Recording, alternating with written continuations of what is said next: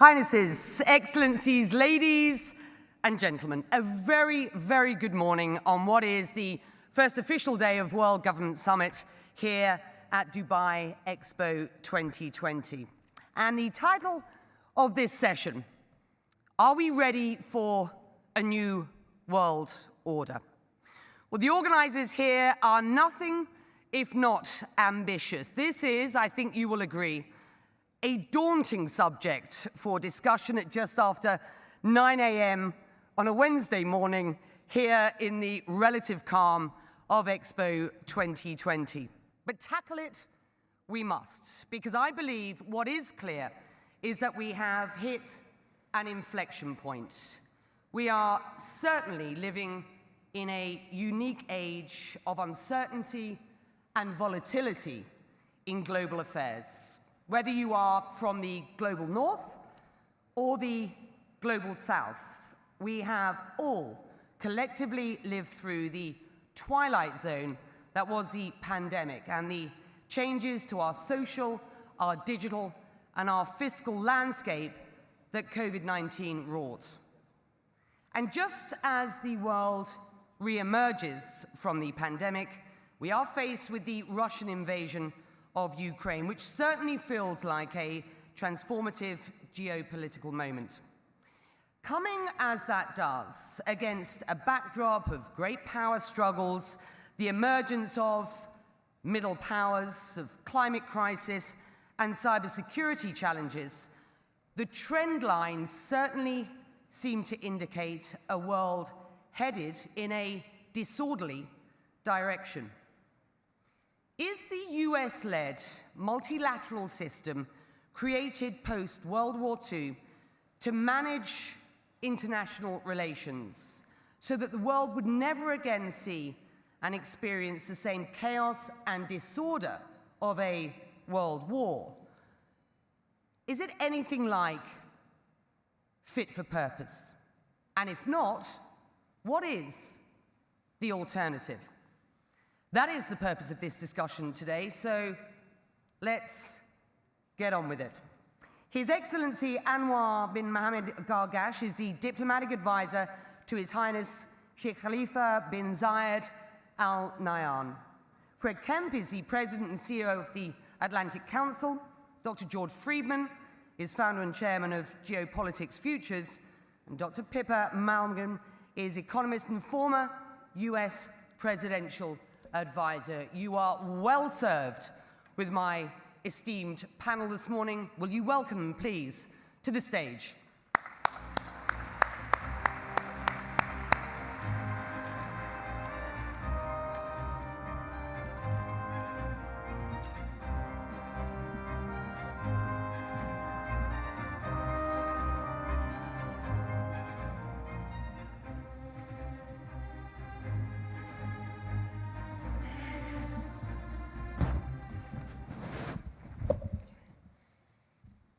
Your Excellency, are you ready for a new world order? I think, Becky, the main problem is, if you think of the technology is 21st century, 22nd century technology. What is happening in AI, what is happening everywhere really that will really transform and is transforming our lives and also transforming international relations. But I think the frame of thinking is still 19th century. I think this is one of the problems that we have in the international system. If you look, it's still about nationalism, it's still about state sovereignty, it's still about use of force or non-use of force. And I think this is one of the major issues as we try to bridge really what is mentally, governing international relations with the 19th century mode of thinking, but at the same time with technology fast ahead of us in the curve. That I think will be a major problem. That's a very interesting perspective. Fred Kemp, your assessment. So my mentor on issues of world order is Henry Kissinger, so I'll try to channel him, and forgive me, Dr. Kissinger. But his answer would be, what do you mean no new world order? We have not had a world order yet. What we've had is we've had a Western order that was imposed on the world. And so the first world order in modern times, or somewhat modern times, was 4 centuries ago with the Treaty of Westphalia, ending a century of conflict, the 30 Years' War. And it wasn't a great moral thrust, it was just recognizing the world as it was. If you look at what we're trying to create right now, we're, I would say, at an inflection point in history, as important as the end of World War I, where we got the effort at world order tragically wrong. We ended up with millions of dead, the Holocaust in World War II. After World War II, we got it more right than wrong with the creation of the International Liberal Order and the United Nations and the Bretton Woods system and the European Coal and Steel Community, NATO, etc. And then the Soviet Union fell. And then the Cold War, we thought it was the end of history. And we thought that everyone could fit into this system that had been created. And it worked for a while, but not everybody came into it. But China grew. China certainly took full advantage of being part of the global system. Russia did not. Russia became more of an outlier. And I think where we are now, and this gets to your question, Becky, of a new world order, is it can go in 2 directions with the war in Ukraine now being a decisive element.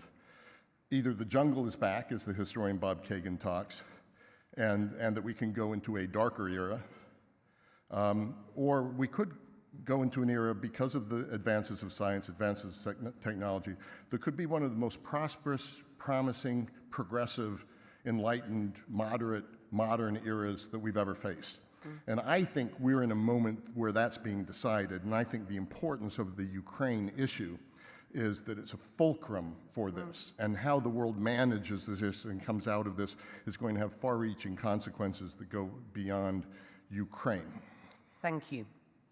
Pippa, the US president, and I steal a line from the Washington Post here, their national columnist who is a terrific writer. The US president has framed the tension of this moment as pitting democracy versus autocracy. That is a controversial position, coming as it does from the US president. Do you agree? And how does that framing fit into our wider discussion today? Well, I think the word framing is correct. I wrote a piece in late October saying we're already in World War III. We are already in conflict that extends so far beyond Ukraine, actually, even within the context of Western Europe. But we've clearly been pretty much at war in space, below the surface of the oceans, submarine warfare between superpowers. I wouldn't even say that this has been happening for at least 4 years, and it's spilled over into public view on the ground. But we don't frame it that way. Also, this idea that it's one kind of political organization system versus another, but really it looks to me like old-fashioned superpower conflicts, where I'm very optimistic, and I agree with you about how to frame the future. What I see as someone involved in technology, someone involved with entrepreneurs and advising governments, I see a future where we genuinely have ubiquity and not scarcity. I see a future where the internet is available for free for everyone in the most remote locations on the planet, for example. And that means the location of power is going to shift. And I see, as a person in financial markets, decentralization of power structures everywhere, in finance, in political power. And in fact, this conflict that we're in right now may be the beginning of that shift. I certainly see many people from the industrialized world looking very actively to move to places that they used to consider emerging markets, to build businesses there, to expand there. So I also think, to finish, this idea that autocracies have an advantage over democracies, I will fight that tooth and nail. I don't think it is correct, and I think our view that just because, for example, China had a more autocratic approach made them more successful is unproven by time. And we are going to find the places that allow the entrepreneurial spirit to thrive the most and give the greatest political latitude are the ones that are going to grow the best. Thank you, Pippa. George, your assessment, briefly. I think human beings live their lives in a storm, and nations live their lives in a storm. And we're gifted with nostalgia. We remember times that never were and long for them. So we are now in a normal condition of humans. We love those we love, we hate those we hate, we fight, we make up. And human beings are this thing. But it is the most interesting thing that we remember things that we never ever were. We remember a time where this tension of love and hate didn't exist. We remember a time that if we could only get back to, all would be well. And sometimes we imagine that if I have the internet, that will take me home. But there is no going home, we are at home. And we have to be at peace with where we are. And there is no time that has ever been at peace with the chaos that it was surrounded by. And that's the tragedy of the human condition and its greatness. Right, thank you. Your positions are quite clear. Dr. Anwar Gargash, then, let's just start with you. If we are looking at a new world order that is, as Pippa describes it, decentralized, if we are looking at a new world that is not a single power based, as it were, and a world that is layered by these, what feel like very new global issues of climate change, of cybersecurity, as you suggest, of technology and the speed of that. What does that mean for this region? Because the perspective that we discuss world order through, as Fred has rightly pointed out, has been a Western perspective. My sense is that we must stop doing that. So what is the impact on this region? I think to start with, Becky, the region has to catch up. I mean, the region is really behind various other regions in the world. And I think it's by prioritizing its own politics and prioritizing its own polarizing wars and confrontations.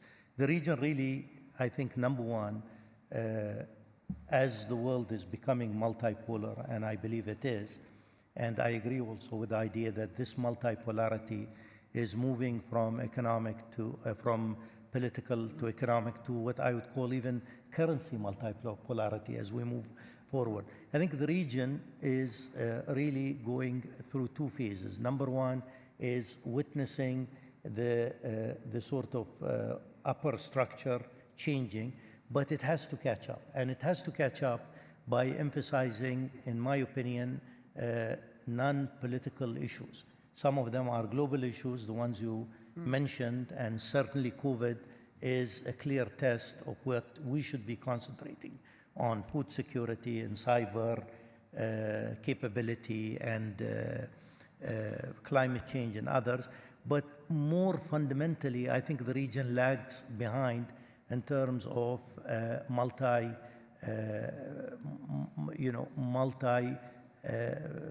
projects of integration, economic integration, etc.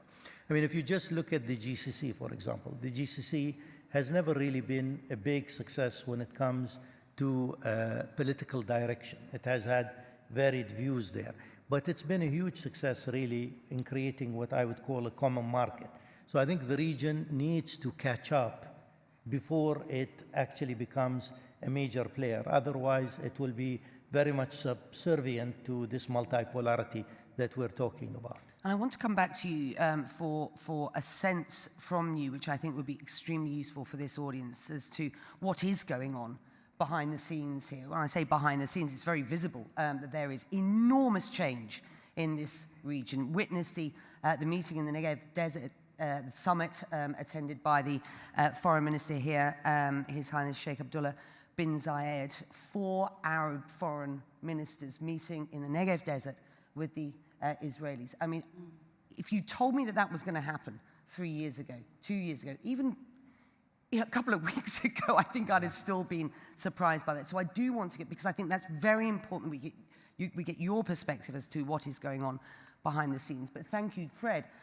This sense that and you certainly see this here, that we are in a pivot with foreign policy to a policy that fundamentally and clearly serves economic needs, geopolitics to geoeconomics, as Dr. Anwar has suggested, I think is certainly an extremely important driver of what is going on today. But your sense, I want to get a sense of where we're at and the impact that this will have on global policy going forward and how this world is run. The impact of the economics of it all. Well, first of all, let's take a look at what makes up world orders. World orders are that a group of countries across the world agree to a set of rules, and they agree to play by them. The second is there's a balance of power so that no power feels that it can subjugate a neighbor. That's what we've lost in Russia. There wasn't a balance of power. Europe decided the age of military power is over, and so Russia is attempting to subjugate Ukraine. But then the third part of this is a consensus that everyone accepts this. It's almost too utopian to come about. And so what's emerging right now, which I think is a danger, is a Chinese-centered order and a US-centered order, and that we're breaking down again. And that's not a healthy outcome. It's not the outcome we want.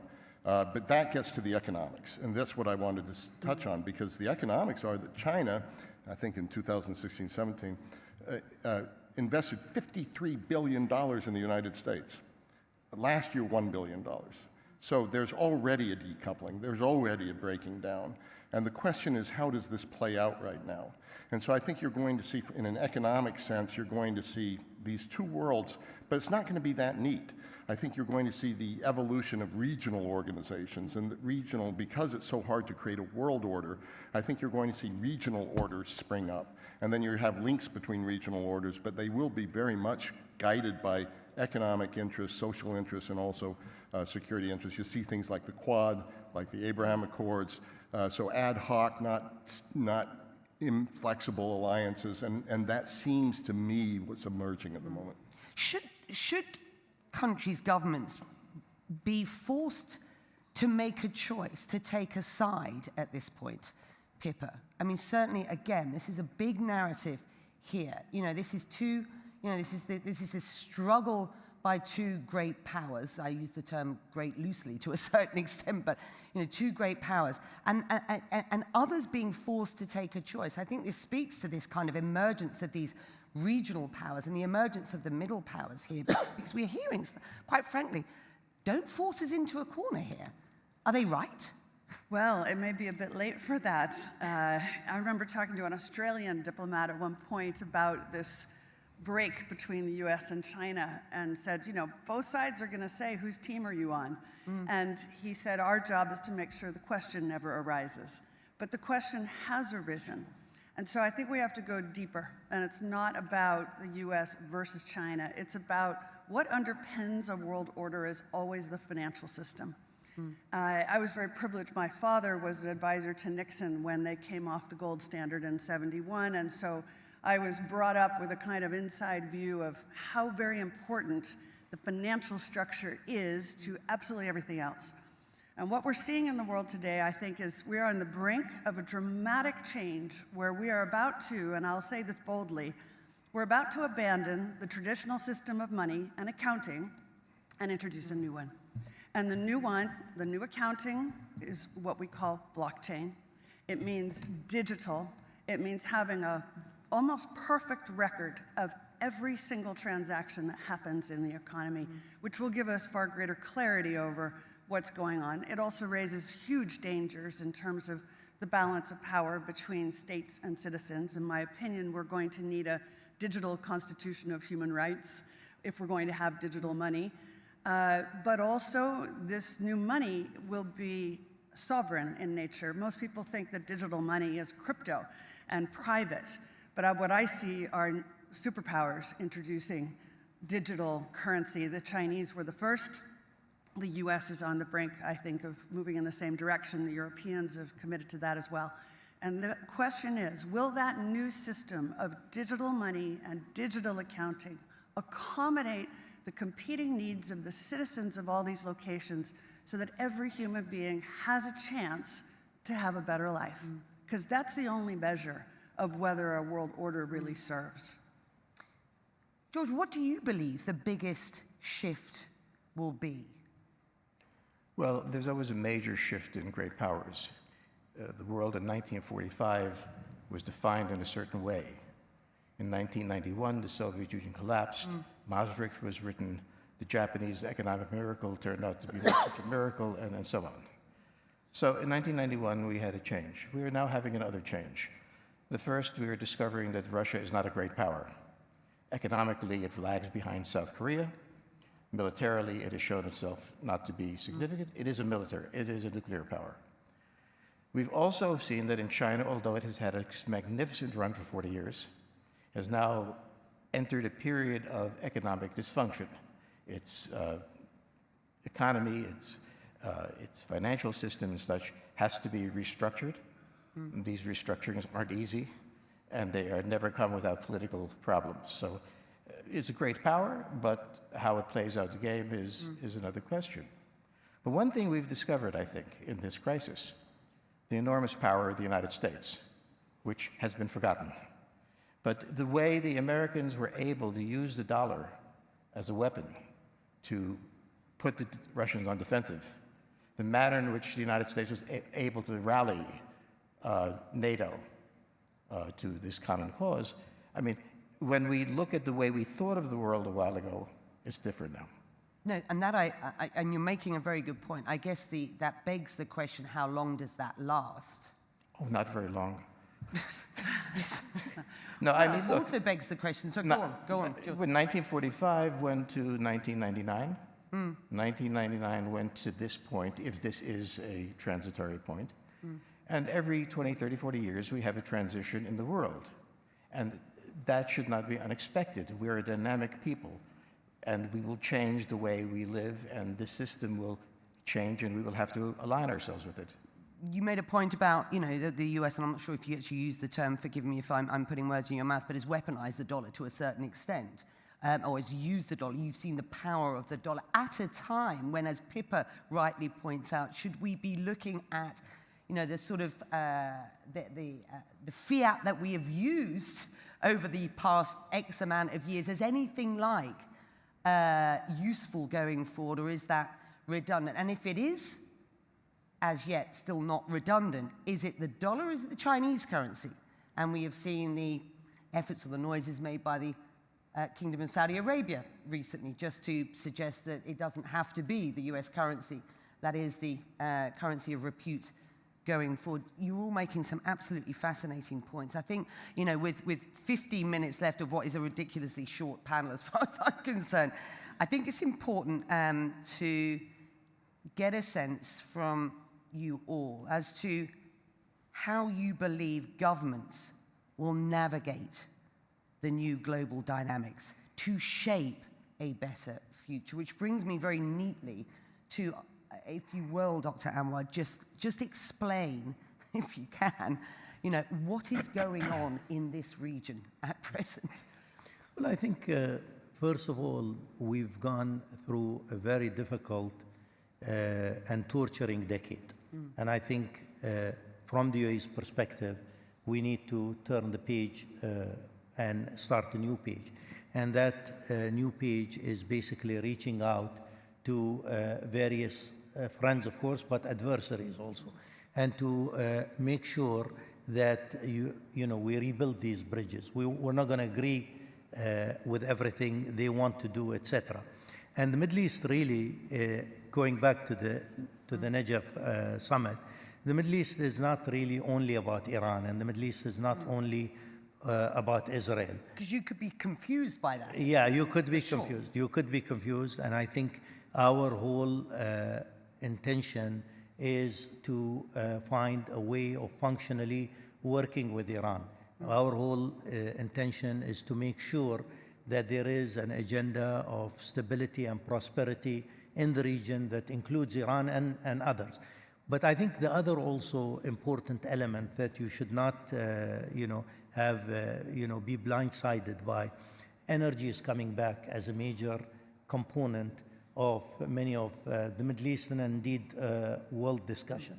What people thought was the death of carbon energy, of fossil fuels, etc., is, I think, a little bit premature. And I think you're seeing that also coming out in many of these discussions. I want to come back to the whole issue of this issue between democracy and authoritarianism. I think that this sort of binary is, from our perspective, is not the one we see. I think there are so many shades in between, and I think, for example, in COVID, it was really government efficacy that really identified who did well and who didn't do well. But I believe that you do ultimately need, perhaps in the middle between these two, you need something called governance.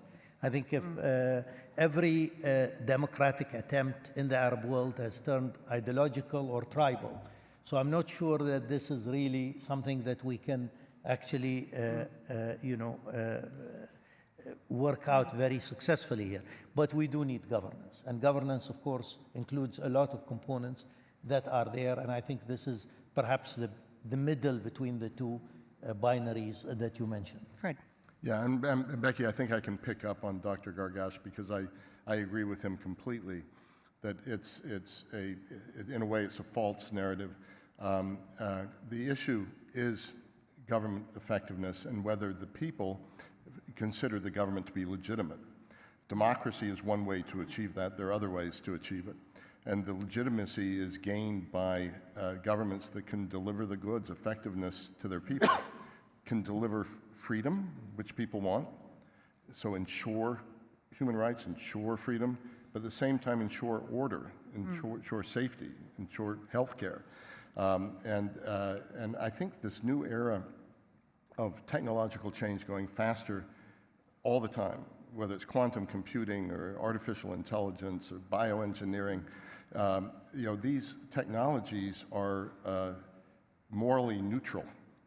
And so the technologies can be used to enlighten, they can be used to deliver government services better, they can be used to repress, they can be used to surveil in a way that would be unhealthy.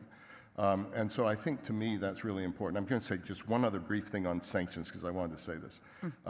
The dollar, everyone's been predicting the demise of the dollar for a long time, and I think it has a long tail. But if you overuse sanctions, more and more people will try to find a way around them. But Putin, since 2014, moved as far away as he could from the dollar in the US, and still the G7 froze, for the first time in history, the assets of a central bank, a G20 central bank. It wasn't because the US did it, it's because the G7 did it, without the US and Europe together. And so I think it's really going to be a coalition of factors that will sort of decide whether or not one punishes.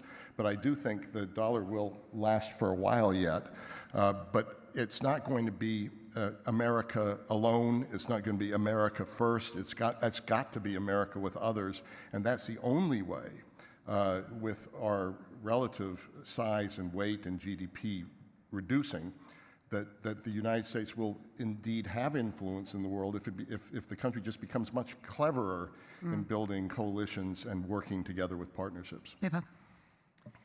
So I find it very difficult to talk about the world order that we're coming into, given how very tenuous and unstable the current environment is. In my lifetime, this is the second time that I have seen the superpowers actually threaten the possibility of nuclear war. It's almost unimaginable to anyone who doesn't remember from last time, who isn't old enough. It's unimaginable from 3 months ago, quite frankly. the nature of this conflict that's currently underway, I think, is so deeply misunderstood, not framed properly. As a small example, I think the way the Russian side sees this conflict, if you were to take a map of Europe, it would start in Norway and move down through Kaliningrad, through the Slovakia Gap, into Belarus, down the border of Ukraine, to Odessa, to the Russian fleet in the Mediterranean, into Libya, Egypt, where there's already enormous Russian presence. By the way, one side story, we've been privatizing militia for some years, and we have private armies, both on the American side and the Russian side, that now are fighting all the way down to the southern tip of Africa. That is a very different view than this is just Ukraine. And so getting a grip on what is the actual nature of this argument and where is it occurring? George, we were talking earlier because George is writing a book on space warfare. And I was saying we've had so many incidents between the Chinese and the Americans, the Russians and the Americans, destroying satellites, creating debris fields to try to mess up the other side's satellite capability. Every one of us depends on these satellites to conduct our daily life. But we have outright conflict happening in that space. So when we ask, what is the new world order going to look like? The answer is so much depends on how we handle what's happening now, which we can't even agree upon. Just one last thing, because it's so essential to this region, is the extraordinary hit to the supply chain of food. And I think we cannot leave this event without speaking about the need to prepare now to prevent a catastrophe. Because the loss of the fertilizers from both Russia and Belarus, the enormous increase in the oil price, which directly hits farmers around the world, already has caused a jump in the wheat price, which is the single most important foodstuff for this region. And last time we saw this, that was a major contributing factor to the Arab Spring. So now is the time to think through how will we solve this? And that will be part of the answer of what will the new order work like. George, I'd love to get your thoughts on what's going on away from Mother Earth, as it were. And I know that I'm very much looking forward to the book that you're writing about space warfare. But I do want to just pick up on one thing, because I think it's important that you said just earlier on, you talked to or alluded to, pointed out that there has been this coming together of the West over the invasion of Ukraine. And we are talking there, by the way, about 27 countries of the, 192 odd countries that there are in the world. And as much as we saw the sort of, agreement to condemn what was going on by 140 countries at the UN, this is a non-binding agreement. We've got 27 countries ultimately who have unified. That's their position. It is not necessarily the position of many other countries in the world. But as we see those Western governments looking to navigate what is this new dynamic in what is a bunch of new global sort of dynamics to shape, I guess, a better future, that must be the intention. So what do we make of the end of the speech by President Biden in Warsaw the other day, when, and this has been walked back, of course, by the White House, but I think it's important to just pursue this. The fact that the president of Russia, Vladimir Putin, he said, should not stay in office or cannot stay in office. Now, I point out once again that the White House has walked this back. They've said he isn't calling for regime change. But as we consider how governments navigate this future, what was your assessment and the potential impact of that? I'd like us to think of the 20th century. It was a constantly dangerous century. Whenever some peace broke out, danger lurked. We're in the same position. What we have learned during this is that we're in a dangerous world, that events that we don't anticipate may define who we are, that it's very difficult to handle and very dangerous. That the president spoke of getting rid of Putin. Well, many of us spoke of getting rid of Putin. But this is the US president. Yes, I understand. Out loud on a public platform. All right, well, we spoke of getting rid of Hitler and others, so we may have a discussion. The idea that an American president speaking about getting rid of a hostile foreign leader is not particularly novel. Of course, the press is shocked, I say, to hear such talk. That's not the important thing. The important thing to understand is that the period in which we thought it was no longer dangerous has turned out to be false. That these dangers are there. And when I talk about space, space is going to be a realm of warfare because everything is a realm of warfare. It's also the realm of security.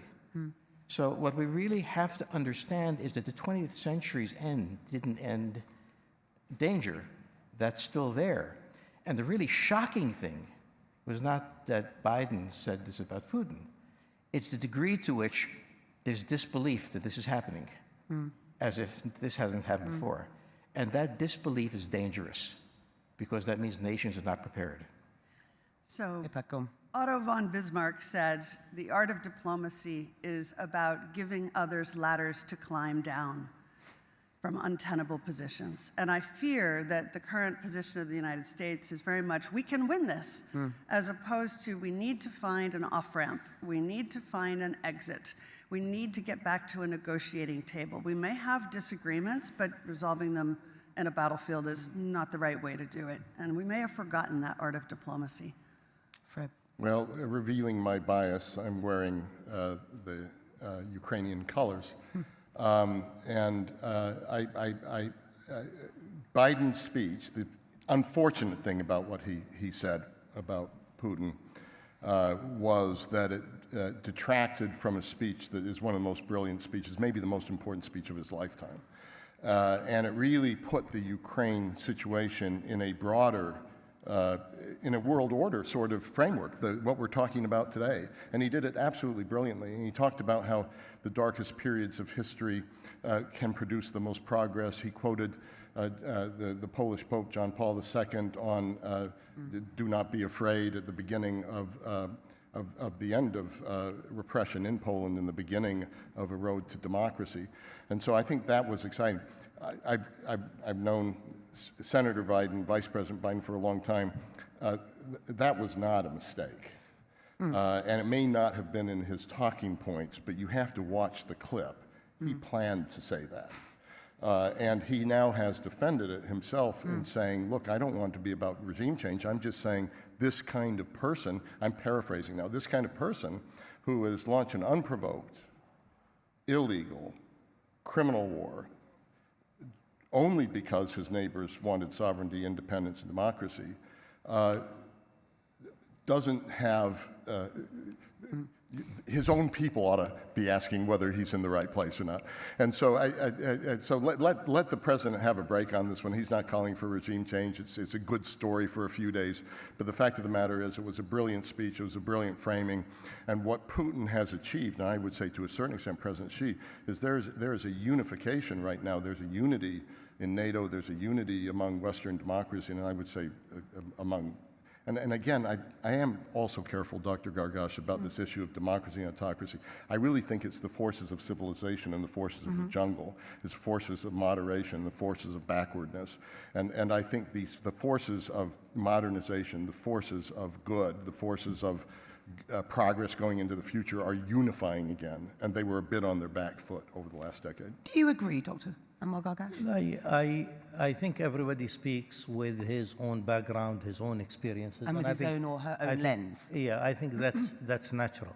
But coming back, I think coming from a region of forever wars, complicated issues, and you know, we've gone through Afghanistan, we've gone through Iraq, we've gone, I think one of the things that we notice, for example, is if you allow a conflict to take a long time, then you have what I would call byproducts of the conflict. And I just think about the instability in Iraq and the war in Syria and the birth of ISIS, for example.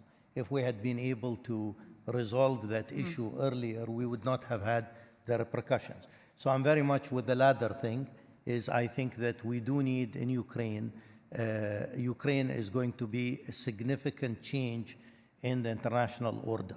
And I think the repercussions are going to be quite deep and prolonged. But I think we do really need to find a political solution, and it starts with a ceasefire and a political solution ASAP. We need to do that because the danger of horizontal or vertical escalation is real, and I think we should not, diminish the idea of that sort of escalation. That's it. I'm sorry. I feel that this could have been much longer. I wish it had been. I know that you are all here, so for the audience, I'm sure that you are all eager to continue this conversation. It cannot be completed in 40 minutes, but we've given it a good go. I hope you agree. Certainly your perspectives are incredibly invaluable, as we said, at what is a very transformative time. Are we ready? I don't know. Are we at an inflection point? I think we all agree that we are. Thank you very much indeed for being with us today, and to my esteemed panel. Thank you. I'm very grateful. Thank you, Becky.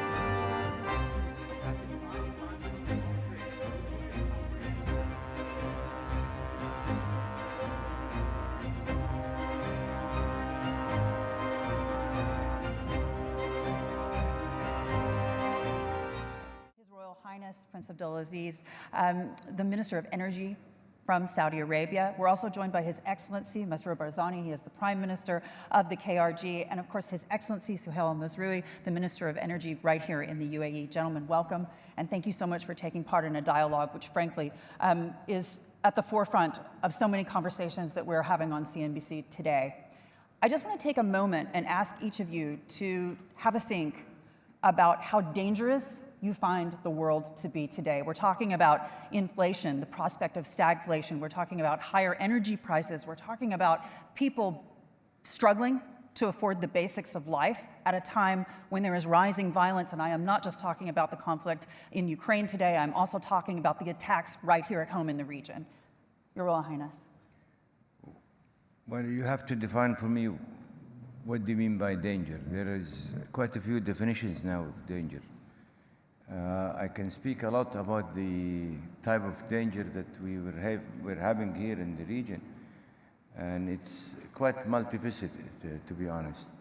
One that has to do with deep national security issues, such as safety of people, first and foremost, such as the ability to continue running our economy at all levels, including ensuring that we continue supplying the world with the required energy. And as you have seen last week, we have made a political statement saying clearly that we are no longer responsible on the issue of security of supply, fundamentally because we don't see that there is enough attendance to this issue, collective, comprehensive attendance to this issue, so there is a serious issue for us.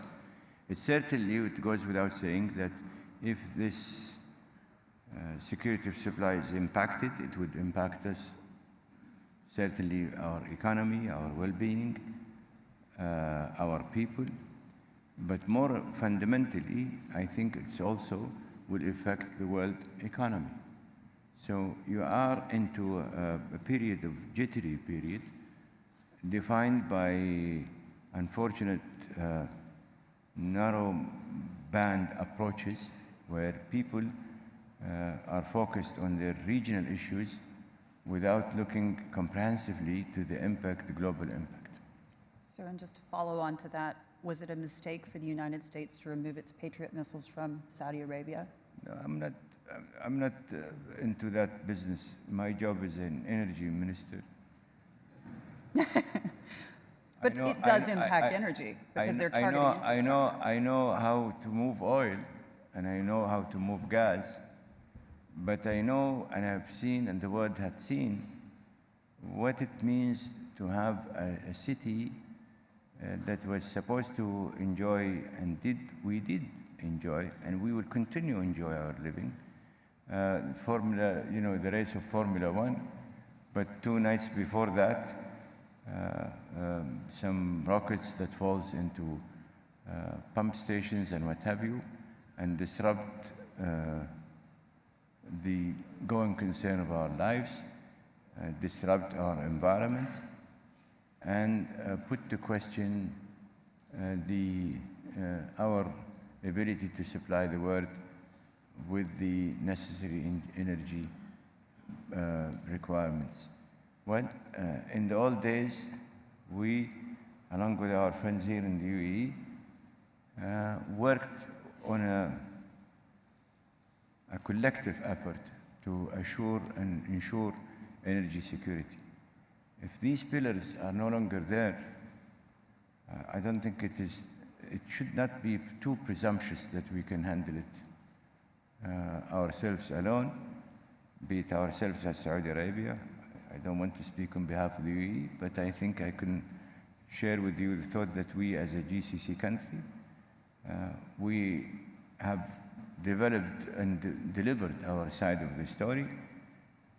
Others needs to deliver their own side of the commitment. Otherwise, the very pillar of energy security will be disturbed, to say the least. Prime Minister. Well, I believe that in different regions, people have a different definition for danger. Whether the world is a dangerous place to all or not would depend on who you're asking. Of course, there is danger against your own existence. It's about security challenges, economic challenges, food security. All of these can be challenges that we all face at different times.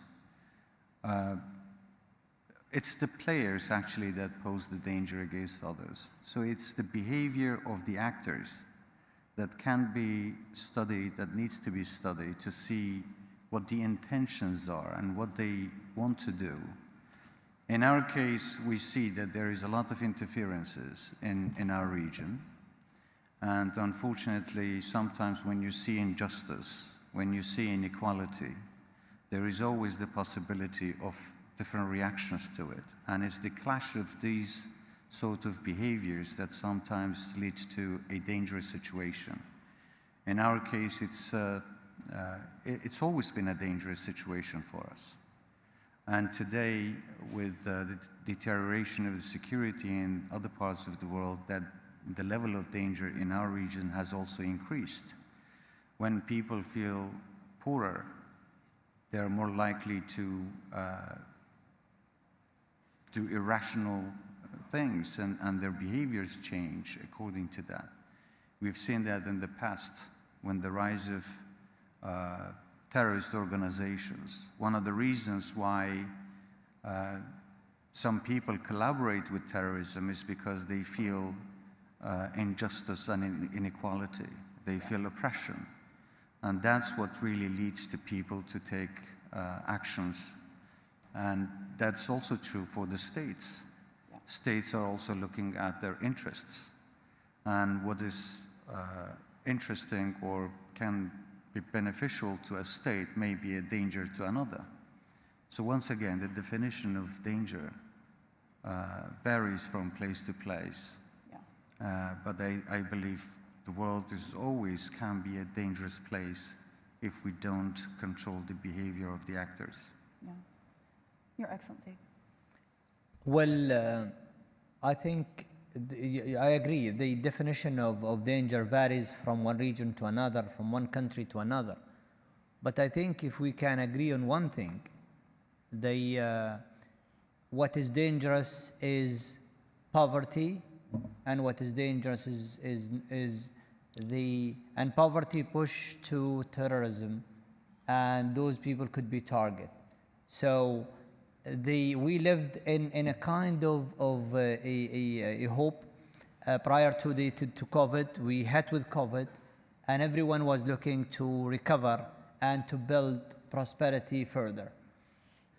We are, due to the geopolitics, the energy security becoming a priority now, and some countries are forgetting the affordability. And I'm worried about the affordability. Yeah. That's why His Royal Highness, myself, and all of our partners in OPEC Plus, we're trying to maintain that order and bring resources to the market as much as we can at a pace that is reasonable for us. And for that to happen, we need resources, financial resources, we need to invest, and we need to decouple politics from energy availability and energy affordability.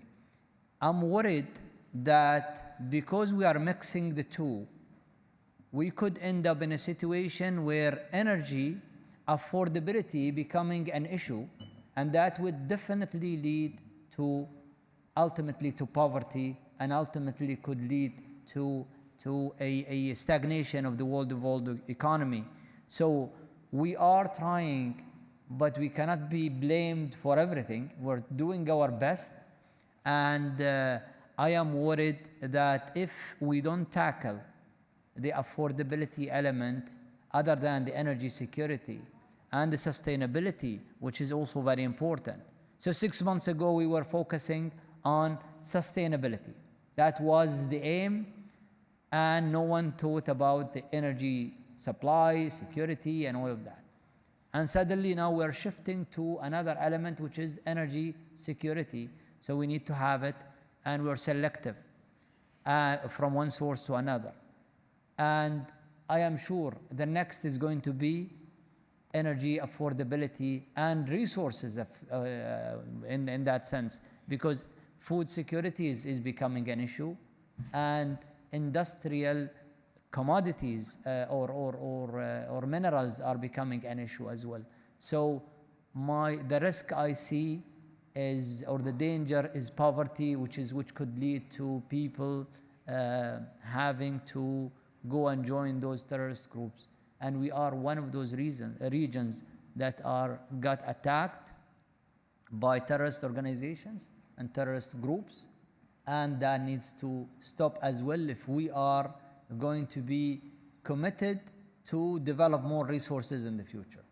Your Royal Highness, yesterday when I was sitting in an exclusive interview with His Excellency Al-Masroui, he told me that Russia is an important part of the OPEC Plus alliance. It is the plus in OPEC Plus, and that they will remain a part of the alliance.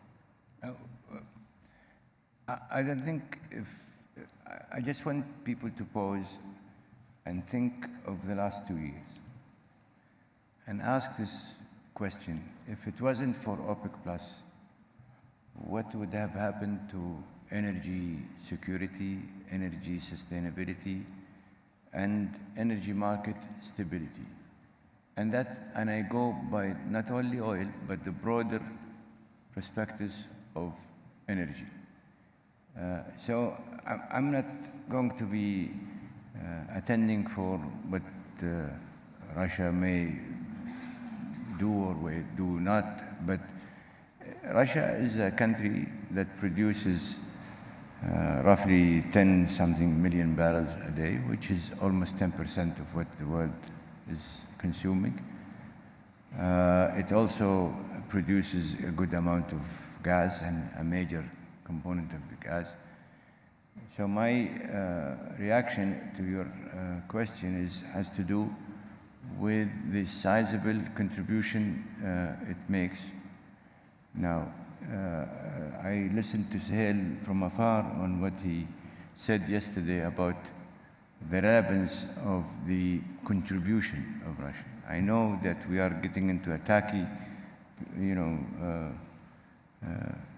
tiptoeing issue. I certainly believe that if it wasn't for OPEC Plus existence, we would not be celebrating a sustainable energy market to its level with the even today's volatility, because volatility would have been even worse If OPEC if plus OPEC together. were not together and did not exist and did not attend to the market. Again, let's not forget that April 2020 we had a negative prices. And if it wasn't for OPEC Plus existing, that negative prices could have stayed with us for a few more months. I don't know, for until so many people would be ouching and ouching and ouching until more and more barrels will be out of the market. And as you have seen, some of these barrels that went out of the market did not come back. And there are people, serious people, that they would like to bring more barrels, but the barrels are not coming because the storyline. Sorry, sir, if I can take some more time. My great friend Sultan and I, we were in Glasgow. He was kind enough to be with me that day when I made my speech. I'm not going to, bet on people's memory that they probably would forget. You could find it, you could see it. In Glasgow, I made a speech. The last paragraph of that speech, I enumerated 3 things. And it was in Glasgow, when everybody was talking about, as Sir was saying, about sustainability, climate change, climate change, climate change.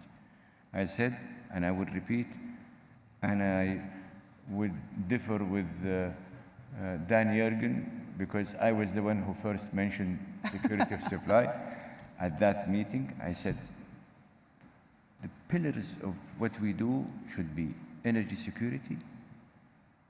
Second, economic sustainability and growth and prosperity. Third, and I'm not ranking, but actually I call them the 3 pillars. Climate change attendance. But truly, you cannot attend to climate change without getting energy security. And certainly, if you don't have energy security, you would not have economic prosperity, you would not have economic growth.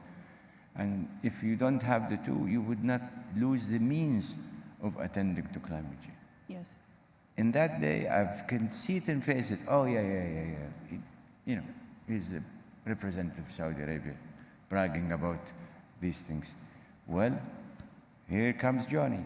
Look at what was happening today. Who's talking about climate change now? Yeah. Who's talking about but attending to energy security, first and foremost? Look at the countries that juggled their own energy mix.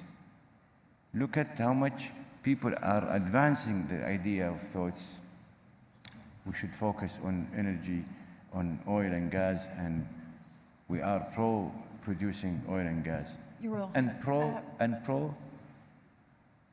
hallelujah, pro using coal. You're pro using coal. No, they are. They are.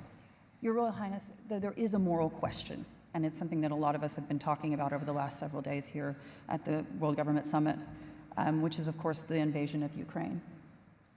How do you respond to the critics of OPEC at this point, who say you have a moral responsibility Absolutely, we have to reject Russia as a member?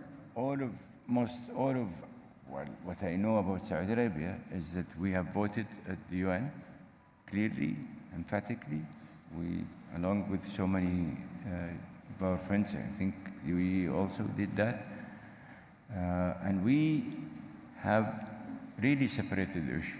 The moral, ethical, political thing, I think there is a platform and there is a forum for it, and we discharge our own beliefs, which is consistent with everybody's belief as far as I know. Now, when it comes to OPEC Plus, OPEC as OPEC priority, and I would take that privilege of saying I've been at it for the last 35 years, and I know how we managed to compartmentalize our political differences from what is good for the common good or the common good of all of us. That culture seeped into OPEC Plus. Yes. So when we get into that OPEC meeting room or OPEC building, as you may recall, everybody leaves his politics at the outside door of that building. And that culture has been with us. So if we don't do that, we would not have dealt with so many countries at different times. Could have been with Iraq at one point, it could have been with Iran at one point, it could have been with others, as Saudi Arabia. The reason we have managed to maintain OPEC and maintain OPEC Plus is we discuss these matters and these issues in an entirely silo type of approach, whereby we are much more focused on the common good, regardless of the politics. Your Excellency, Mr. Masrouhi, when you think about that with regards to the conversation we had a week before Putin decided to invade Ukraine, you told me that you had no indication, as a member of OPEC Plus, that there was any invasion forthcoming. You didn't think you would go in. As you gentlemen have so often said to me, the purpose of OPEC Plus is to stabilize the market, provide stability. How can you possibly trust a partner who literally destabilized global energy prices by invading Ukraine? Which basically fundamentally took a dig at what you guys are trying to do. Well, if we mix politics to what we are doing in OPEC, remember in OPEC and OPEC Plus, we had countries in war and they are both partners. We did not take a side. And we're not taking a side today or saying this is right or this is wrong when we are inside that organization. We have one mission and only mission, which is stabilizing the market. So we cannot be politicizing or bringing politics into the organization and having that debate. There are other entities or ministries that are in charge of that. Our aim is to calm the market, trying to come up with volumes as much as possible. And if we are asking anyone to leave, then we are raising the prices. Then we are doing something that is against what the consumers want, what the consumers are crying for in many countries around the world who cannot probably have to afford where the prices could go, are asking us to calm the prices, try to bring more resources. How can we contradict with that objective, which serves the whole world by bringing an affordable sources of energy by squeezing or asking to squeeze some of the partners out? We cannot. I mean, if a country decides unilaterally, or 2 countries or 5 countries, they have all the right to select from which resources they buy. But we cannot decide for all of the countries in the world and say, you cannot buy these barrels. I think that is something that is outside the OPEC. If another organization is deciding that, and we had sanctions on Iran, we had sanctions on Venezuela, and they were respected members, and we did not do anything against them. So we've been there. We have seen crises, we have seen wars, and we stayed at course and we delivered. Just to complement what Suhail was saying, I ask you, who has been throwing these rockets and missiles at us and at Abu Dhabi? Who is financing? Who is training? Who is supplying these weaponries? Is a member of OPEC.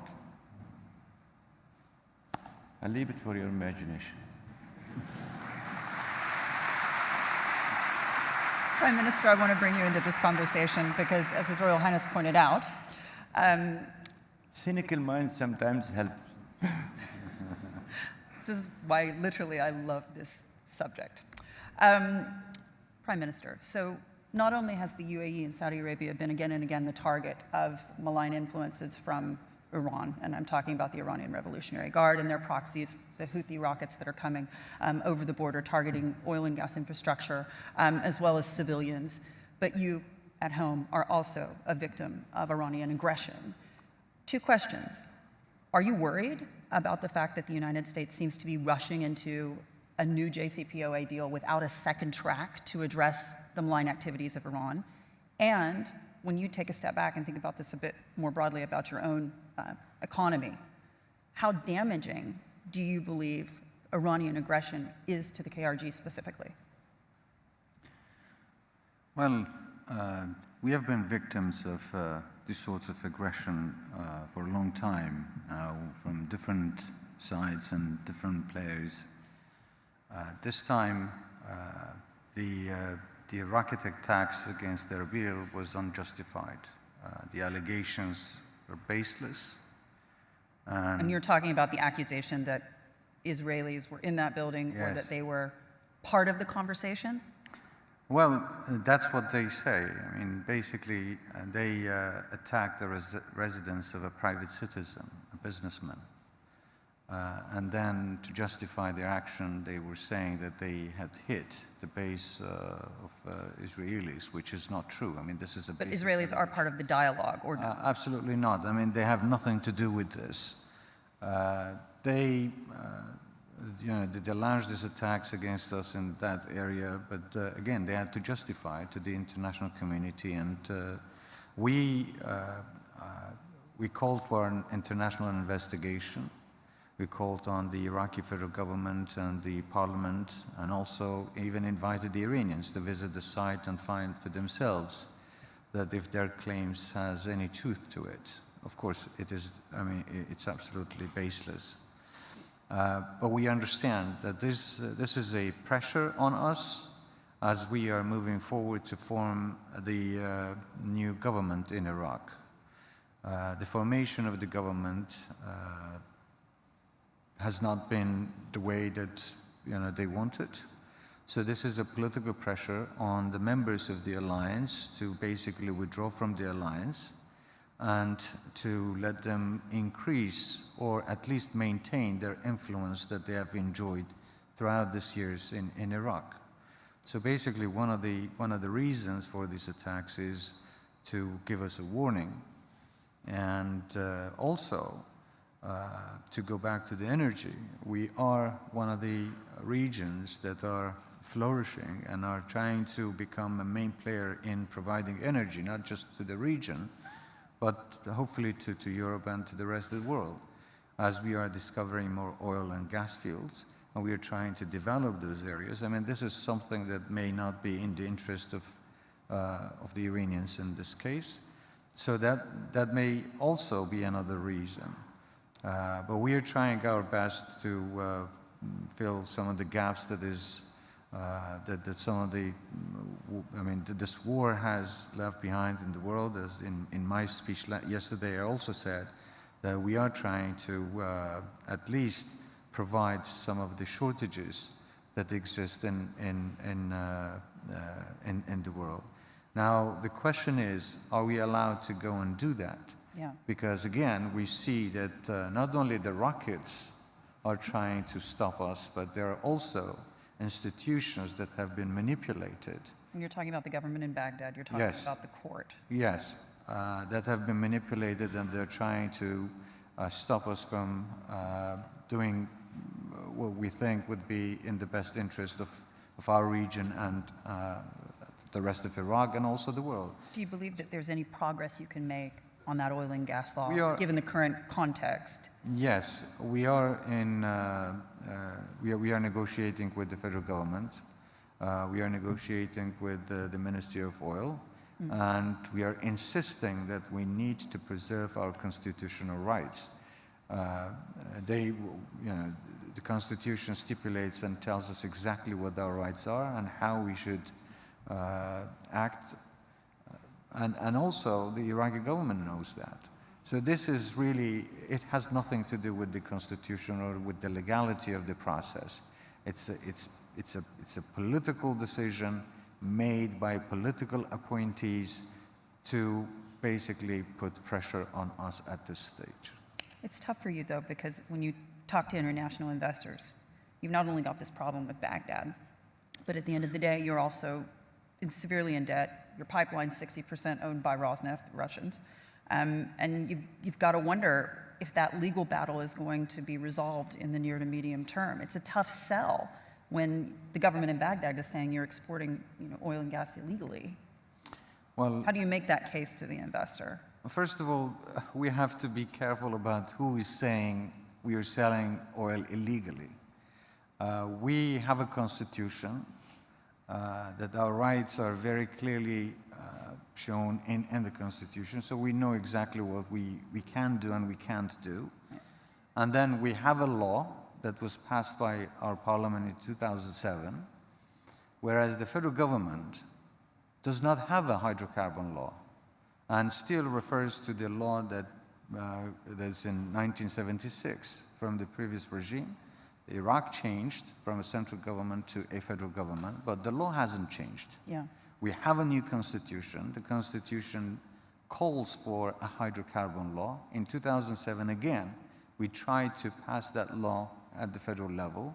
It was, once again, the federal government that did not go ahead and pass the law in the parliament. So a lawless institution, disregarding the constitution, making decisions on an entity that has acted according to the Constitution and has a law. So who is illegal? An illegal, unconstitutional institution is making decisions on us that are absolutely constitutional and lawful. And in this case, we have also taken this interpretation to international lawyers and courts, and they have already decided that what the KRG is doing is absolutely constitutional and there is nothing illegal about it. We have given assurances to our trading partners, to the IOCs that are operating in Kurdistan, that Kurdistan will remain committed to honor the contracts that we have with all our partners. Your Excellency, Mr. Mazrui, when you think about the volatility that we've seen in oil prices over the last several weeks since the invasion of Ukraine, can you give us a sense of where you see the market headed? Are we going to continue to see these massive price fluctuations? It's very difficult to predict because there are many unknowns. Among them is the GCPA and the discussion with Iran, and when Iran is going to come to the market and what volumes would they bring, in addition to the uncertainty of how many more barrels we will lose from the group because there is a decline and no one is investing.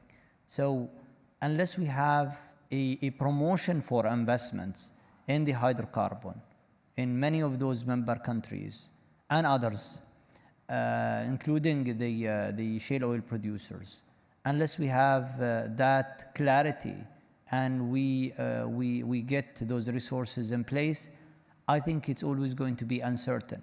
What His Royal Highness and myself been warning about for years and years now of lack of investment is very relevant today, and it's going to catch up with us down the road. So we need, in my view, to incentivize investments. We in the United Arab Emirates are putting investments in place, and we will raise the capacity, and that's the production capacity of the country, to the 5 billion barrels, because we believe in the future more barrels will be needed. And we don't see many other countries than us and Saudi Arabia and very few who are putting those resources as countries. The issue that I see as well, the IOCs are not as interested as they used to be in developing more resources. Yeah. And that is driven by the sustainability wave that we had 6 months ago, that made many of the boards of the shareholders of those IOCs telling them limit or decrease your investments in the hydrocarbon. And that is, to tell you the truth, troublesome, because that is not going to put enough resources. Even if all of our countries invest, we need sustainable investments. We believe that there will be growth on demand. We are seeing it. We've been told otherwise, but what they told the world did not happen. They said we will be plateauing, and yes, the current prices are also, and that's a good thing, they are incentivizing more investments in the renewable energy, and we're doing that as well. But I think for the transition will take time, and transition will need resources, and we need investments. Your Royal Highness, does the energy transition come at the cost of energy security, or vice versa? Shouldn't. I think there is a good room, and this is what we are doing ourselves. I think probably without being too unkind to others, but you could see us, you could see the UAE as probably the two good models that are trying to do all of the above. We're very much focused, for example, on, some friend of mine called me somewhere in April 2020, and he said, "Are you guys serious at net zero, at prices at below zero? You have made a statement of investing to create another 1 million barrels?" I said, "No, we know that this sub-zero prices will create the environment for that million to be used at some point. I've add that with our own energy mix, we will have an additional 1 million of export capacity. So actually, to the world, it will be roughly 2 million. So I believe we're doing, at least in our case, for ourselves and UAE, we have two of the best companies that can produce renewables in the form of Aqua and Master. We are all engaged in carbon sequestration. As Saudi Arabia, we have been, in fact, we are a founding member of the Net Zero Forum with the US and Canada and UAE and Norway and Qatar. We have plugged ourselves in the methane initiative. You know why? Because we know that we have a better record, than many other countries, including the US, Canada, with the exception of Norway. And I kept telling their minister that Vikings were coming, because the Bedouin will come and will take over that. So we have committed ourselves to a net zero 2060, and with technology support and the evolution of technology and the cooperation with everybody in technology development. And again, I have to stress it, we did not put that commitment with a price tag or price support or financing or anything. We were seeking only technological cooperation in delivering us. We have not lost our focus even today with all what is going on. It's cumbersome, it's tough, it's rough, but we can never lose our sight for our future. So what we are doing ourselves is doing both. Attend to this crisis and maintain our course, the course that will deliver us. What we want from the world, or our neighborhood, or our colleagues in our neighborhoods, come to this country, come to Saudi Arabia, come to the other parts of the GCC country. See how much we're doing in converting our countries to countries of joy, hope, and prosperity. Copy what we have been successful with. Avoid the lesson that we learned from our failures. But honestly, we don't want to be handicapped because we have a duty to this generation and the generations to come, that as we have enjoyed our life, we owe it to those generations to come, that we, again, their inheritance would be secure, safe, prosperous countries. Gentlemen, we're out of time, but I do have one final question to pose to each of you. This is an international audience. There are some very interesting people coming from the West, certainly from the United States. I'd like to ask each of you to tell me and tell this audience what it is that you would like to see from the United States. Your Excellency, Mr. Masrouri. Well, United States is a very important partner for all of us, and we are very proud of the relationship. I think what we need is pragmatism. We need to look at the objective of the energy and what we are asking for, not to tell us do this or do that. We are expert in our field, and we have been doing it for a very long time, and we've been successful.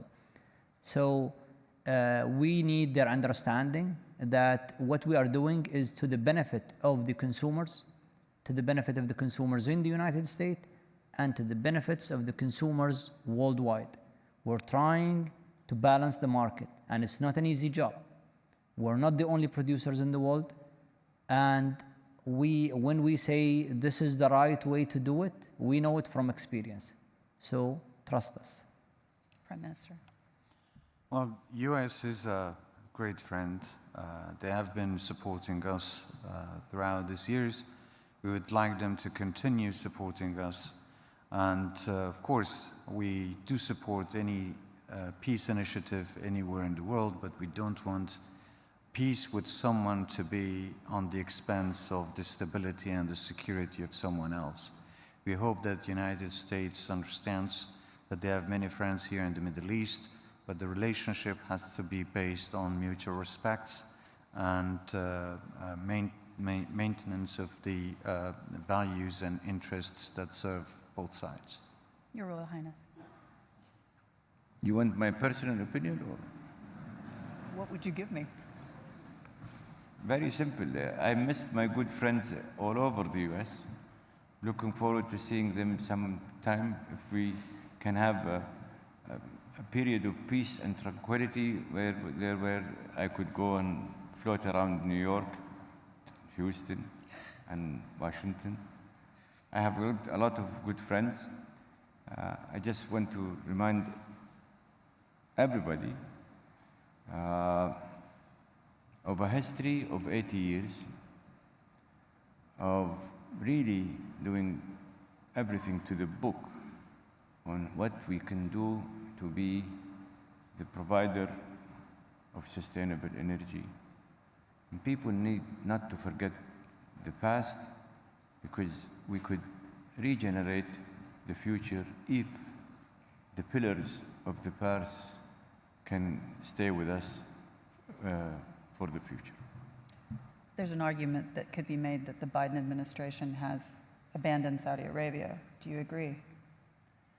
I would not get myself into political. Hadley, you are a fantastic moderator, but my 39 years of government enables me to say, ditch the question and focus on the audience. Your Excellency, Your Royal Highness, Prime Minister, thank you so much. Thank you.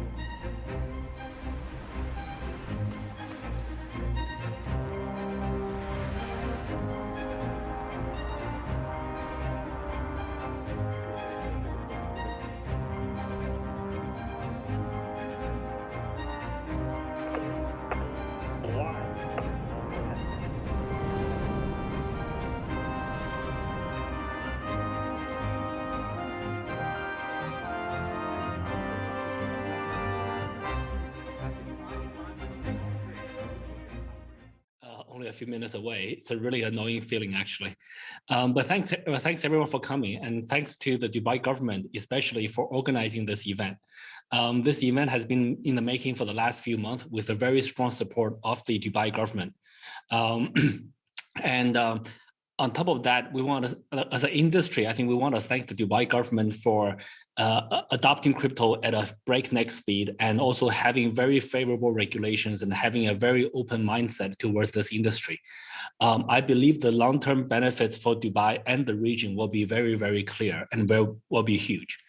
And I think we're at the cusp of embarking on exploring a new technology that is a new technology for money. The new technology for money will power the new financial sectors, which will be the fundamental pillars for every other sector, be it real estate, e-commerce, everything else. So I think this is the first time we are having experimenting with this new technology. There's many new things that we're learning, and there's many new things we're trying, and then there's many new regulations that needs to be formed.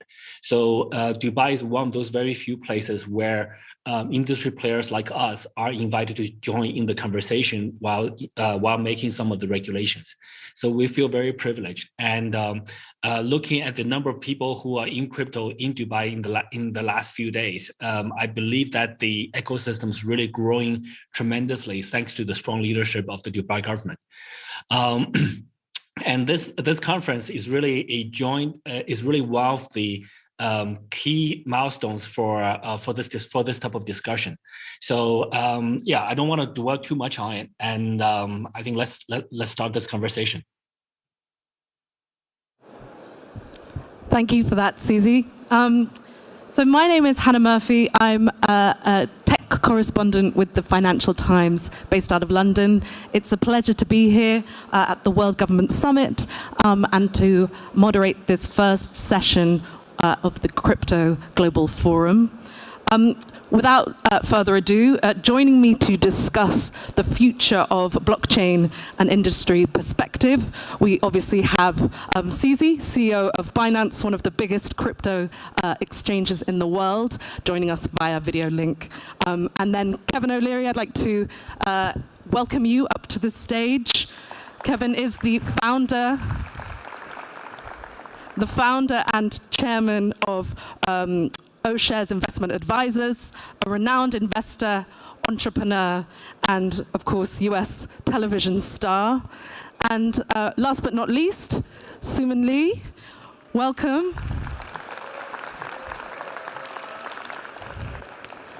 The founder of entertainment giant SM Entertainment and the pioneer of K-pop. What an exciting panel we have. Welcome, everyone.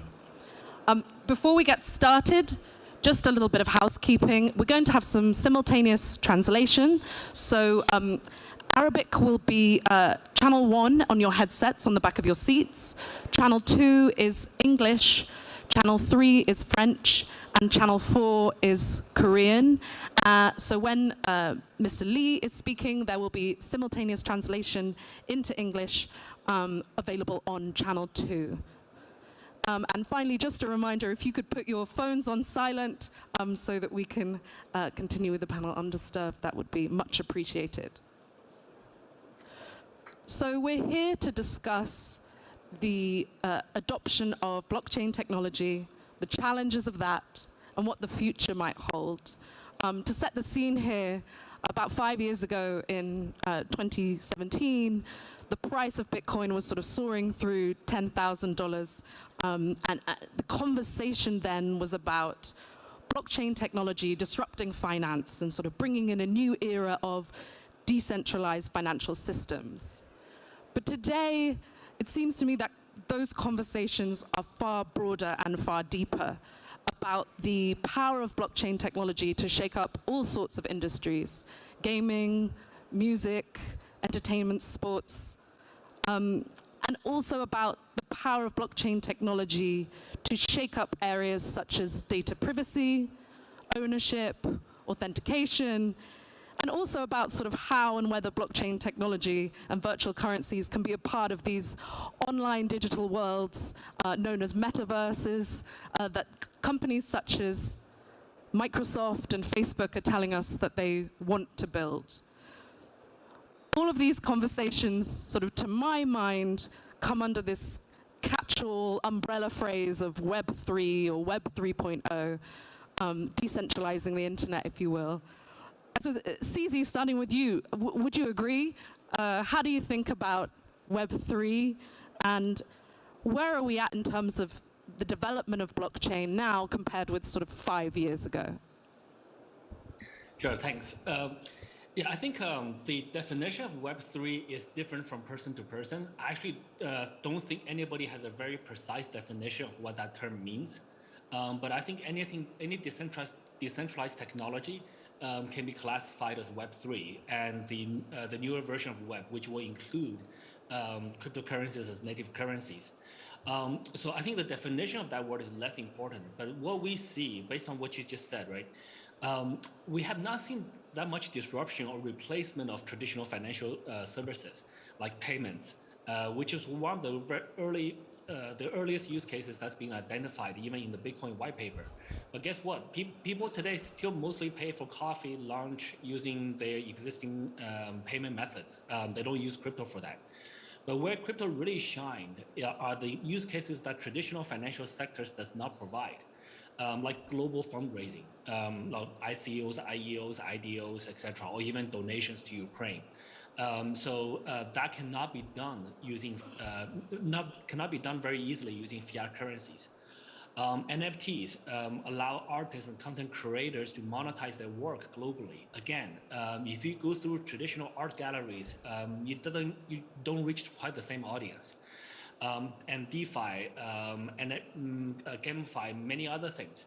So I think basically there's a lot of new use cases in the crypto, in the blockchain, or the Web3 space that are not overlapping. They're not disrupting the traditional industries yet. But if we look at the longer term, 10, 20, 30 years from now, they probably will. So in the short term, I don't think there's a lot of overlaps or replacements. That's complementary. But longer term, I think the disruption will happen. Thanks, Susie. Kevin, I'm going to turn to you and ask, sort of, how do you think the blockchain space is evolving? What's the trajectory and where are we at? Oh, you have to press the... Oh, there we go. Is that better? All right. Yeah. So I have a slightly different view. I look at it from the perspective of an institutional investor.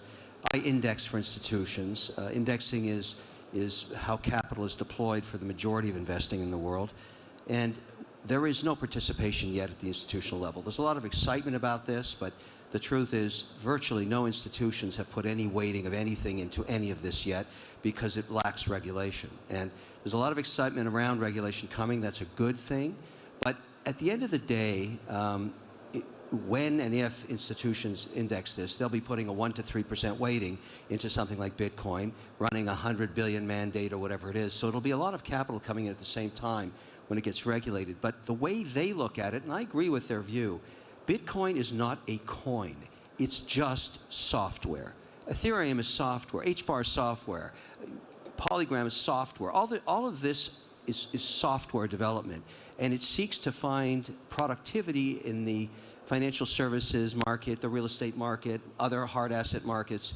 HBAR may be used eventually by supply chain management. It's semi-centralized. There's all kinds of different ideas coming here. And what it really requires is the regulator to regulate. So no institution is going to say, okay, great, I really think Polygon is going to be the next big thing, and I'm going to wait a 3% weighting in Polygon. They just raised $400 million. And so, but if you look at who actually invested, it was high net worth individuals. I invested in it. I thought it was a great idea, but there wasn't, I don't think, an iota of institutions involved. And so the way you got to look at that is it's really a positive in this sense. If those of us in this room understand this technology, this software technology, which is all it is, and you're willing to invest in Microsoft or you're willing to invest in Google, that's just software. So why wouldn't you invest in this software? And the only reason you're not, if you're an institution, is it's not regulated. The equity of Microsoft is a regulated security that trades globally. Same with, Google and everything else. It's just missing that last mile. So while there's a lot of excitement about what this can be, and I'm on that camp that says it can be great, nothing's going to happen until it gets regulated in terms of real price stability, real capital appreciation, and a real amount of capital coming into it from global investors. And so we're probably 2 or 3 years away from that right now. Okay, let's definitely return to the regulation point and go into a bit more detail about that shortly. Mr. Lee, speaking from your vantage point as a music pioneer, what impact do you think that technologies such as blockchain can have on the entertainment and culture industries?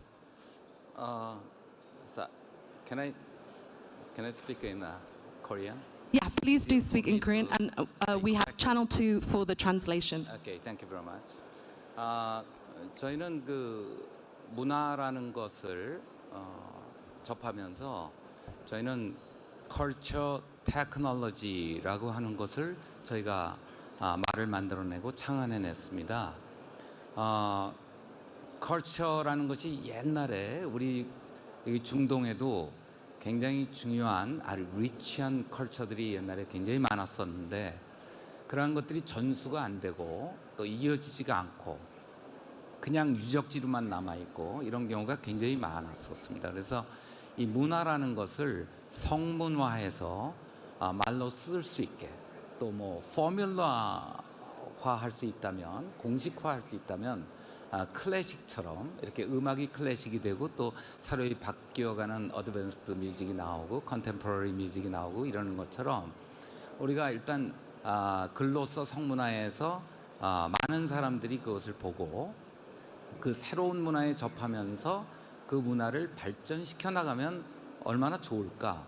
또 우리 회사로 볼 때는 SM 엔터테인먼트 직원들이 그런 것을 보면서 일단 포뮬러화되어 있는 그런 성문화되어 있는 컬처 테크놀로지라는 것을 보면서 우리가 문화를 기술적으로 또 우리가 공식화하듯이 공식표를 만들듯이 그렇게 한번 해볼 수는 없을까라는 생각이었습니다.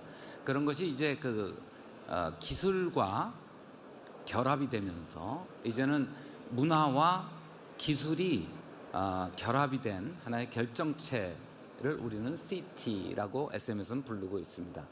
제가 그 말을 옛날에 IT가 많이 시작되면서 많이 이렇게 보편 타당성 있게 이렇게 보편화될 때 저희는 IT 대신에 우선 CT를 준비하자. 미래에는 CT가 굉장히 중요해질 것이다 라고 얘기를 했습니다. 지금은 이제 이 블록체인과 이러한 여러 가지 기술을 통해서 우리가 모든 사람들이 그것을 활용하고 이용하고 이제 우리한테 좋은 문화생활을 주는 그런 세상이 됐습니다. 우리 CT를 통해서 이 블록체인과 또 여러 가지 기술을 통해서 우리가 요즘 SNS를 하면서 우리가 새로운 크리에이션 하는 시대에 들어갔다고 봅니다. 우리 인간들은 가장 우리에게 인간들에게 주어진 가장 축복이면서도 가장 하고 싶은 것은 크리에이션이라고 생각합니다. 그래서 저희는 그 CT와 함께 또 기술과 융화시키면서 저희는 그 크리에이션을 할 수 있는 것을 특별한 컴포저나 특별한 작사가나 특별한 프로듀서가 아니더라도 한 12살 먹은 어린 아이들이 그러한 재능이 있고 하고 싶다면 저희 메타버스에 들어와서 이러한 것들을 만들 수 있도록 즉 크리에이트 할 수 있도록 이렇게 그러한 메타버스를 지금 구상하고 곧 선보일 예정입니다. 이럴 때 가장 중요한 것은 원래 그 값어치로서 누군가가 크리에이션한 거를 사용하는 것은 좋지만 마음대로 사용해서 저작권 이슈라든가 이러한 문제가 생겨나는 것을 해결하지 않으면 안 될 것으로 생각합니다. 따라서 저희한테는 그 CT가 있기 때문에 굉장한 이 새로운 기술들을 활용을 해서 누구나 다 창조를 할 수 있는 기쁨을 맛보게 할 수 있을 텐데 그것이 누구를 또 해하게 할 수는 없다. 그래서는 안 된다. 따라서 저작권의 문제를 먼저 잘 해결한다면 굉장한 우리에게 인간 모두에게 베네핏이 있지 않을까 이렇게 생각합니다.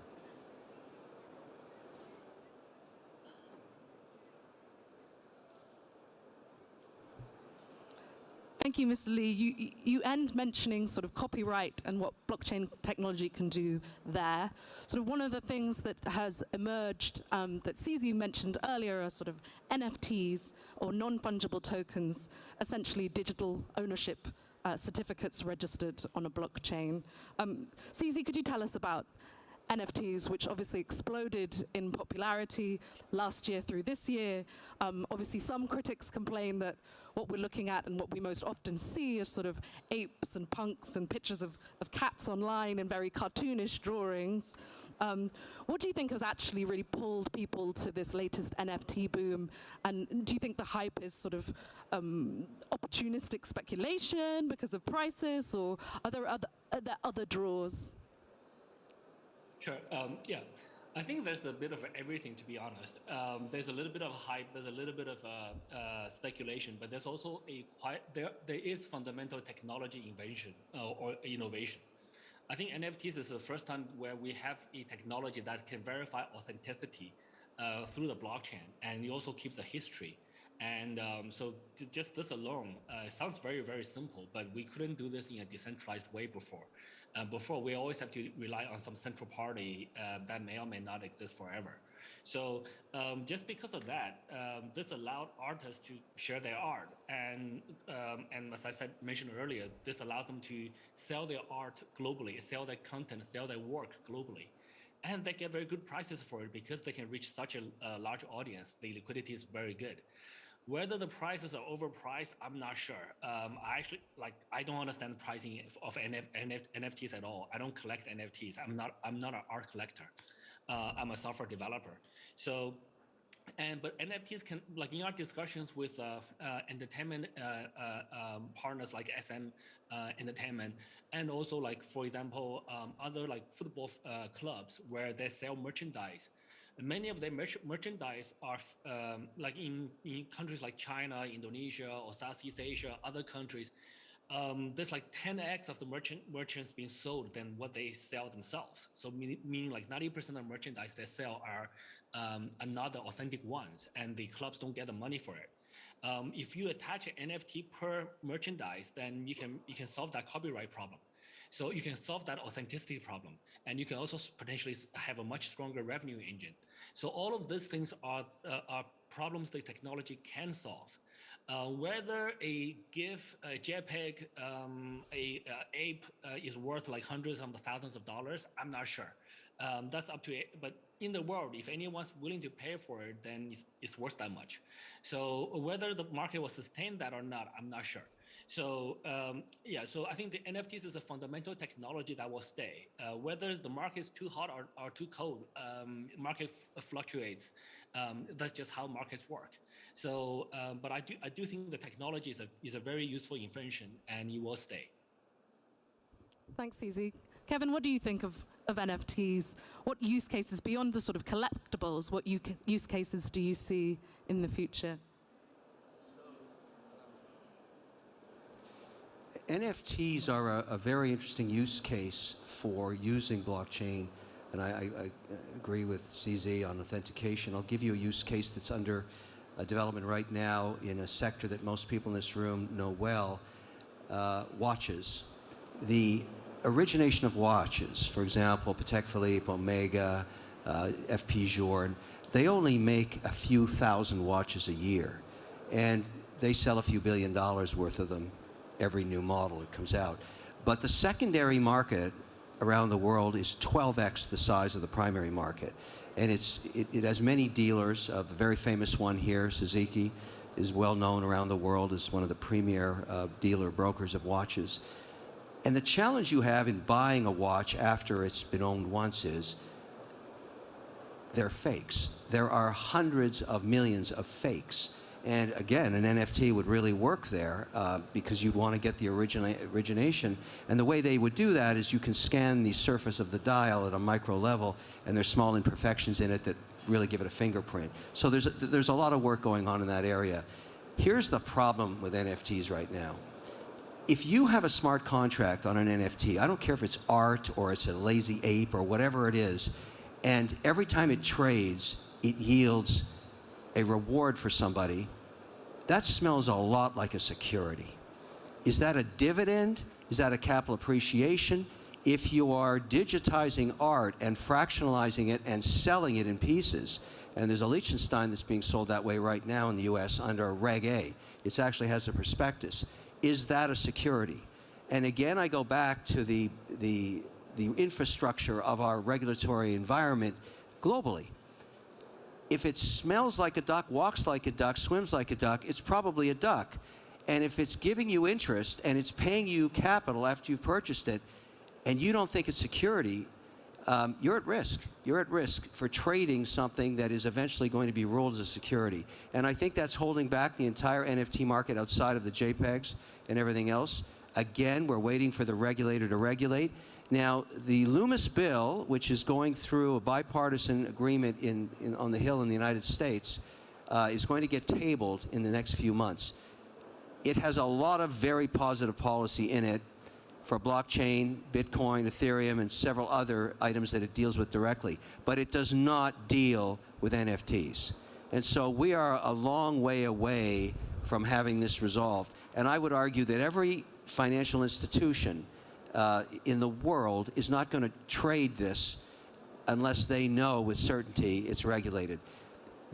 You would be so offside trading something that yields interest if you're an institution, I mean, that's why it's interesting, but it's nowhere.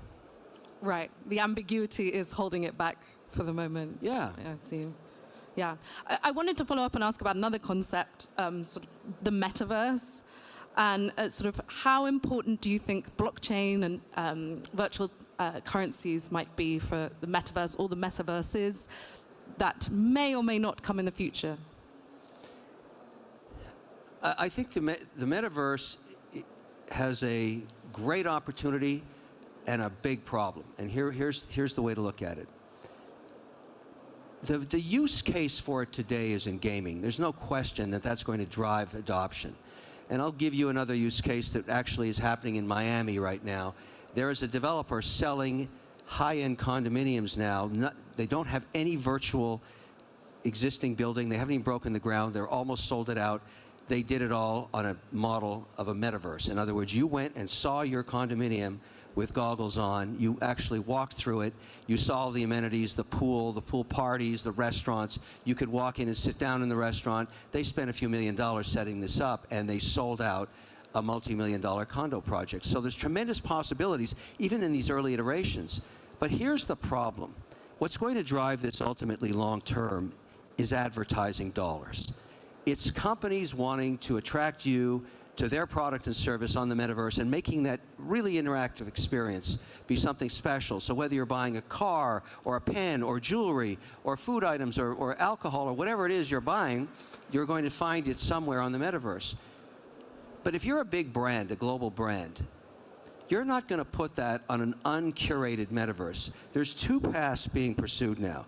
A curated metaverse, hailed by the Facebook of the world and others, Microsoft as well, where they will guarantee you, if you're Procter & Gamble, your store will not be sitting beside a porn shop on the metaverse. And you're going to pay for that. You're going to want to be curated in your section. On the other hand, if you're a cowboy and you're just rogue and you want to have fun because it's unregulated, there's plenty of unregulated metaverses being developed. I don't see how they're going to survive long term unless the use case is for gaming and some subset of the gaming market, because no advertiser is going to put their product or service into an uncurated environment because it'll just be chaos. And so the market hasn't decided yet. It's too early. But that's going to be the fork in the road. That's going to be the difference. It'll get real when Procter & Gamble advertise in a curated metaverse. That's the way I look at it. But presumably in these virtual worlds, there'll be virtual currencies. I mean, Mark Zuckerberg's vision is a sort of a huge economy of people selling digital goods and services to each other in these spaces. Does that chime with you? I'm the only guy in the world that doesn't hate Mark Zuckerberg. I got to tell you, I love the guy. because he kind of understands this, but he's got a really bad rap out there, and Facebook has a bad rap. But he's probably going to be the first to do this because he already has billions of users, and he can curate it. He can go to a company and say, I'll create a safe space for you, here's the cost, and I'll bring billions of users to it. Now, whether it's tokens or gaming, or whether it's advertising, or whether it's an experience, like selling real estate or whatever it is, he's the only person right now that can deliver that many users. And so while everybody, that stock's been cut in half, I'm a buyer of that stock here because I actually think he's going to get there first, but that's a decision every investor has to make. And it's a controversial one, but you need users. You need billions of users. There's no other company that has that many that can do this. Mr. Lee, I wanted to ask you, what significance NFTs and the metaverse hold for you at SM Entertainment? NFT와 메타버스의 결합은 아마 미래 경제 체제를 구축할 것이다 이렇게 생각합니다. 그런 것에 대해서는 우리 미스터 원더풀 씨께서도 굉장히 지금 잘 얘기를 해주시고 또 많은 분들이 잘 알고 계셔서 제가 얘기하는 문제는 좀 아닌 것 같긴 한데 저는 NFT에 대해서 좀 얘기하고 싶은 것은 NFT는 새로운 그 창조물이다 라고 생각을 하고 아까도 말씀드렸듯이 우리 인간들이 제일 하고 싶은 건데 너무 탤런트가 없어서 또는 경험해 보지 못해서 못하는 것이 하나의 창조라는 것이라고 생각을 하고 우리에게 그것이 주어질 수만 있다면 우리는 아마 창조라는 것을 누구나 다 하고 싶어 할 것으로 생각합니다. 그래서 그 NFT라는 것은 하나의 창조물로 보고 그 NFT를 만들 수 있도록 모든 사람들이 만들 수 있도록 우리가 그것을 제공해 줄 수는 없을까에 저는 굉장히 많이 생각을 해보고 또 메타버스를 통해서 그런 블록체인의 기술을 가지고 우리가 여러 가지 보호도 받을 수 있는 그런 세상이 왔다라고 생각하면서 제가 생각하는 것은 그것의 시작은 어떻게 보면 우리가 늘상 해오던 play to earn 이라고 하는 것으로 이제 겨우 시작이 된 것 같습니다.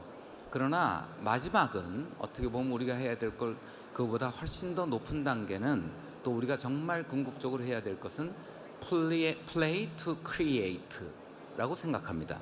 제가 주장하는 것은 우리는 어떠한 창조를 정말 플레이하듯이 너무 즐거움을 가지고 할 수 있다. 그런데 이 창조를 하고 뭔가 세상을 만들어내는 사람들, 어떤 것을 만들어내는 사람들은 그 사람이 굉장히 고생하는 것 같고 굉장히 많이 시간을 소비하는 것 같고 또 남들이 안 하는 걸 함으로 인해서 굉장히 그 인정도 못 받고 그런 괴로울 것으로 보이겠지만 저희 음악을 창작하고 또 댄스를 만들고 하는 사람들처럼 즐거운 사람들은 없을 것 같습니다. 또한 어떤 수학 공식을 만들거나 새로운 것을 만들어내는 사람들처럼 기쁘고 가치 있는 삶을 사는 사람들은 없을 거라고 생각합니다. 그래서 제가 생각하는 것은 play to earn, 우리가 농경 시대에 정착하는, 즉 우리가 농사를 짓게 되면서부터 우리는 안정된 삶을 시작했다고 볼 수가 있을 것 같습니다. 그래서 농경 시대에 들어가면서 그러면서 우리는 문화를 즐기는 그런 시대가 시작됐다고도 할 수 있습니다. 그거와 비교한다면 play to earn은 이제 우리가 정말 즐길 수 있는 시대에 들어간 것 같고요. play to earn을 함으로 인해서 우리가 어쩌면은 그 메타버스 안으로 전부 매료되는 생활을 할 수 있는 게 아닐까. 그것의 끝은 무엇일까라고 생각한다면 저는 창조라고 얘기하고 싶습니다. 따라서 NFT가 메타버스와 만나면서 이런 NFT를 만들 수 있도록 저희가 할 수 있는 일은 아까도 말씀드렸듯이 컬처 테크놀로지를 통해서 뭔가를 만들 수 있을 텐데 그것을 많은 젊은이들에게 알려주고 사용할 수 있게 하는데 특히 누구나 할 수 없는 12살의 아이가 사실 배우지도 않았는데 또 60살의 나이를 가지신 분도 지금이라도 댄스를 만들고 싶고 춤을 추고 싶기도 하지만 또 음악도 만들고 싶은 사람이 아직도 굉장히 많습니다. 다른 일을 하면서도 나는 음악을 좋아하고 밴드를 만들고 싶은 사람도 많고 생활의 여유가 되면서부터 점점 더 이제는 직장 생활을 하면서 돈을 벌면서도 그런 생활을 하는 사람들이 많은데 그러한 것을 어렸을 때부터도 접할 수 있다면, 즉 저희는 킬러 컨텐츠를 만들어내는 그러한 회사이고 저는 그것을 만들어내는 프로듀서입니다. 많은 창작자들과 함께 컴포저, 코리오그래퍼들과 함께 그것을 만들어내고 있는데 12살의 어린아이들이 그것을 하고 싶은 마음이 있을 때 그것을 정말 자기가 작곡자로서 배운 것이 없지만 곡을 만들 수 있게 해준다면 얼마나 좋을까 이런 생각을 하고 저는 그것을 메타버스에서 현실적으로 할 수 있게 하는 것, 메타버스를 곧 선보일 것이며 또한 춤을 만들 수 있으면 얼마나 좋을까. 이러한 춤을 추는 것을 좋아하고 일생 동안 춤을 안 추고 계속 사무실에 갇혀서 일을 한 사람들 중에도 나이가 들어서도 춤을 만들 수 있고 또 아바타를 통해서 춤을 출 수도 있고 또한 그 춤의 코리오그래피를 자기 자신이 창작을 해놓을 수 있는 그러한 플레이 투 크리에이트라고 하는 메타버스를 저희는 하고 싶습니다. Thank you. It's fascinating to hear about sort of the influencer and creator economy and how this could sort of fuel that. I want to speak to some of the challenges in this space. Susie, from my perspective, you know, this is still very nascent and markets are very immature. You know, you see a lot of market manipulation, a lot of scams. The media likes to jump on these often. What do you think are some of those challenges in the space, and how can they be overcome in order to sort of bring in regulators, as Kevin has spoken about, for that last part of the puzzle? Sure, I think the industry will solve those problems, and most of the problem will solve itself. Number one is the blockchain crypto industry are very transparent. So if you trade on using DeFi, you can see who's manipulating the market, who has large orders. All the orders on the blockchain, you can trace them. And I think right now people are still quite new to this world, and they don't know, many of them don't know how to analyze it yet. But the law enforcement are getting exceedingly well, exceedingly good at tracking some of those data. So for example, if you look at the Bitfinex hack, the hack happened in 2016, and then a couple of months ago, this hacker started using some of the funds. They got caught right away, and those funds actually went through mixers to try to hide their tracks. But even then, the law enforcement tracked that right through. So the tracking is actually much more transparent, which actually means that illicit activities, manipulation, all of those things are much harder to do in crypto. And also, in the crypto market, is actually, from a trading perspective, is actually much more fair. Bitcoin trades on thousands of different exchanges around the world, and it's actually much harder to manipulate the market. Whereas compared to traditional stocks, most stocks only trade on one market, and so if you can manipulate that one stock on that one market, you can actually much easier to manipulate the price. So the global nature of crypto is actually much better in terms of being fair, etc. I think also the regulations are shaping up. So now we have many different countries. Some countries have bad regulations. So not all regulations are good. Not all regulations are bad. Good regulations are good, bad regulations are bad. Some countries, like, they outright ban crypto. I think that's good. That's going to hurt the economy in the long term. That's not good for themselves. There are countries which are adopting a much more open stance to it. On a couple of the points, I actually have a slightly different view to Calvin. I think he and I have a slightly different worldviews. I think institution adoption is happening. It's just that, okay, if you look at the institutions in the U.S., yes, many of the large ones needs to wait for regulation to become 100% clear to be able to do stuff. Many of them have invested in other crypto startups or other crypto funds, or even spin-offs of funds that are trading in crypto. And there are institutional players trading in crypto in a large way already. And I also believe that price stability is a function of the market cap. If Bitcoin's market cap reaches 100 trillion, it will be very stable. When it's 2 trillion, it's going to be less stable. When another asset is 1 billion, it's going to have higher fluctuations, because if somebody puts in 100 million, then the price is going to fluctuate more. So the price stability comes as a function of market size, not so much regulation. regulators don't. I believe of all the regulations in the world, there's no regulation that says that the price of a certain thing cannot move more than X% in a single day. There are circuit breakers on different exchanges, but those only work in short term. If we look at some of the tech stock, real estate, etc. If you look at the Russian ruble, they all have dropped significantly. I think a free market is much better for determining the real price of things instead of regulations trying to stabilize things. Also, there's a couple points earlier on the metaverse part. I actually don't think metaverse will necessarily have to depend on advertising dollar. Advertising dollar is a very much Web 2 business model. You drive traffic, you have a lot of eyeballs, and then you sell ads to your users, which typically involves in selling selling a lot of the user data. In a Web 3 model, you have transactions directly. You can have microtransactions. You can have people pay you 0.1 cents for reading an article, for playing with for using a new weapon, for interacting with your virtual environment. So there could be very new business models that come up that does not depend on advertising.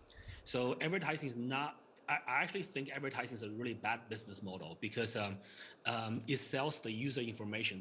The users become the product, which is bad. We should the way businesses make money should be more transparent, and actually Web3 allows that much more transparent business model. I also don't necessarily agree that I think Facebook has a lot of advantage given their user size. But I actually think in new industries, typically newer players have a lot of advantage as well. They're more nimble, they're more agile. Facebook is not the biggest social media player. Microsoft is not the biggest search engine, and IBM is not the biggest OS or Office producer. So every time that when there's new industry coming up, the older big giants, they are optimized for one thing. And sometimes the over-optimization makes them harder to change. So there are differences, but there are also many cases where the giant was able to use their market dominance to win new services. Of course, both exist in abundance. So, but yeah, I just want to point out some of the differences that may exist. And lastly, regulators don't create regulations in a vacuum. They only create regulations after an industry exists. So they don't dream up of regulations for NFTs today because NFT is so new. Regulators don't predict the future. They don't drive industries. What they do is they protect the industries and they protect the users once the industry forms, which is still very important. But regulators are not going to sit there, dream up of what's going to happen in the future, make regulations. The larger players, the larger existing regulated financial industries, yes, they are slightly disadvantaged because they can't move until there's regulation. So basically, if you think about an empty road with no speed signs, the existing financial players, they cannot drive at all. They just have to wait. Whereas the startups, they drive as fast as they can because there's no speed sign. There's somewhere in the middle, which is probably better. Look, you want to drive at a speed where other people are driving, where it's safe, but you want to be innovative. So there's different players in the industry operating in different modes. So that's kind of how I see regulations. But fortunately, there are many progressive governments, like the governments in Dubai, in UAE, and many other parts of the world, that are pushing regulations for crypto in a big way and in a very positive way. So I'm very, very positive about this industry moving forward. Thanks, Susie. We've only got a couple of minutes left. I have a couple more questions. Kevin, I want to ask really quickly, do you have any thoughts on what Susie said about price stability being solved by the size of the market?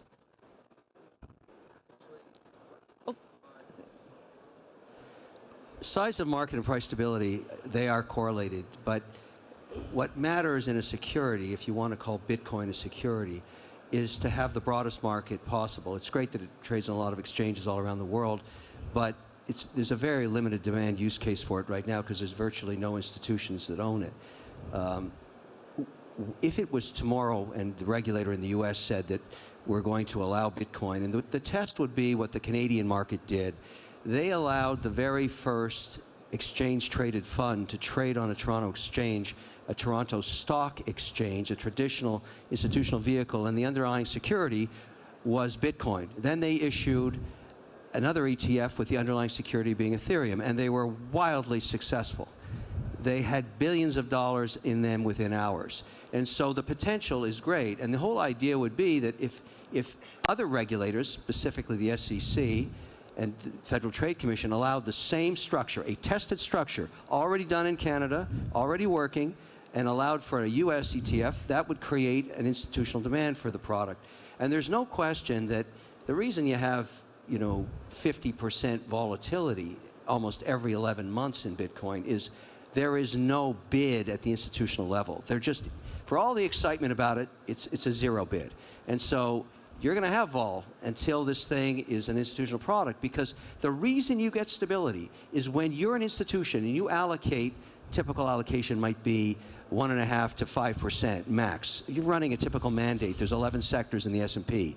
You're allowed to own up to 20% in any one sector, but no more than 5% in any one stock. The same thing for Bitcoin. So if you had a $100 billion fund and you allocated 150 basis points, there'd be a lot less volatility, because when it trades down and you're the manager, you buy it back to 1.5%. And when it exceeds 1.5%, your limit, you sell it. But that amount of demand increases the volume by 1,000x. And that's why I say, and I still say this, and I've been saying it since 2017, it's going to get real when the US regulator allows an ETF with Bitcoin in it. You want to own Bitcoin the day before they do that. That's my argument. And so I don't know when that's going to be. There's 17 licenses applied for right now. I don't see we're going to get it this year. I don't think we're going to get it during the Biden administration. So maybe you've got to wait 3 years. I don't know. But I'm adamant on it. When the institution buys it, it's real. And when that happens, it's going to appreciate in value dramatically, probably more than anybody can even guess. So if you want to see $100,000, $250,000 Bitcoin, the only way that happens is when institutions can buy it. So if the answer is regulation, what exactly, in an ideal world, what would you like to see in terms of what regulators do, and sort of should crypto regulations be carved out and there be sort of more specific crypto regulations, or sort of brought under existing financial regulation? Well, what I want and what's actually happening are two different things. So let's talk about what's really happening. There's 4 vectors of regulation happening right now and happening very quickly. Number one, the Loomis bill. We've talked about it already. Going through a bipartisan group of senators and congressmen to be tabled in the months ahead. Does not deal with NFTs. Number two, the SEC is contemplating auditing carbon. Now, you may think that has nothing to do with crypto, but it does, because the granddaddy of crypto is Bitcoin mining. And for most institutions that wanted a proxy to Bitcoin pricing, they couldn't buy Bitcoin. So what they did is they bought the shares of public Bitcoin companies.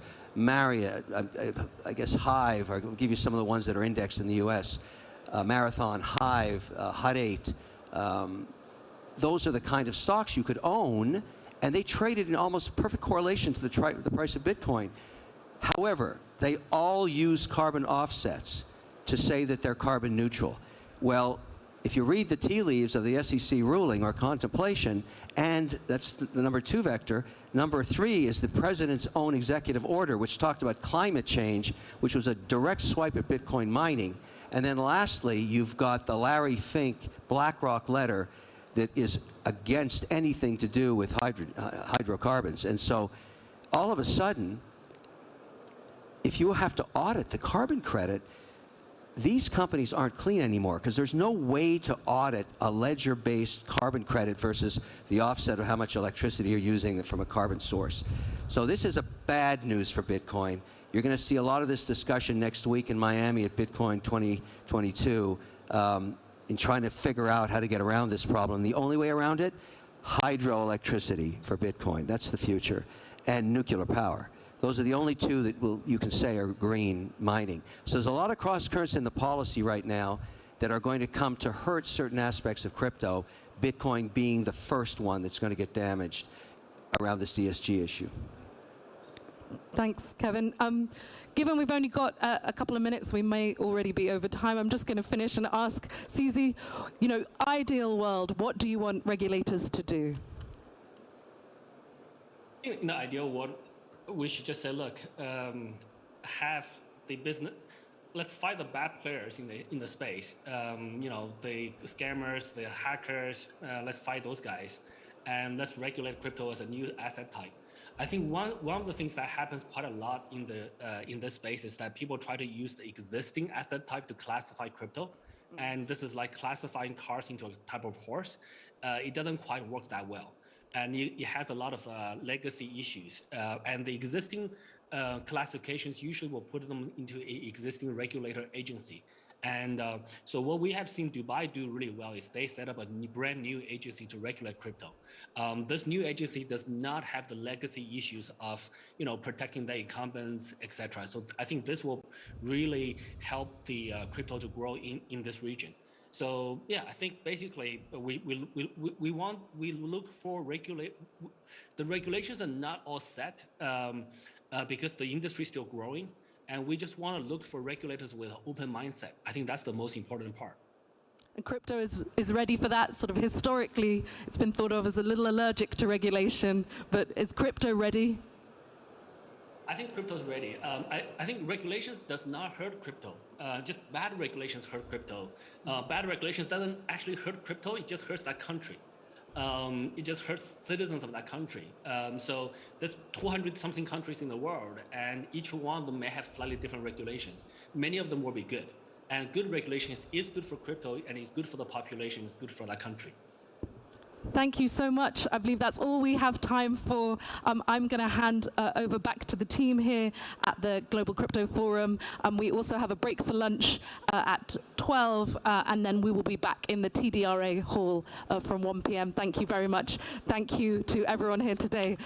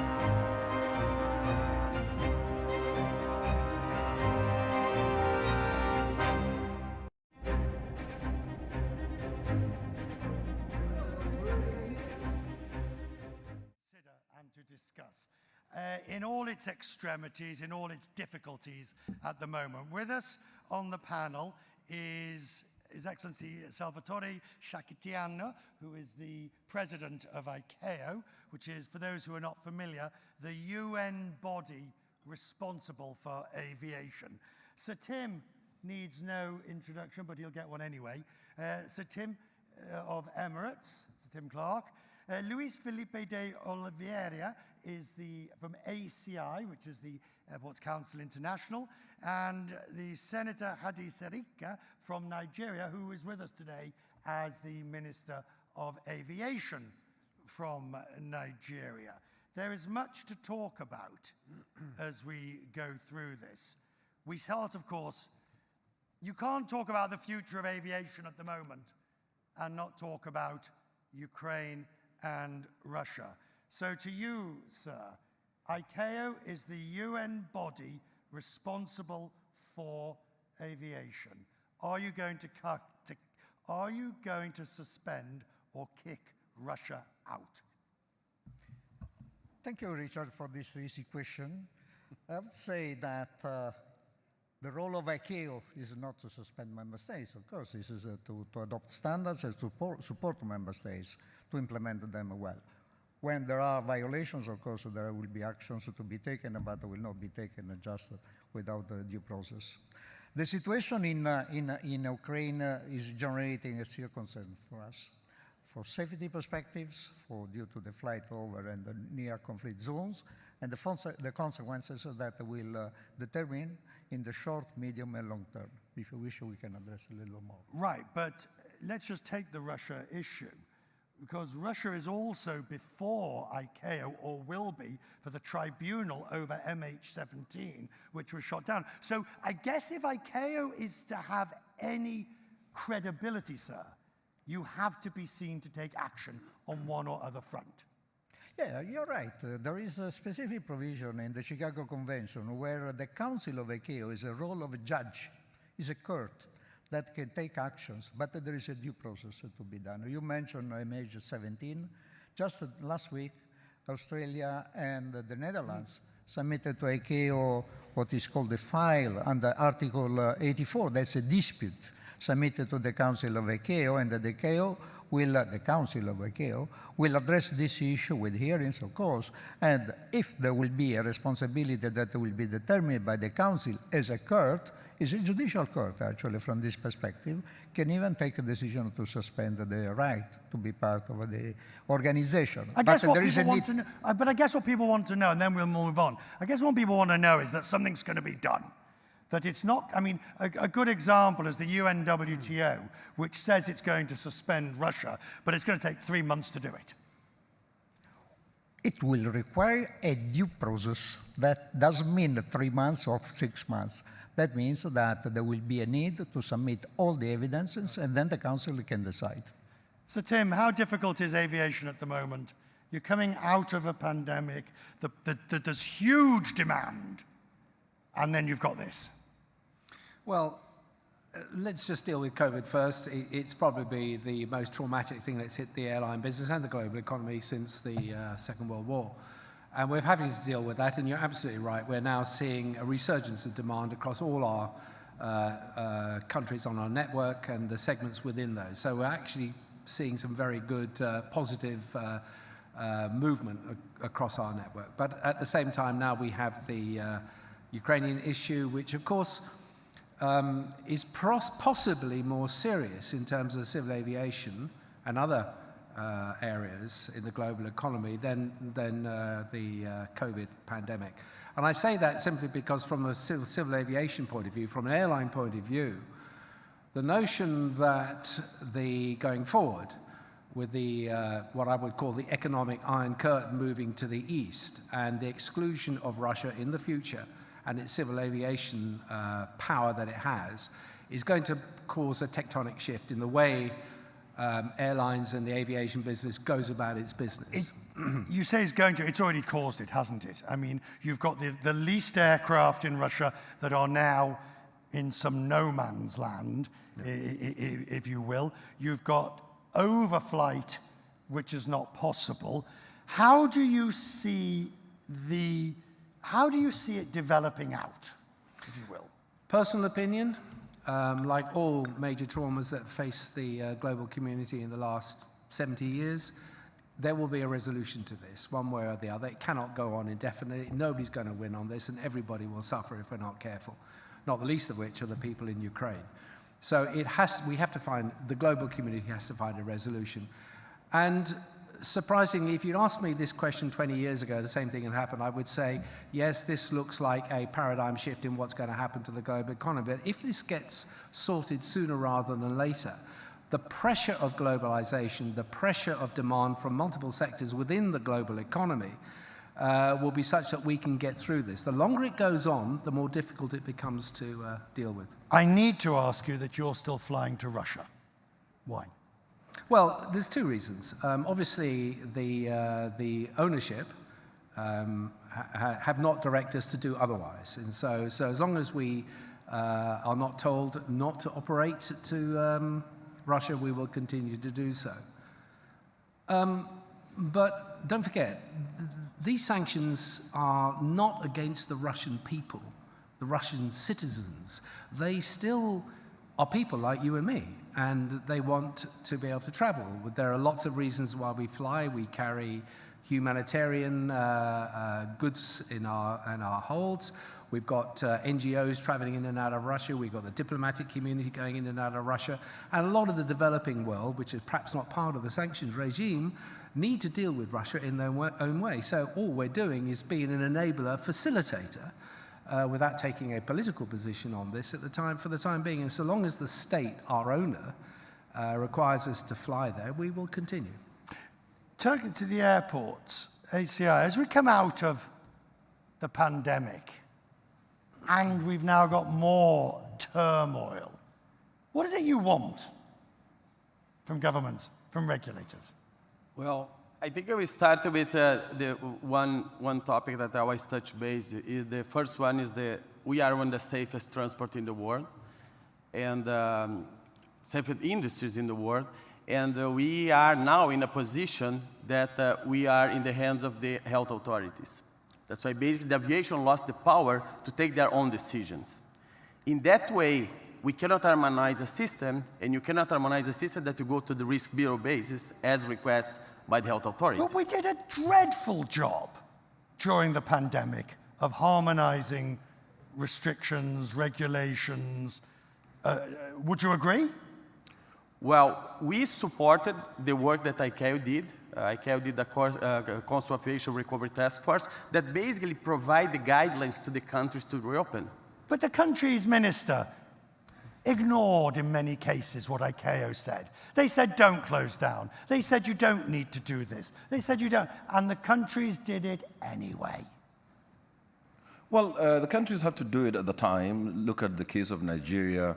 We have 200 million people in Nigeria, and most of them living closely together. In cities jam-packed by 20 million people, Lagos, 40 million people, Kano. Something got to be done, otherwise people will die. So we went on, closed the country immediately at the time, and that's why in Nigeria, up to today, there are only 3,500 deaths, and just about 250,000 infections, and 245,000 discharged from hospital. Do you believe those numbers? Yes, I do. Otherwise, you would have seen Nigerians going to the grave unexplained. Yes.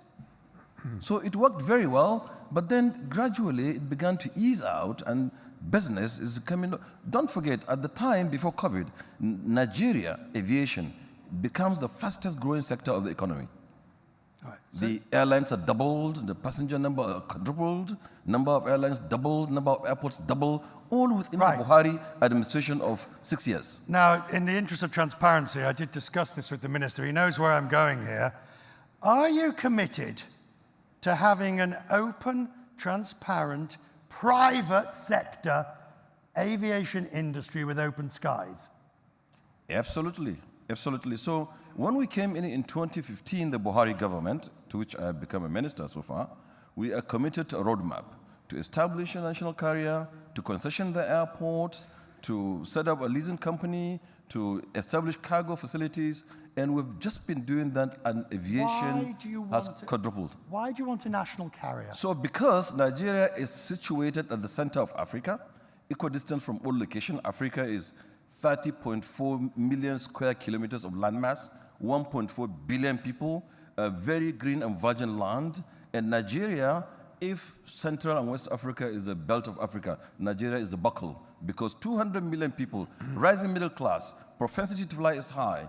Nigeria is a candidate for a national carrier. That's why Emirates... A private national carrier or a state? Private, 100% private, 5% government, and no government step-in rights in that airline, no government control, no membership of board, totally private, committed to private sector. You won't be able to keep your hands off it.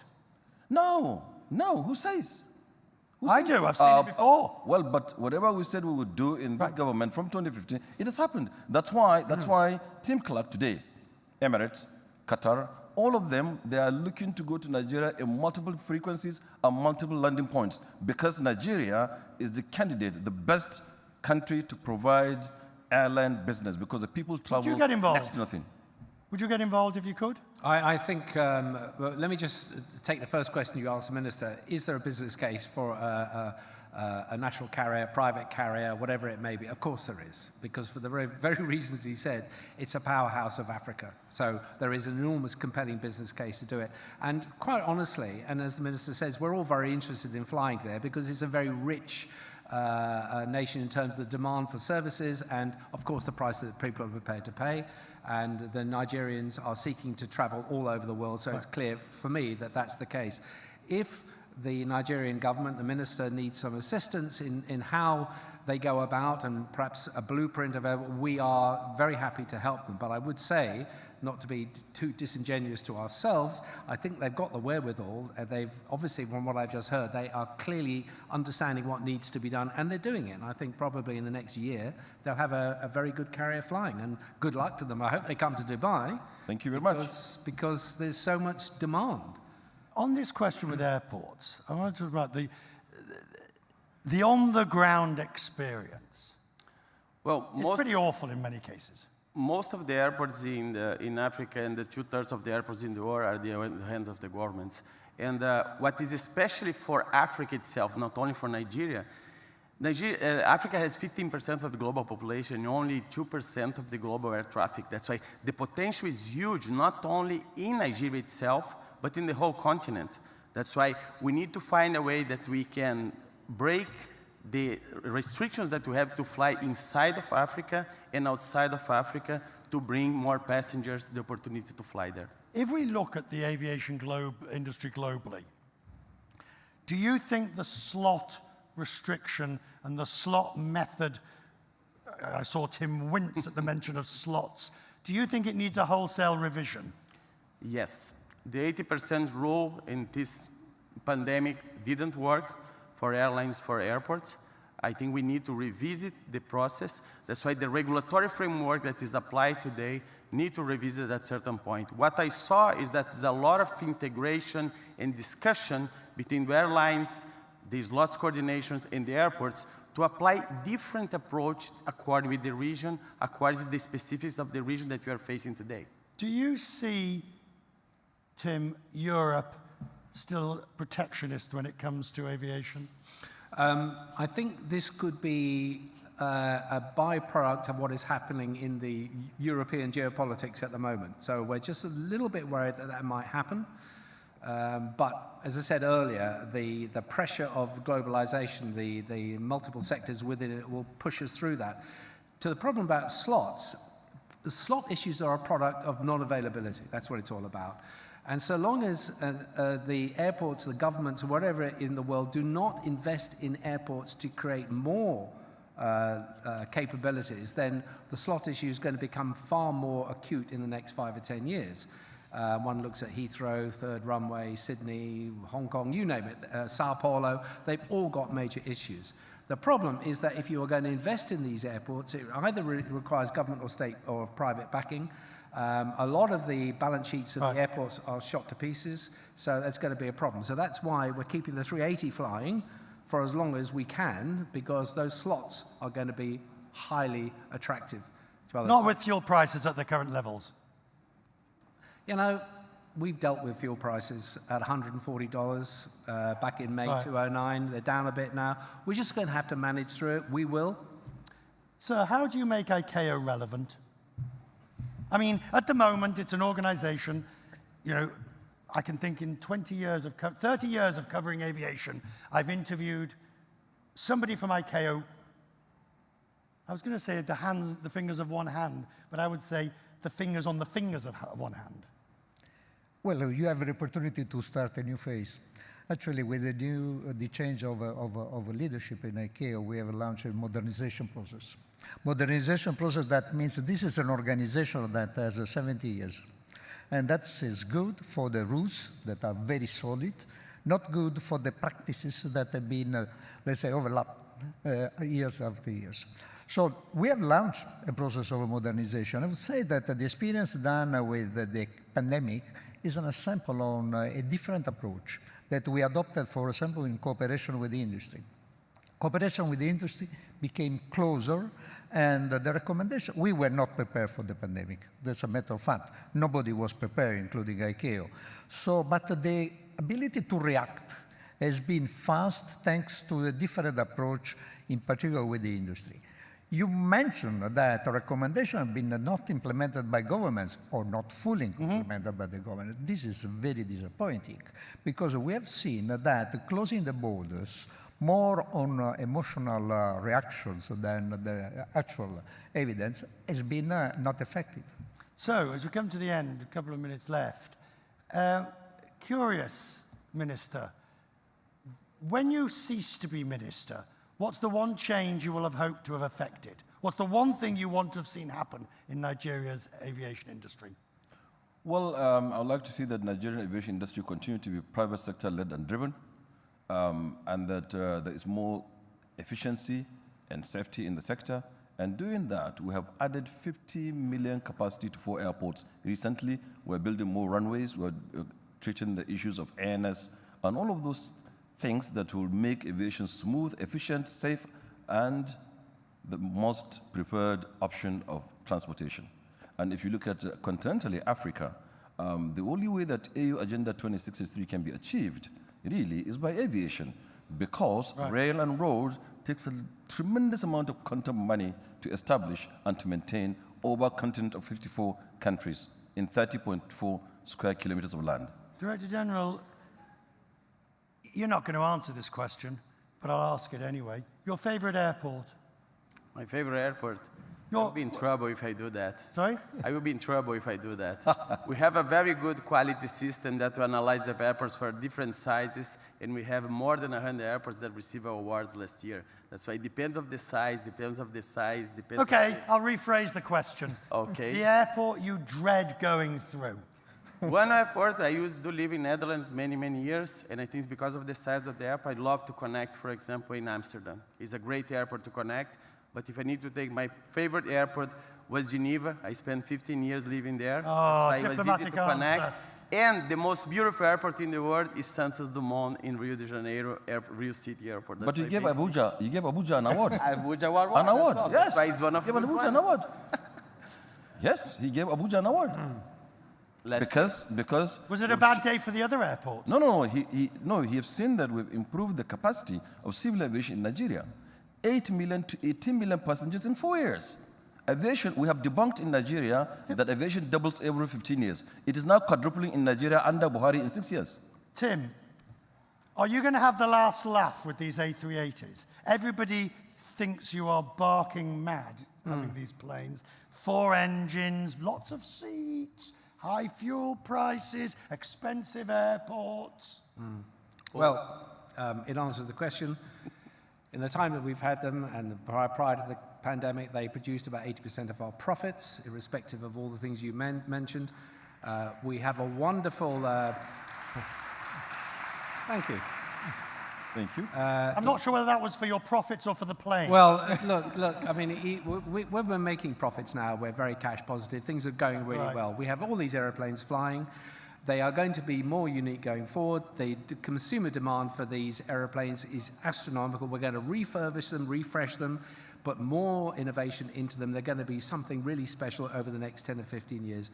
Watch the space. Watch this space, indeed. We're out of time. Short but to the point. The future of aviation. Ladies and gentlemen, thank you.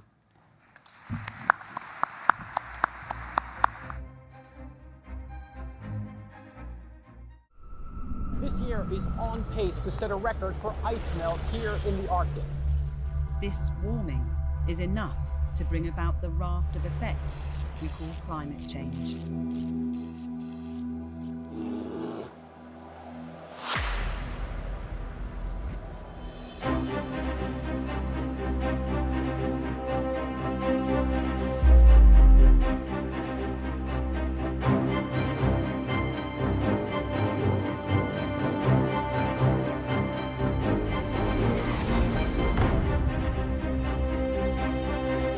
Our hosts for this essential summit understand that it's only through international cooperation that we can reverse the devastation caused by man-made climate change.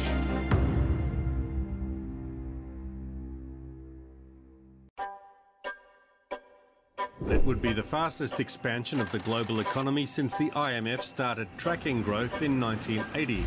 A rate not seen since the 1970s. In sector after sector, you see more concentration of economic power that raises prices and lowers standards of living.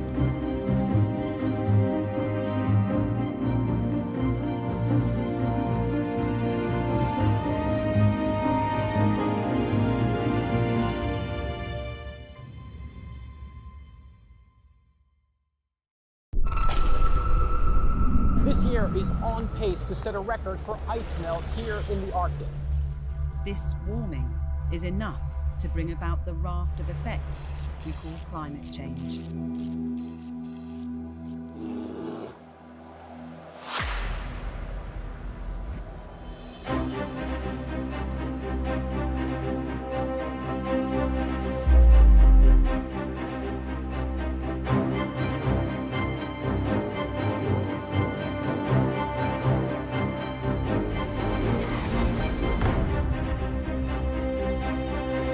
Our hosts for this essential summit understand that it's only through international cooperation that we can reverse the devastation caused by man-made climate change.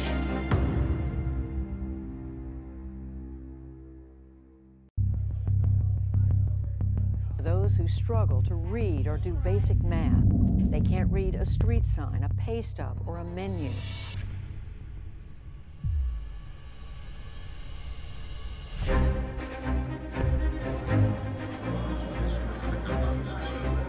Global business investment took a huge turn in Q3 over a growing number of economic uncertainties.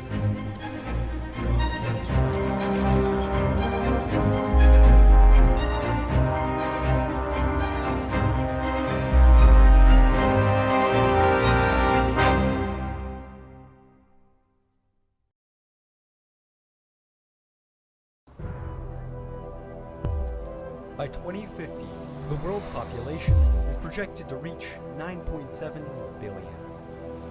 By 2050, the number of people over 65 will triple.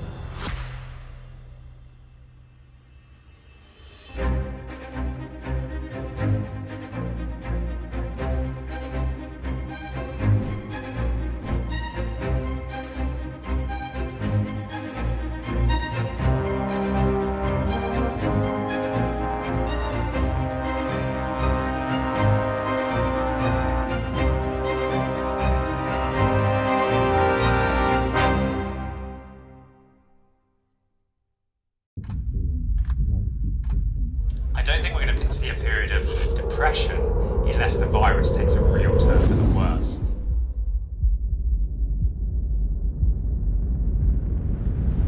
It may not be as serious as a depression. There are various shocks hitting the economy at the same time right now.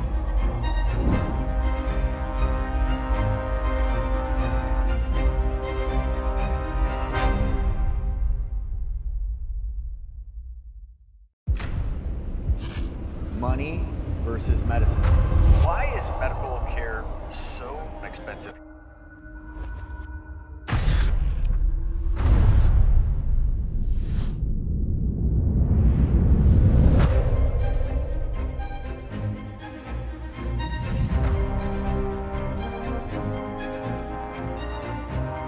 We have the most expensive healthcare probably in the world. It isn't necessarily the best.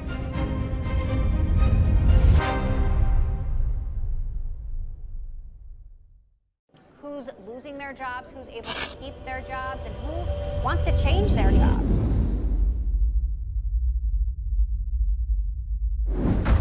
The companies that are offering education and upskilling are the ones that are winning today's war for talent.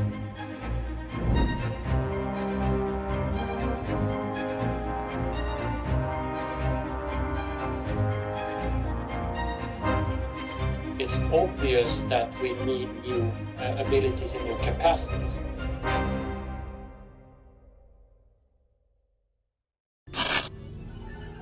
Why would anyone pay $69 million for a JPEG and a hyperlink?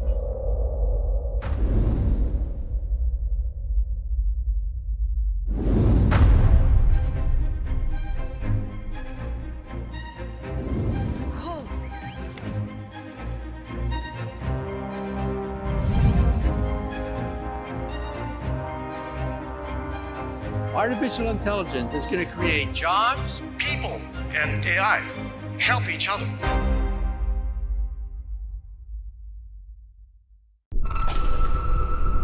This year is on pace to set a record for ice melt here in the Arctic. This warming is enough to bring about the raft of effects we call climate change.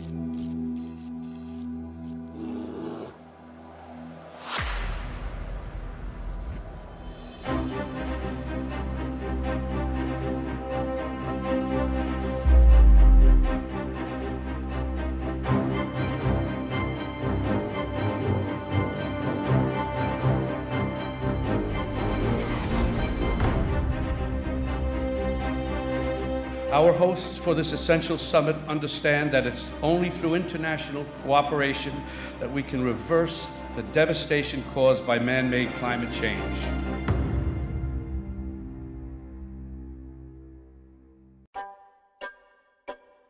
It would be the fastest expansion of the global economy since the IMF started tracking growth in 1980.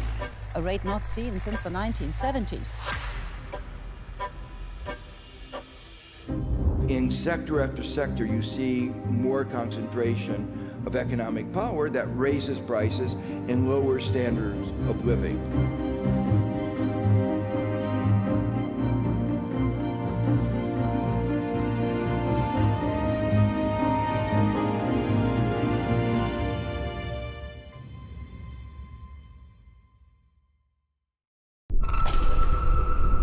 This year is on pace to set a record for ice melt here in the Arctic.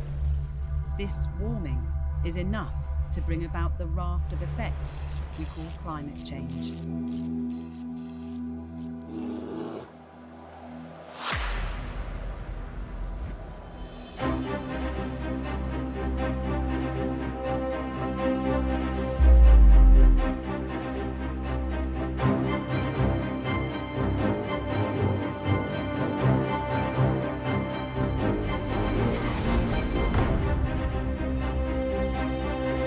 Our hosts for this essential summit understand that it's only through international cooperation that we can reverse the devastation caused by man-made climate change.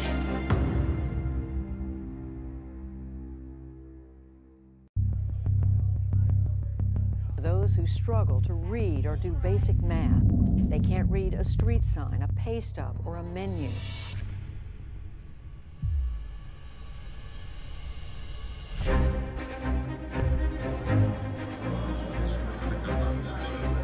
Global business investment took a huge turn in Q3 over a growing number of economic uncertainties.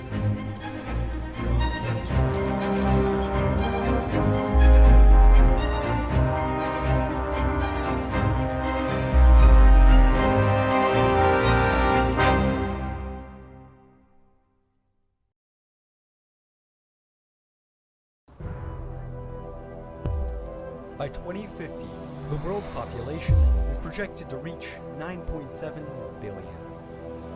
By 2050, the number of people over 65 will triple.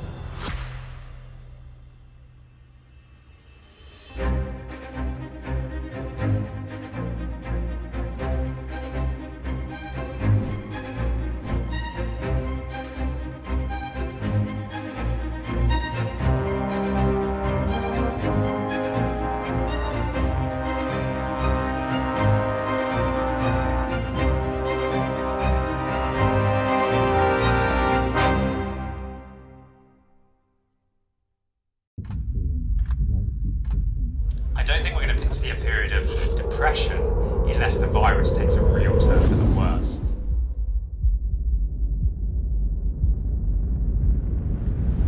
It may not be as serious as a depression, but there are various shocks hitting the economy at the same time right now.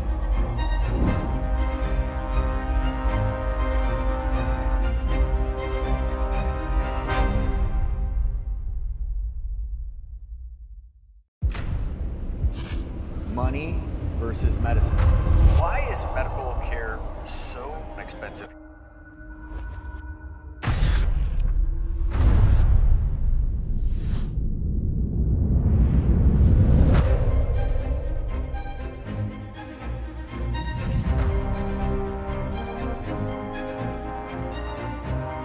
We have the most expensive healthcare probably in the world. It isn't necessarily the best.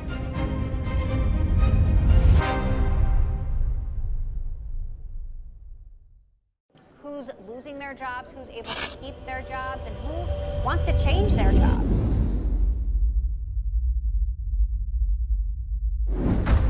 The companies that are offering education and upskilling are the ones that are winning today's war for talent.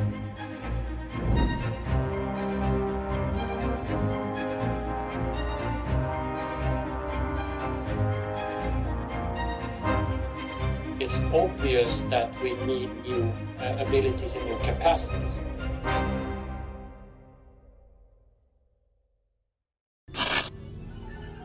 Why would anyone pay $69 million for a JPEG and a hyperlink?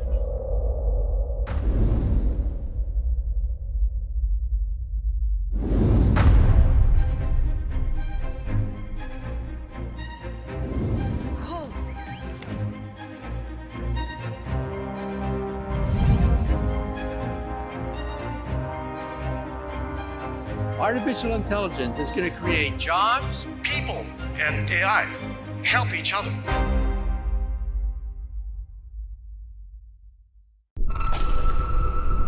This year is on pace to set a record for ice melt here in the Arctic. This warming is enough to bring about the raft of effects we call climate change.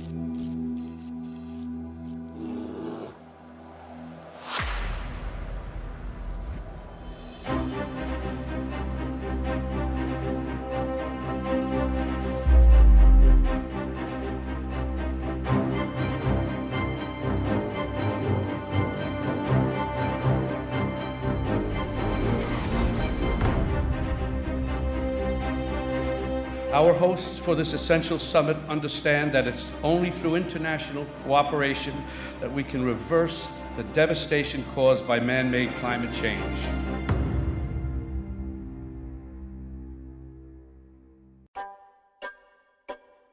It would be the fastest expansion of the global economy since the IMF started tracking growth in 1980. A rate not seen since the 1970s.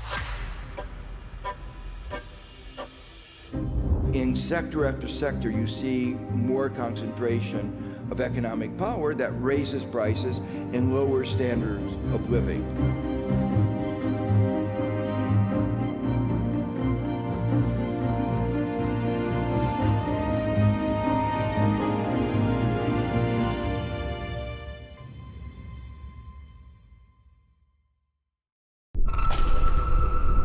This year is on pace to set a record for ice melt here in the Arctic. This warming is enough to bring about the raft of effects we call climate change.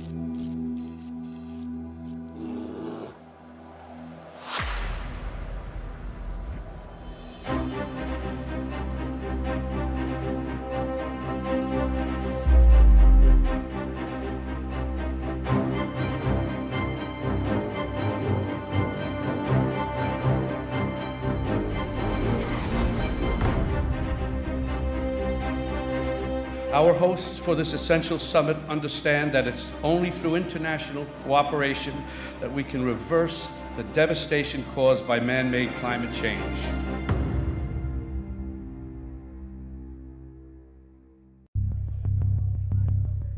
Those who struggle to read or do basic math. They can't read a street sign, a pay stub, or a menu.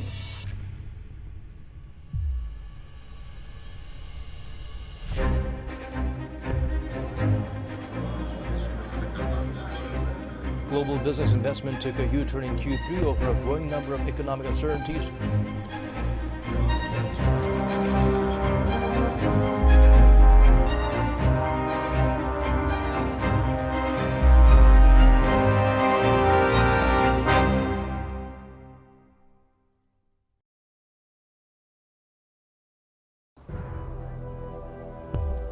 By 2050, the world population is projected to reach 9.7 billion. By 2050, the number of people over 65 will triple.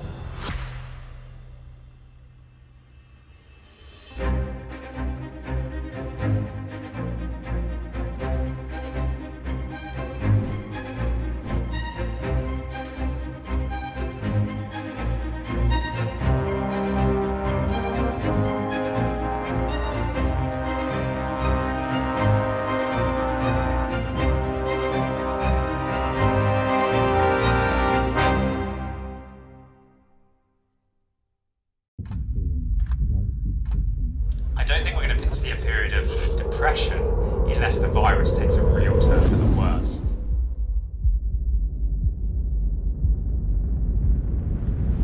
It may not be as serious as a depression, but there are various shocks hitting the economy at the same time right now.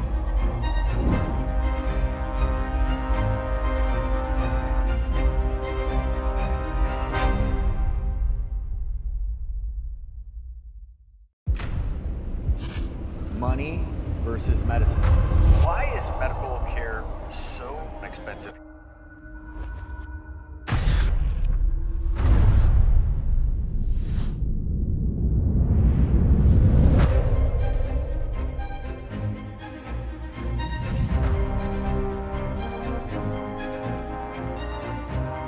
We have the most expensive healthcare probably in the world. It isn't necessarily the best.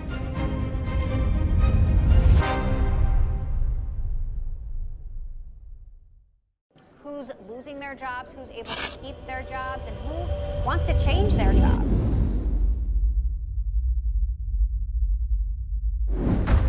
The companies that are offering education and upskilling are the ones that are winning today's war for talent.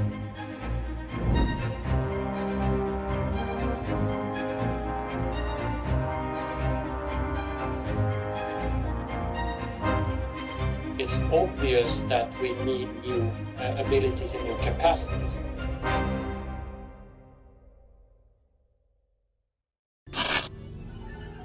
Why would anyone pay $69 million for a JPEG and a hyperlink?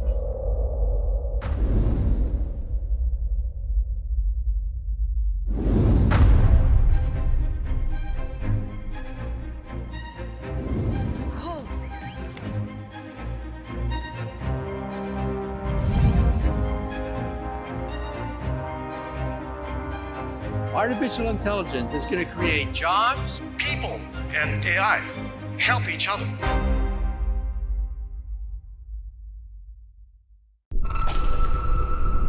This year is on pace to set a record for ice melt here in the Arctic. This warming is enough to bring about the raft of effects we call climate change.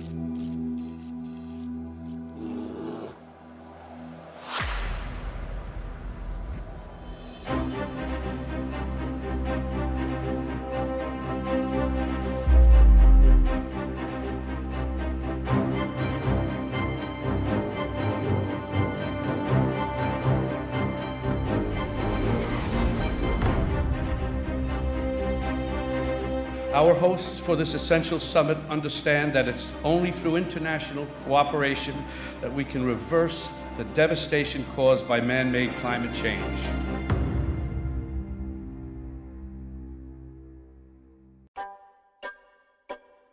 It would be the fastest expansion of the global economy since the IMF started tracking growth in 1980.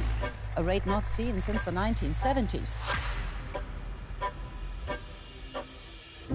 In sector after sector, you see more concentration of economic power that raises prices and lowers standards of living.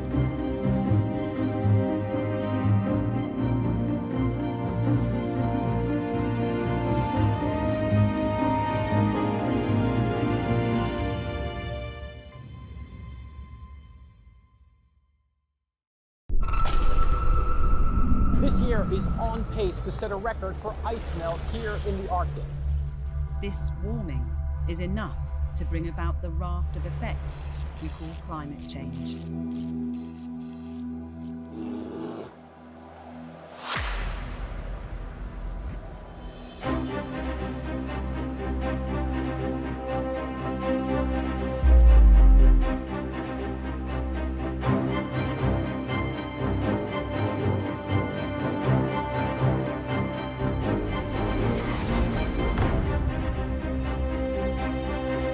Our hosts for this essential summit understand that it's only through international cooperation that we can reverse the devastation caused by man-made climate change. Trade routes, we need to create more opportunities and find opportunities to create more jobs for the economy, into circularity, into green growth, and this is something we need to capitalize on. When at least I think about gender equality, I like to think about the equality that recognizes the differences. And that is one of the major values of the woman participating in every single step and in every single area and topic of development.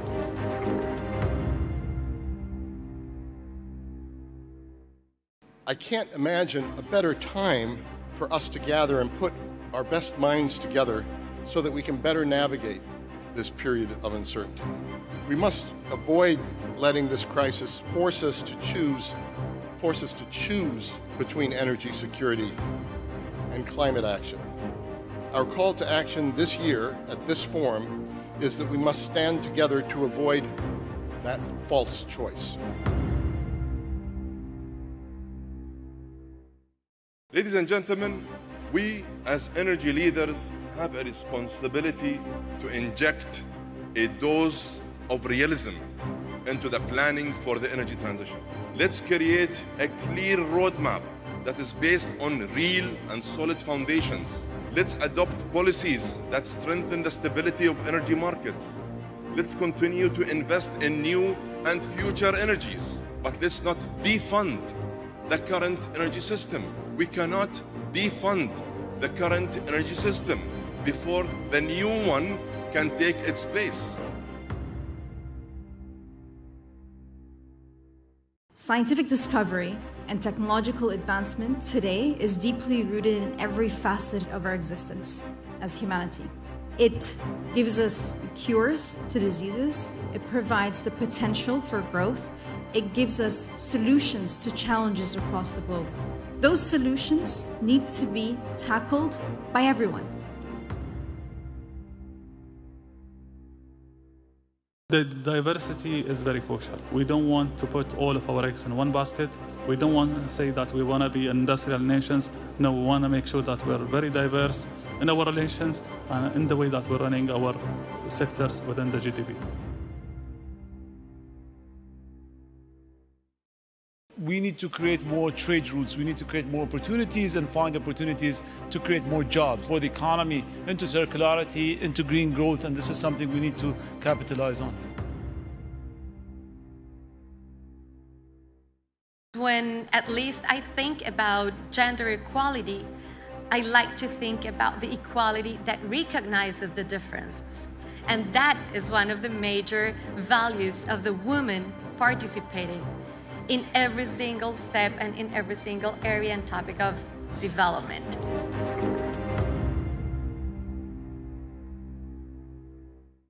I can't imagine a better time for us to gather and put our best minds together so that we can better navigate this period of uncertainty. We must avoid letting this crisis force us to choose force us to choose between energy security and climate action. Our call to action this year at this forum is that we must stand together to avoid that false choice. Ladies and gentlemen, we as energy leaders have a responsibility to inject a dose of realism into the planning for the energy transition. Let's create a clear roadmap that is based on real and solid foundations. Let's adopt policies that strengthen the stability of energy markets. Let's continue to invest in new and future energies, but let's not defund the current energy system. We cannot defund the current energy system before the new one can take its place.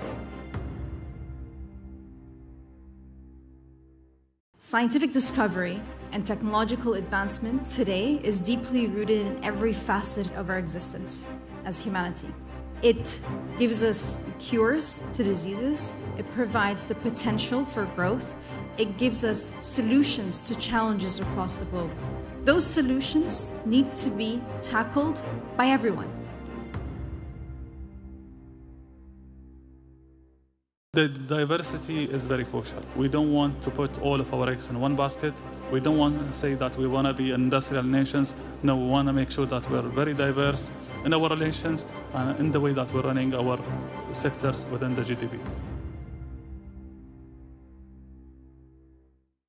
We need to create more trade routes. We need to create more opportunities and find opportunities to create more jobs for the economy, into circularity, into green growth, and this is something we need to capitalize on. When at least I think about gender equality, I like to think about the equality that recognizes the differences. And that is one of the major values of the woman participating in every single step and in every single area and topic of development.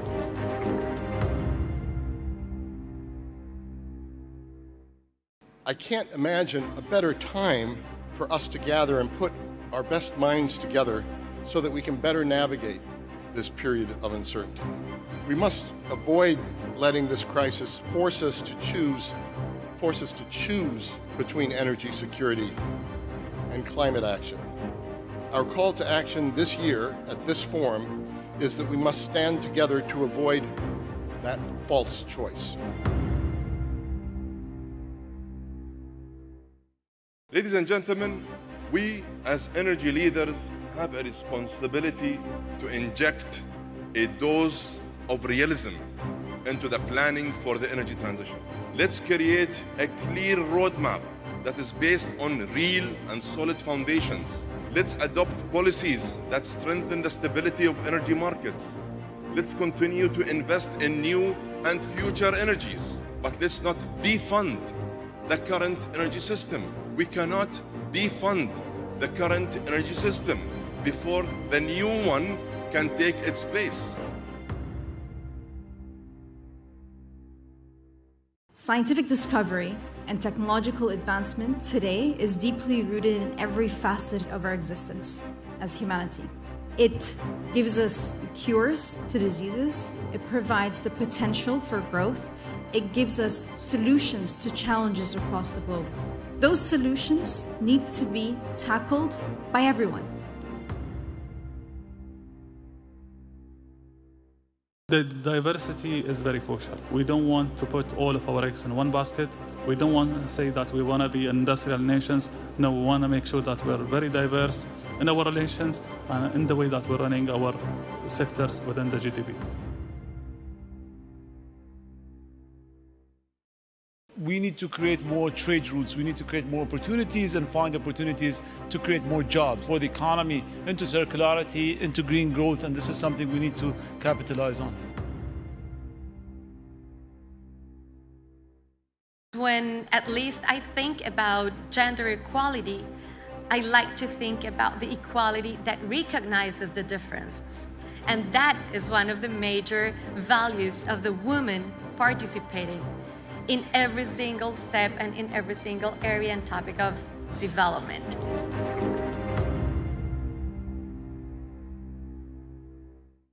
I can't imagine a better time for us to gather and put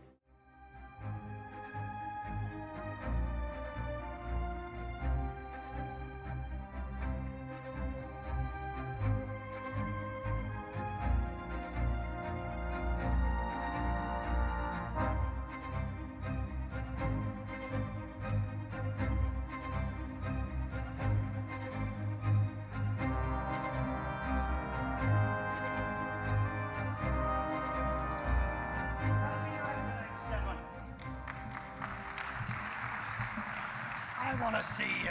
I'm going to move the furniture so I can see you properly. That's better. Okay. Oh, to be able to give you a hug. Yes. And to, let's get your microphone close to you. There you go. Last hug was just before COVID in February 2020. Finally, we can do it again thanks to the hospitality of the United Arab Emirates. Your Highness, thank you. Excellent. You know, and I think I can safely say, Your Highness, this event feels different this year. It feels there's a seriousness and issues to be discussed, which there are. So let's get to it. Ukraine and Russia. Humanitarian crisis, economic disaster area in the making, food security catastrophe on the horizon. Where do you start? Well, we actually start from the fact that the world economy is still recovering from the COVID-induced pandemic. So we start from a weaker point. We were hoping for the world to grow more and to suppress inflation. We got, Richard, the exact opposite. Growth down, inflation up. The war in Ukraine is devastating for Ukraine. It would shrink probably about 1/3. It is very bad for Russia.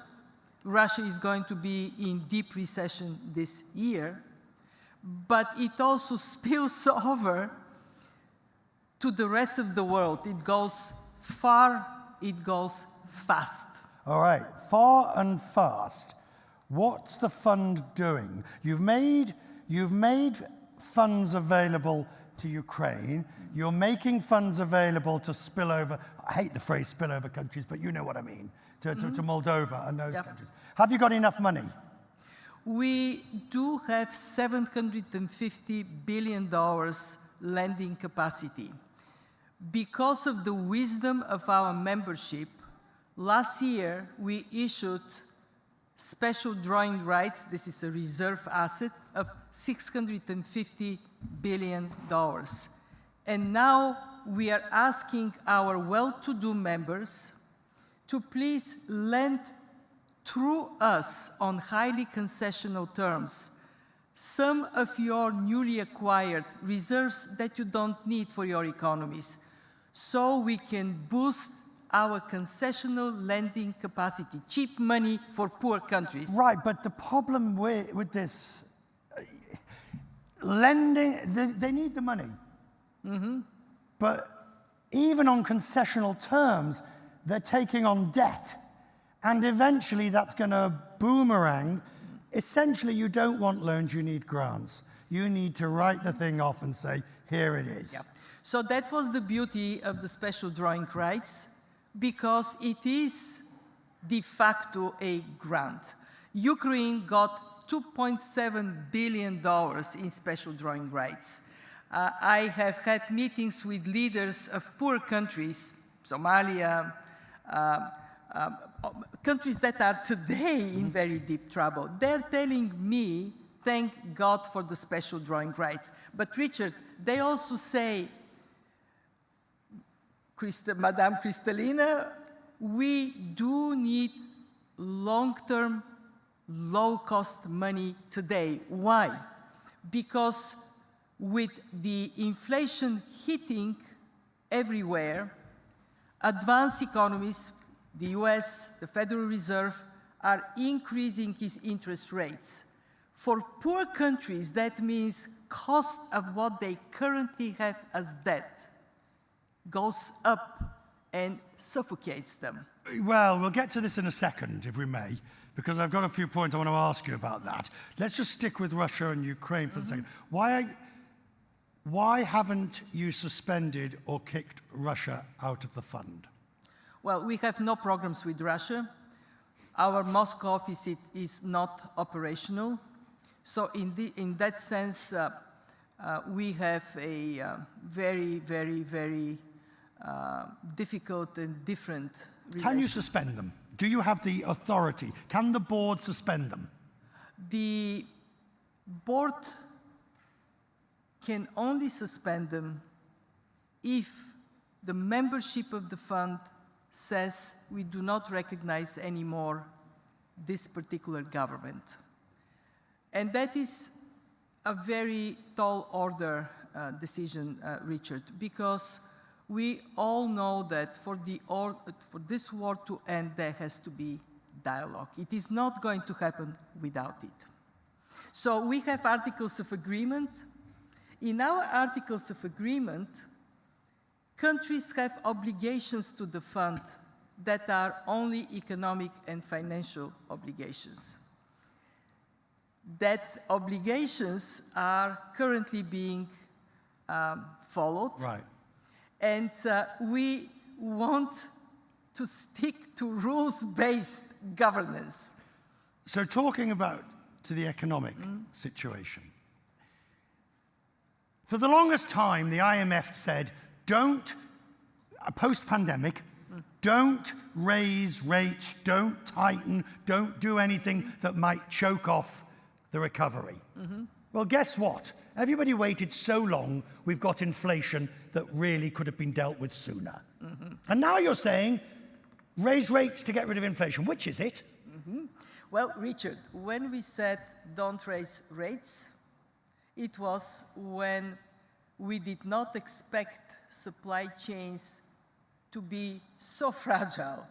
Once we found out, and it was in October last year, that supply chain interruptions are going to be longer, we changed our advice. And our advice became, be careful how you tighten monetary conditions, but inflation is becoming a problem, it has to be addressed. And let me just tell you, this supply chain interruptions that happened last year, 2021, translate this year, 2022, in 1.5% boost of inflation. And then we have other factors. So, of course, our policies, Richard, are not set in stone. They reflect the evidence we have to formulate them. Do you believe, to use the phrase, the inflation is now entrenched and is sticky? Do you now believe, because when we talk about the Fed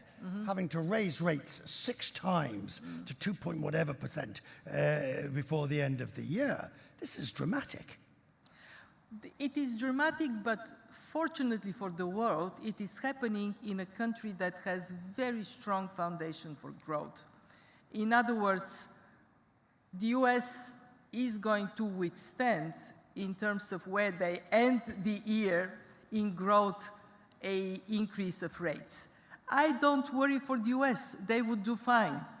I worry for the countries that are with high level of debt and do not have the recovery success of the US. Should those countries, I know this is a bit like let them eat cake, but should those countries have taken on that debt in the first place? We knew, Managing Director, that interest rates could not stay down at these levels. And they were borrowing, and China was lending, and the development banks were lending. Well, with hindsight, we all would make different decisions. I started my position as Managing Director October 2019. Guess what we talked about? Low for longer. Interest rates are going to stay low. Why? Because productivity is low, growth is low, and therefore we are stuck. Well, then came the pandemic, And I still believe that we do have to give credit to all policymakers for what they have achieved in 2020, including policymakers in this room. Because in March 2020, I would wake up in the middle of the night worried that the global economy would implode. We predicted in the beginning of 2020 that it will shrink by 10%. That means depression. That did not happen. Why it didn't happen? It didn't happen because central banks, finance authorities acted immediately to put a floor under the economy, and that action also included some additional borrowing. And at that time, when you borrow more, you actually still pay less for your debt service because interest rates were going down. Now that changed. It changed because of the longevity of the pandemic and supply chain interruptions, and because of the war. So how many countries do you estimate you're going to have to help as a result of increasing US rates? I assume you support the Fed in its policy. We support the Fed in its policy. It goes back to your question, how long inflation is going to last. Effective central bank interventions would bring it down faster. The first group, the one that I am most worried about, are low-income countries in debt distress. This is 60% of low-income countries. It was only 30% in 2015. They need the fund. Then come emerging markets with high debt and very high dependency on food imports. Take, for example, Lebanon, Egypt. They certainly need the fund. They have already asked for our support. So to answer it in one word, when you say how many countries, answer, many. Do you believe there will have to be debt write-offs?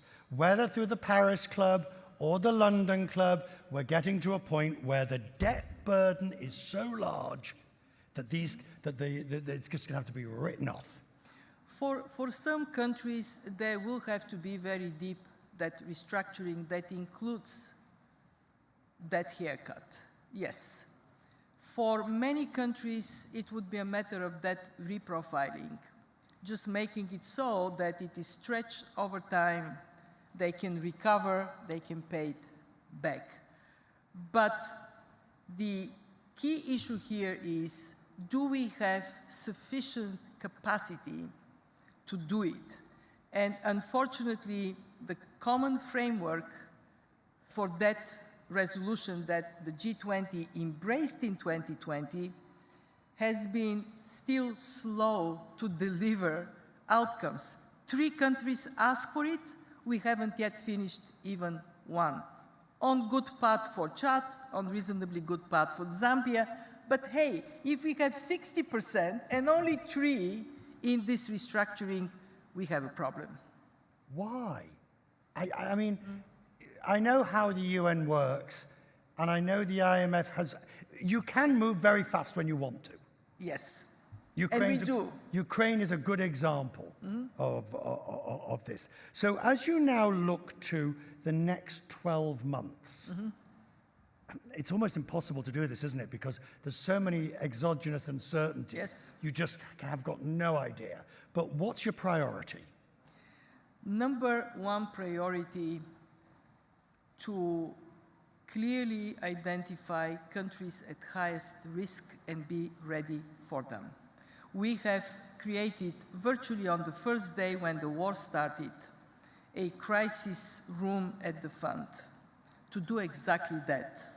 Be ahead of the curve and be able to act swiftly for countries that need us. But for the world community, for all of us in this room, my biggest hope is that the war ends. The sooner this war ends, the better for the people of Ukraine, for their neighbors, for the economy of our world. And your home country? Mm-hmm. Well, my home country is highly dependent on imports of primarily gas from Russia. Inflation has started climbing. It is now 7%. People are anxious, and they're actually more anxious about the risk of a war spilling than anything else. My granddaughter, 11, she calls me and asks me to explain to her why are children dying in Ukraine, why there is a war. So again, for many of us in Europe, a war is an unthinkable event, but it happened. Are you the right person in the right job at the right time, specifically because you come from Central and Eastern Europe? You have a background, you remember communism. Mm-hmm. You grew up in that, Yes. in that era. Your family is still there. You're on the border of the countries that are protagonists. Are you the right person in the sense that you have an understanding? Richard, I feel very uncomfortable to praise myself for anything, but the answer is yes.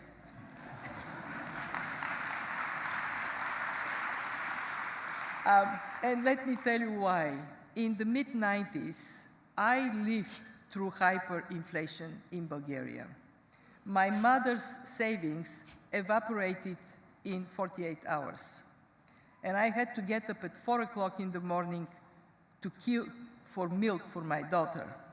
I know the pain people are experiencing now in countries where food is becoming scarce and too expensive to buy. Secondly, I am the right person because I know how devastating a Cold War is, how much it reduces the world's productive potential, and how terrible it is for people living on this other side. So I am very committed to cooperation that may prevent, after the hot war, another Cold War, to split the world into two. And the third reason I'm the best person for the job in this time is because I was a humanitarian commissioner. I worked for 5 years on the front line of humanitarian crisis, and I know that acting is important. Acting swiftly makes a difference. So the fund acted swiftly when the pandemic hit, and I promise you, we are there for our members who need us now. Ladies and gentlemen, the Managing Director.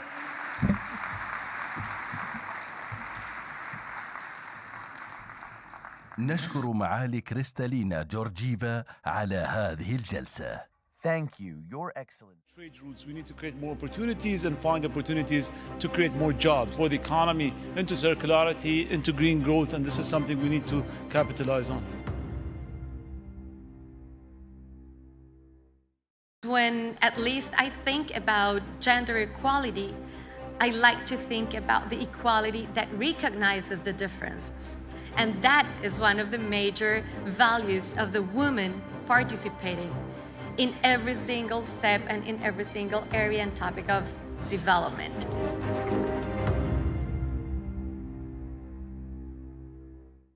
I can't imagine a better time for us to gather and put our best minds together so that we can better navigate this period of uncertainty. We must avoid letting this crisis force us to choose between energy security and climate action. Our call to action this year at this forum is that we must stand together to avoid that false choice.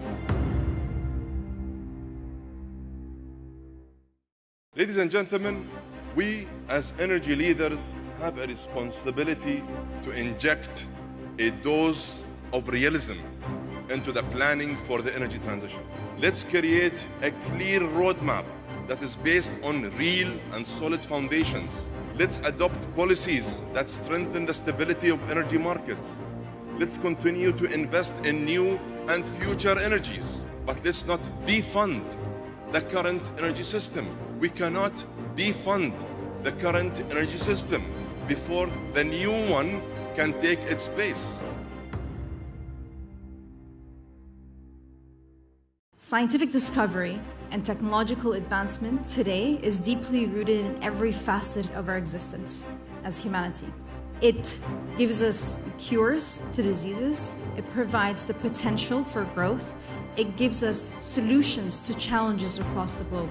Those solutions need to be tackled by everyone. The diversity is very crucial. We don't want to put all of our eggs in one basket. We don't want to say that we want to be industrial nations. No, we want to make sure that we're very diverse in our relations and in the way that we're running our sectors within the GDP. We need to create more trade routes. We need to create more opportunities and find opportunities to create more jobs for the economy, into circularity, into green growth, and this is something we need to capitalize on. When at least I think about gender equality, I like to think about the equality that recognizes the differences. And that is one of the major values of the woman participating in every single step and in every single area and topic of development.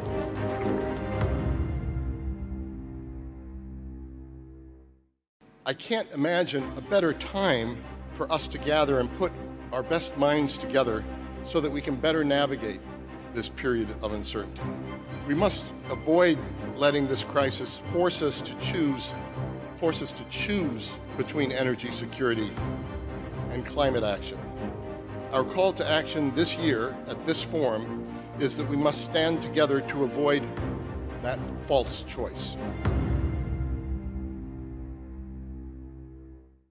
Ladies and gentlemen, we as energy leaders have a responsibility to inject a dose of realism into the planning for the energy transition. Let's create a clear roadmap that is based on real and solid foundations. Let's adopt policies that strengthen the stability of energy markets.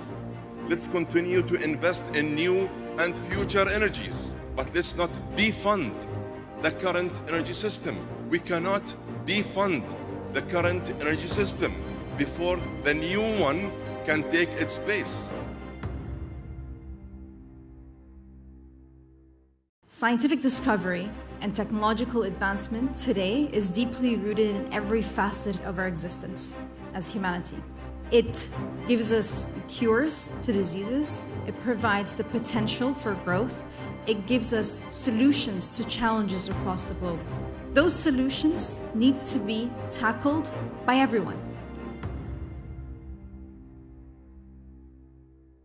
The diversity is very crucial. We don't want to put all of our eggs in one basket. We don't want to say that we want to be industrial nations. No, we want to make sure that we're very diverse in our relations and in the way that we're running our sectors within the GDP.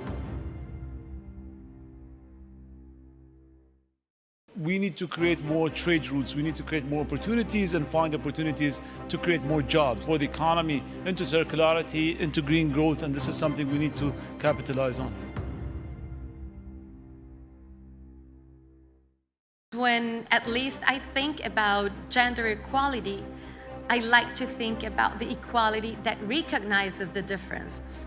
And that is one of the major values of the woman participating in every single step and in every single area and topic of development.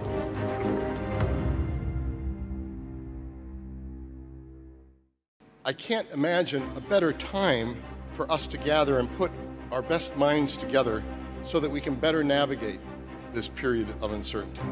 We must avoid letting this crisis force us to choose between energy security and climate action.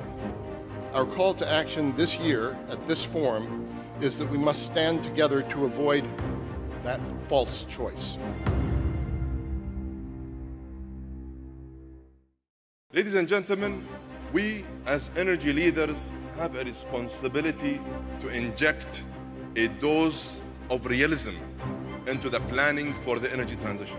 Let's create a clear roadmap that is based on real and solid foundations. Let's adopt policies that strengthen the stability of energy markets.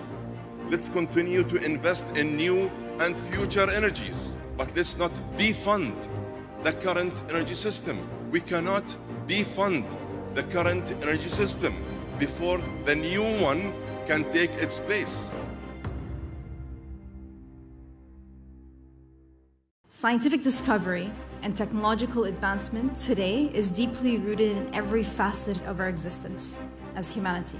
It gives us cures to diseases, it provides the potential for growth, it gives us solutions to challenges across the globe. Those solutions need to be tackled by everyone. The diversity is very crucial. We don't want to put all of our eggs in one basket. We don't want to say that we want to be industrial nations. No, we want to make sure that we're very diverse in our relations and in the way that we're running our sectors within the GDP. We need to create more trade routes. We need to create more opportunities and find opportunities to create more jobs for the economy, into circularity, into green growth, and this is something we need to capitalize on. When at least I think about gender equality, I like to think about the equality that recognizes the differences. And that is one of the major values of the woman participating in every single step and in every single area and topic of development.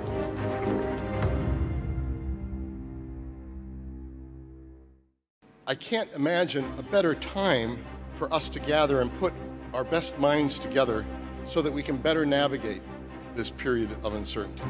We must avoid letting this crisis force us to choose between energy security and climate action.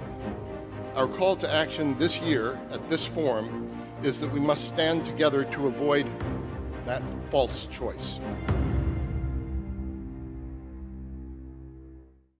Ladies and gentlemen, we as energy leaders have a responsibility to inject a dose of realism into the planning for the energy transition. Let's create a clear roadmap that is based on real and solid foundations. Let's adopt policies that strengthen the stability of energy markets. Let's continue to invest in new and future energies, but let's not defund the current energy system. We cannot defund the current energy system before the new one can take its place.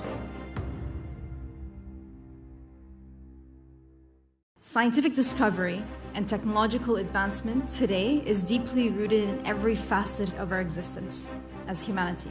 It gives us cures to diseases, it provides the potential for growth, it gives us solutions to challenges across the globe. Those solutions need to be tackled by everyone. The diversity is very crucial. We don't want to put all of our eggs in one basket.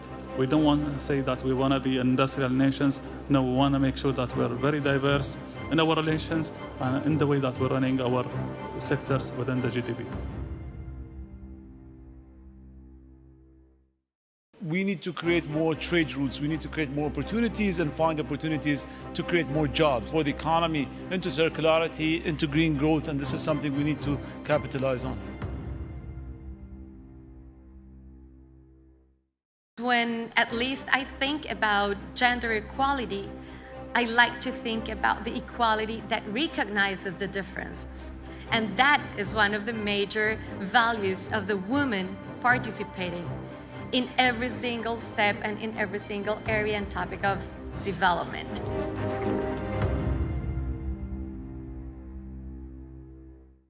I can't imagine a better time for us to gather and put our best minds together so that we can better navigate this period of uncertainty. We must avoid letting this crisis force us to choose between energy security and climate action. Our call to action this year at this forum is that we must stand together to avoid that false choice. Ladies and gentlemen, we as energy leaders have a responsibility to inject a dose of realism into the planning for the energy transition. Let's create a clear roadmap that is based on real and solid foundations. Let's adopt policies that strengthen the stability of energy markets. Let's continue to invest in new and future energies, but let's not defund the current energy system.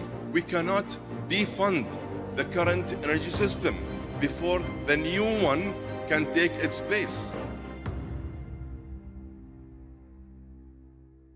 Scientific discovery and technological advancement today is deeply rooted in every facet of our existence as humanity. It gives us cures to diseases, it provides the potential for growth, it gives us solutions to challenges across the globe. Those solutions need to be tackled by everyone. The diversity is very crucial. We don't want to put all of our eggs in one basket. We don't want to say that we want to be industrial nations. No, we want to make sure that we're very diverse in our relations and in the way that we're running our sectors within the GDP. We need to create more trade routes. We need to create more opportunities and find opportunities to create more jobs for the economy, into circularity, into green growth, and this is something we need to capitalize on. When at least I think about gender equality, I like to think about the equality that recognizes the differences. And that is one of the major values of the woman participating in every single step and in every single area and topic of development.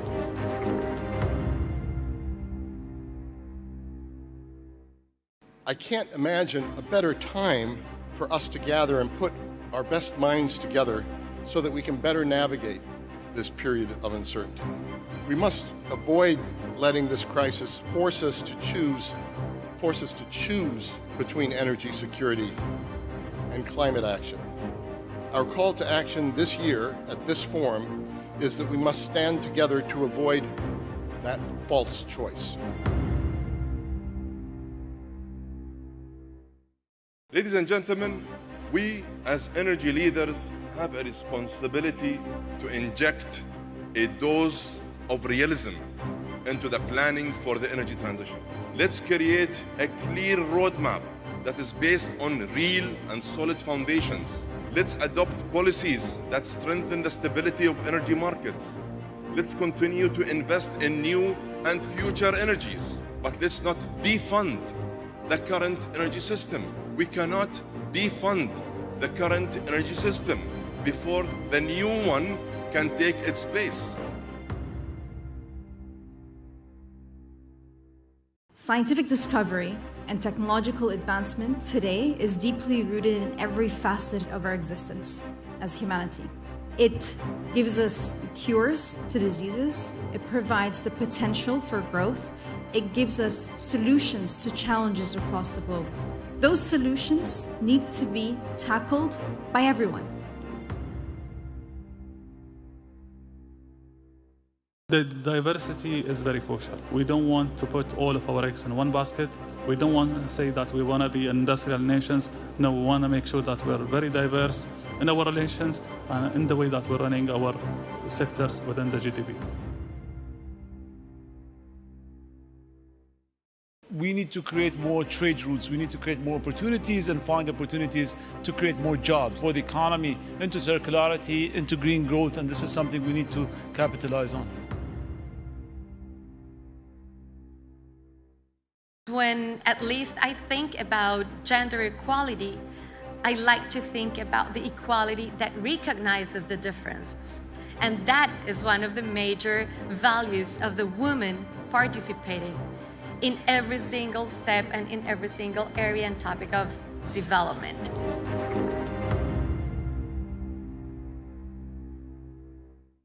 I can't imagine a better time for us to gather and put our best minds together so that we can better navigate this period of uncertainty.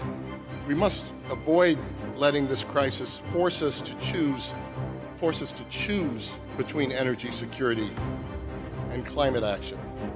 Our call to action this year at this forum is that we must stand together to avoid that false choice. Ladies and gentlemen, we as energy leaders have a responsibility to inject a dose of realism into the planning for the energy transition. Let's create a clear roadmap that is based on real and solid foundations. Let's adopt policies that strengthen the stability of energy markets. Let's continue to invest in new and future energies, but let's not defund the current energy system. We cannot defund the current energy system before the new one can take its place. Scientific discovery and technological advancement today is deeply rooted in every facet of our existence as humanity.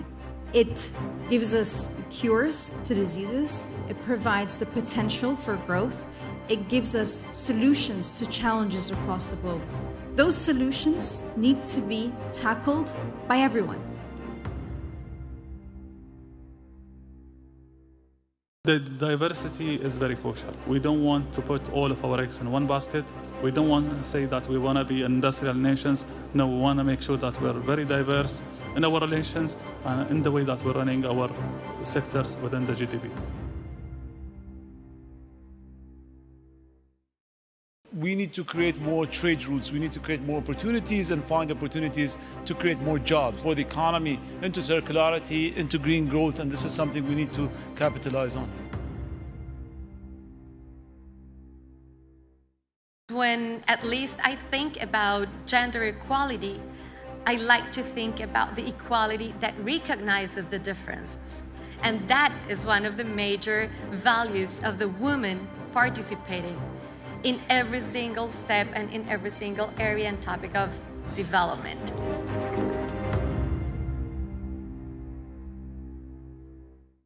I can't imagine a better time for us to gather and put our best minds together so that we can better navigate this period of uncertainty. We must avoid letting this crisis force us to choose between energy security and climate action. Our call to action this year at this forum is that we must stand together to avoid that false choice. Ladies and gentlemen, we as energy leaders have a responsibility to inject a dose of realism into the planning for the energy transition. Let's create a clear roadmap that is based on real and solid foundations. Let's adopt policies that strengthen the stability of energy markets. Let's continue to invest in new and future energies, but let's not defund the current energy system. We cannot defund the current energy system before the new one can take its place. Scientific discovery and technological advancement today is deeply rooted in every facet of our existence as humanity. It gives us cures to diseases, it provides the potential for growth, it gives us solutions to challenges across the globe. Those solutions need to be tackled by everyone. The diversity is very crucial. We don't want to put all of our eggs in one basket. We don't want to say that we want to be industrial nations. No, we want to make sure that we're very diverse in our relations and in the way that we're running our sectors within the GDP.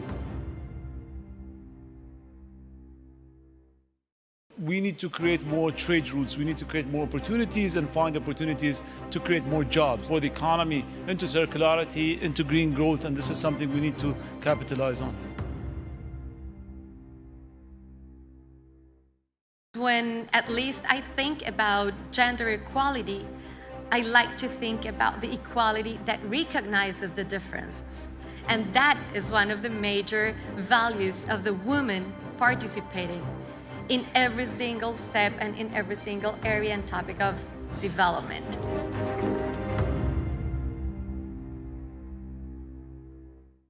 I can't imagine a better time for us to gather and put our best minds together so that we can better navigate this period of uncertainty. We must avoid letting this crisis force us to choose between energy security and climate action. Our call to action this year at this forum is that we must stand together to avoid that false choice. Ladies and gentlemen, we as energy leaders have a responsibility to inject a dose of realism into the planning for the energy transition. Let's create a clear roadmap that is based on real and solid foundations. Let's adopt policies that strengthen the stability of energy markets. Let's continue to invest in new and future energies, but let's not defund the current energy system. We cannot defund the current energy system before the new one can take its place. Scientific discovery and technological advancement today is deeply rooted in every facet of our existence as humanity. What I'm going to do for the panel is, as I pose questions to each of the members, I would then ask them to introduce themselves as well. So I think for us to get into it, it's, CBDCs have become, and stablecoins have become quite a hot topic with monetary authorities and financial institutions across the world. We saw the first synthetic CBDC come out of Barbados, the first official CBDC launch out of Bahamas, and since that period, it hasn't stopped. We've seen the likes of Tether in the very early days. We've seen some new stable coins like USDC and Circle, Paxos, and a few other key areas where central bank digital currencies and stable coins have given rise. So I think my first question, and I'm gonna target this to William, is can CBDCs and stable coins coexist? Yeah, hopefully you can hear me. Can CBDCs and stablecoins coexist? I think not only... Sorry, William, can you introduce yourself for the audience? Sure. So I'm William Quigley. I co-founded Tether, which was the first stablecoin and remains the largest stablecoin with about $30 trillion annually traded. It's actually the most traded crypto on Earth. 50% of all Bitcoin trading pairs are paired with Tether. So it's actually been quite successful. But to your question, can CBDCs and stablecoins coexist?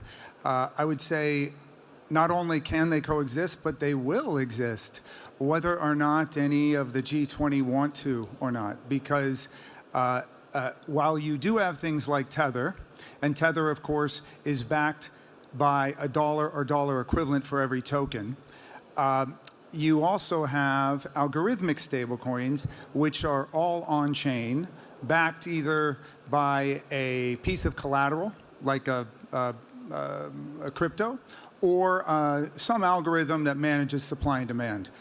So they will coexist, and I suspect for different purposes, you'll have different people using them. Big banks, big financial institutions, of course, are going to promote the CBDC. And I suspect a lot of people who are not either unbanked or are not in the United States or maybe Western Europe, they will probably prefer to use either algorithmics or traditional stablecoins that are backed one-to-one with some sort of dollar or dollar equivalent. Thank you for that. Now, what I find interesting is that we're obviously seeing a lot of characters in the market trying to say that central bank digital currencies are coming to eliminate things like stable coins and cryptocurrencies. But the reality of it is, as you rightfully mentioned, the two can very well coexist. They are already coexisting and they will continue to coexist. But Richmond, do you see any differences in use cases between stablecoins and CBDCs? And can you introduce yourself? Sure. Thanks for that, Gabe. My name is Richmond Teo. I'm the co-founder of a company called Paxos. We're regulated in the United States federally by the OCC, by the New York Department of Financial Services, as well as by the Singapore Monetary Authority. And we have a couple of business lines. One of them is stablecoin issuance. And we have about 20 over billion in stablecoins issued outstanding to date. I think first off, when we think about the differences between stablecoins, there are quite a few stablecoins out there. Many of them have different purposes, and many of them are also backed by different assets. Several stablecoins in the space have produced reports establishing what they are backed by. The unique thing about Paxos issued stablecoins is that the product itself is also specifically regulated by the NYDFS, which means they determine what the reserves can be, and they ensure that we are keeping to that those regulations. So at Paxos, our stablecoins are entirely in cash or U.S. government treasuries. We are not allowed to take any credit risk from any institution. So when we think about the difference between us and a direct government-issued stablecoin, in terms of credibility and backing, it's essentially the same because these are the standardized rules, and we are holding no credit risk from any bank or corporation. We are only holding U.S. government risk, which would essentially be similar to CBDC. And we're seeing a lot of institutions now come to us to issue their own stable coins. One example is Binance's BUSD, where BUSD helps build a community. There are various marketing purposes, and there are advantages to using BUSD within the Binance ecosystem. And that's advantageous and provides several ways that companies can basically develop that market. That's interesting, because what I'm hearing is that the key difference between a stablecoin and a CBDC is who's issuing it. And in one case, you have a monetary authority or a central bank, and that's in the case of a CBDC. But in the other case, you have a financial institution that falls under the regulatory regime of a financial regulator, which leads to the next question. Björn, after introducing yourself, what are some of the key things that you think regulators, whether they be a central bank or a monetary authority, should take on or should begin looking at before they regulate, accept, and allow these types of technologies to exist within their environment? Cool. That's a tough one. So I'm Björn Andersen. I'm with you from Banking Circle. Nice to be here. We are a fully licensed bank in Luxembourg. We got our license in 2019. So I represent kind of the old world and the fiat side. We are a B2B bank servicing the big PSPs players. We process around 10 million cross-border payments a month, and we move around 250 billion euro a year. So it's quite massive for our large clients like SCHWAB, PERJURY, and so forth. And we, of course, have here, I'm also on the board of a layer 1 blockchain called Concordium. So I'm an early believer, early adopter of that space. And to your question, I think that the regulators are with the CBDCs, they're trying to kind of catch up. They're trying to maybe, if you have a negative view, they're trying to replace what we have today with the central bank and the banks with just e-money, right? And we know e-money. That has been around for years. And for domestic payments, I don't really see a very big use case for CBDCs, except that it could be a very good tool for mass adoption to crypto. I think CBDCs could be that. But on the regulatory side, I think regulators, they should and they will become to love blockchains. And some of them already do, right? Because with chain analysis, with the tools are out there, you can detect, you can trace stuff that you haven't been able to in the fiat world. So I think that's a massive movement already. But it quickly devolves into a discussion around private, public ledgers, centrally governed, centrally controlled, versus the whole idea of a consensus-driven community, which I like. I think you said one of the most interesting things here, and I could attest to this from experience. Bit.com, which we started around the same time as Tether. So you had a company trying to chase central banks to issue their national currency, and then you had a private organization like Tether that was going the stablecoin route. And obviously you look back today, and you can see that the stablecoin route is obviously the more innovative, the faster approach, while we can look back and see that monetary authorities and central banks are playing catch up. But this leads to an interesting part of the discussion, and this goes around AML, CTF, knowing your customer. And Jonathan, I think this is the perfect question for you. So why don't you introduce yourself, and then tell us and tell the audience, should compliance measures such as AML, CTF, and KYC be utilized in this new world of stablecoins and central bank digital currencies? Thanks, Gabe. So I'm Jonathan. I'm one of the co-founders of a company called Chainalysis. We provide investigation and anti-money laundering software for cryptocurrencies across the world, including here in Dubai. And so what we have seen over the years in crypto is that you can actually have this type of unprecedented transparency that was being spoken about, that actually you're able to monitor for the types of AML and CFT risks in a open and permissionless environment. And whether that is in Bitcoin or Ethereum, or whether those are stable coins that are based on those blockchains, we are able to follow the money in those scenarios and actually detect different structuring and really all of the different ways in which people can abuse cryptocurrencies, including stablecoins. I think when we're thinking about then the design of stablecoins versus the design of CBDCs, there's going to be an interesting trade-off there between sort of how open can a CBDC be to cater to financial inclusion while balancing sort of the problems around AML and CFT. And actually, I think we're seeing models out there of stablecoins where that trade-off is being balanced correctly. And actually, there are instances where we've seen successful cases investigated in stablecoins, and so that actually will coexist next to what will likely be a much more restrictive regime under a CBDC. So in summary, Jonathan, what you're trying to say is don't do nefarious or illicit activity on stablecoins and central bank digital currencies, because organizations like Chainalysis can make sense of them, can find the source and the destination, and provide the right type of information to the authorities to make do what they will. But I do have a question which I'll leave open for any of you to answer, which is, how do you actually accomplish decentralization when you're dealing with the digitization of fiat currency? And feel free to jump at it.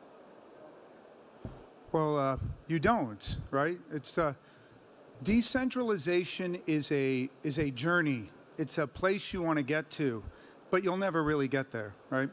But you can't obviously decentralize something which requires an off-blockchain element that's controlled by other people and is even regulated by governments.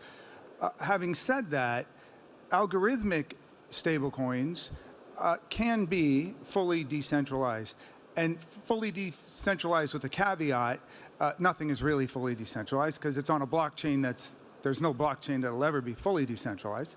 So you'll always have some vulnerability, but as far as what the average person cares about, so think of somebody that's unbanked, right, which is billions of people, and they don't want to put their money into the bank of the government of the country they're in because they're worried about it being seized, or they're worried about the currency being destabilized.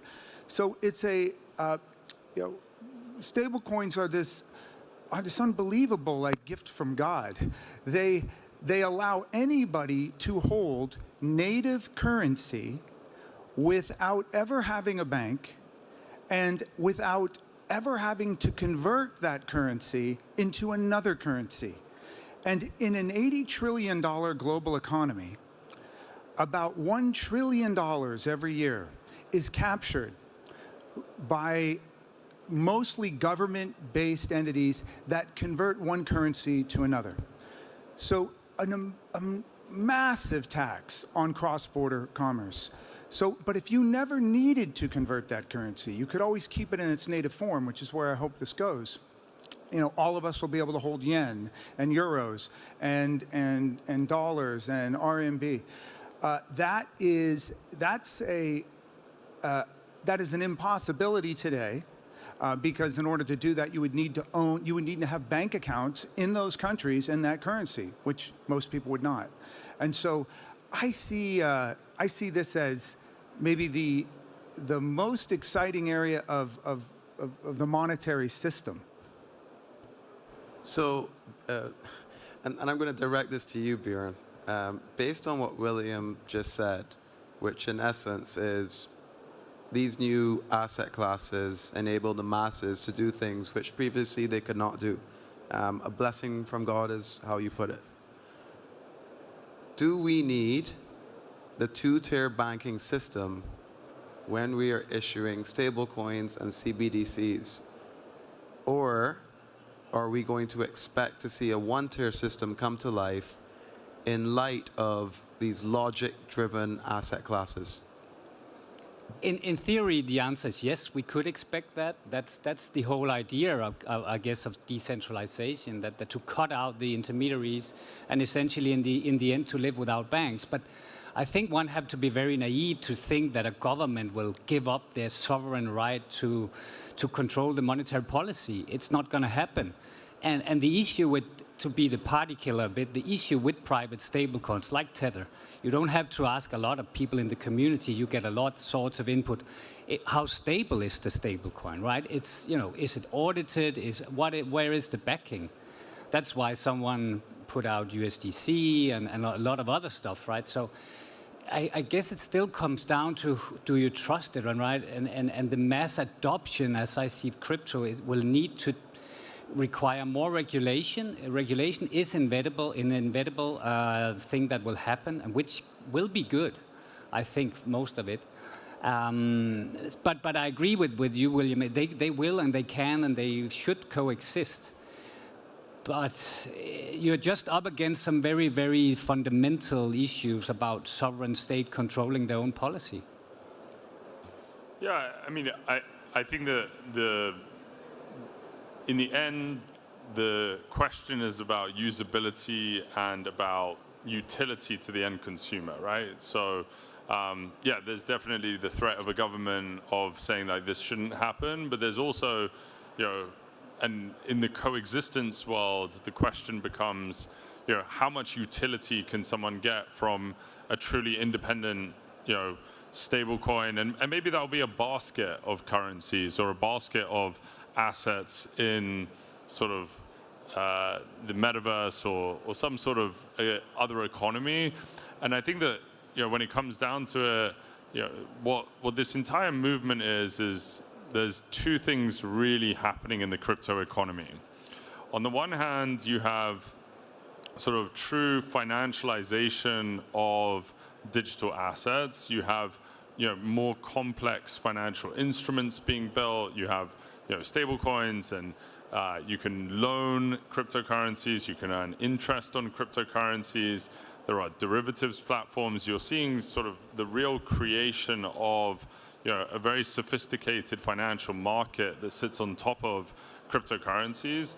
And on the other hand, you've got sort of the technology being used for actually changing industries and changing commerce, from anything from gaming to you know, music to art and all of these places. And so I think the sort of debate on where stablecoins fit within that, you know, actually may be dependent on some of these types of use cases and where sort of the majority of adoption really starts to take hold.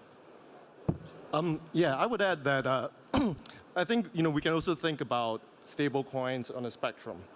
where one hand, as you mentioned, decentralization is extremely important, freedom is extremely important. On the other hand, trust and credibility is important. That's where CBDCs come in. But as Bjorn mentioned, as we move forward as an industry, mass adoption is pretty important. And in order to achieve mass adoption, probably some stable coins need to exist somewhere in between those two spectrums, so that that government's credibility is in there, where regulated institutions are comfortable pushing that product out to their users and enjoy the advantages of that technology. So I think mass adoption is probably somewhere in between that spectrum, and we'll start seeing that very soon. So we're facing a crossroads at this moment. Some of us come from the world of permissionless ledger technologies. Some are of the preference of permission ledger technologies. And we're starting to see central banks and organizations like yourselves move towards the issuance of these digital assets. And one of the key things that this industry, i.e. blockchain, has touted was a permissionless environment. The inability to control, thwart, or edit what happens on the network, per se. What are your thoughts with regards to the fact that every single central bank that has endeavored to issue or who is actively issuing a central bank digital currency are using a permissioned environment? And against that backdrop of that thought, is this wise or unwise? Anyone, please. Yeah. A central bank will never, ever, ever use an open, permissionless, public blockchain. It's just never going to happen. It would be insanity. Why? Because it's all about control. If you're using a blockchain, imagine you're using. You issue it and you make a real big mistake and you issue it on Bitcoin, right? There are sanctions going on now, right? So how do you get around the fact that some fraction, 2-3% of the nodes that enable the distribution and the decentralization of Bitcoin are in the Russian Federation, right? So because you don't control that blockchain. So you can't imagine the Chinese wanting it. And I'll just say this, this is why the private stablecoins must exist, because I can't imagine the central bank digital currencies not allowing chargebacks. The concept where they can reverse a transaction. The monetary system is built around being able to reverse, right? So without that ability, I don't think a lot of businesses would be comfortable using it. And yet, it is the fact that you can't reverse it, you can't reverse Tether, that makes it desirable for people maybe like me who do a lot of cross-border commerce. And formerly, before I had it, I redlined 40% of the world because I couldn't trust whether or not those were stolen credit cards. But we do already have such a system. It's called cash, the M0 of the money supply chain. Cash? What do you mean? Cash? There's no way for me to instantly transfer cash. If you mean the physical kind that goes into a wallet? I mean physical coinage and notes, and now we're seeing an advent. You need it at a minimum. It needs to be digitized, right? So that you don't literally mean cash, right? You mean right? I literally mean cash. It functions in society right now as a means of settlement. But that doesn't work for cross-border commerce. It doesn't. So when given the opportunity to create a digital counterpart representing M0 and M1, why would the opportunity not be taken to do it on a permissionless ledger? As I said, it won't happen because if you read any of the white papers from any of these countries, what they need, it not just implies, it necessitates a private chain. Just the way they need to control it. They want to control. Imagine you're talking to China. I mean, really, they're going to allow like nodes around the world to keep copies of their ledger and manage it? I don't think it's practical.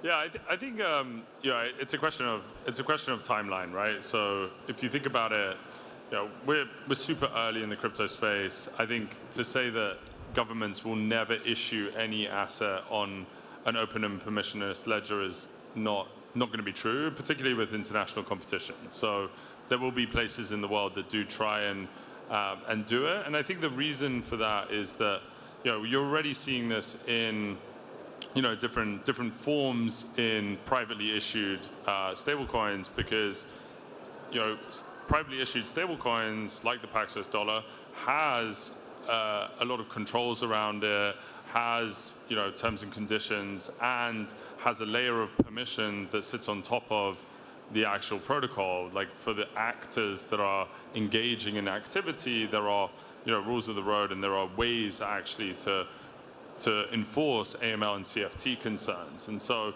that and just seeing that regulators getting comfortable with stuff like that mean that ultimately we could see actual countries issue currencies on these more open systems, particularly in the face of international competition between jurisdictions, and particularly within if we see sort of large competition from privately issued stablecoins as well.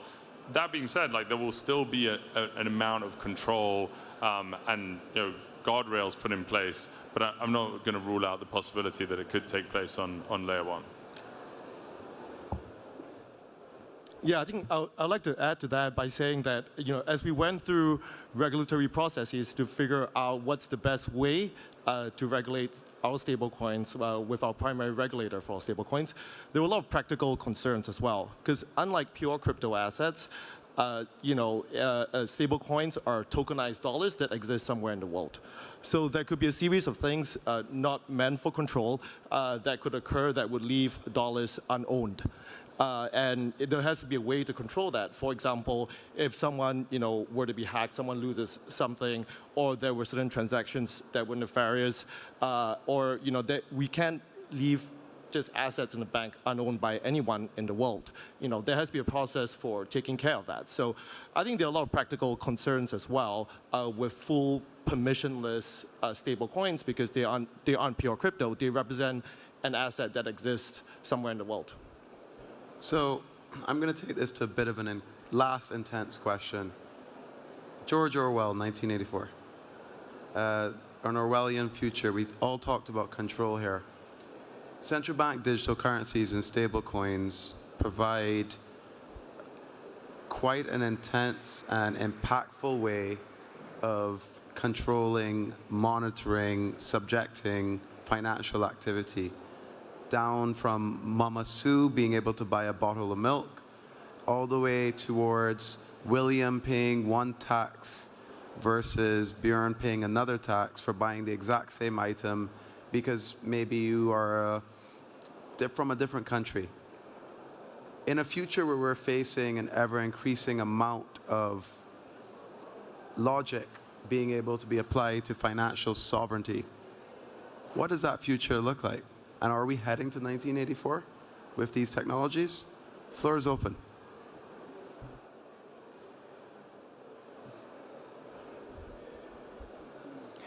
Yeah, if I should be in it, I guess it depends on your worldview, right? I mean, I think the states that take that approach, that control it that hard, they are just hurting themselves in the long run and their people.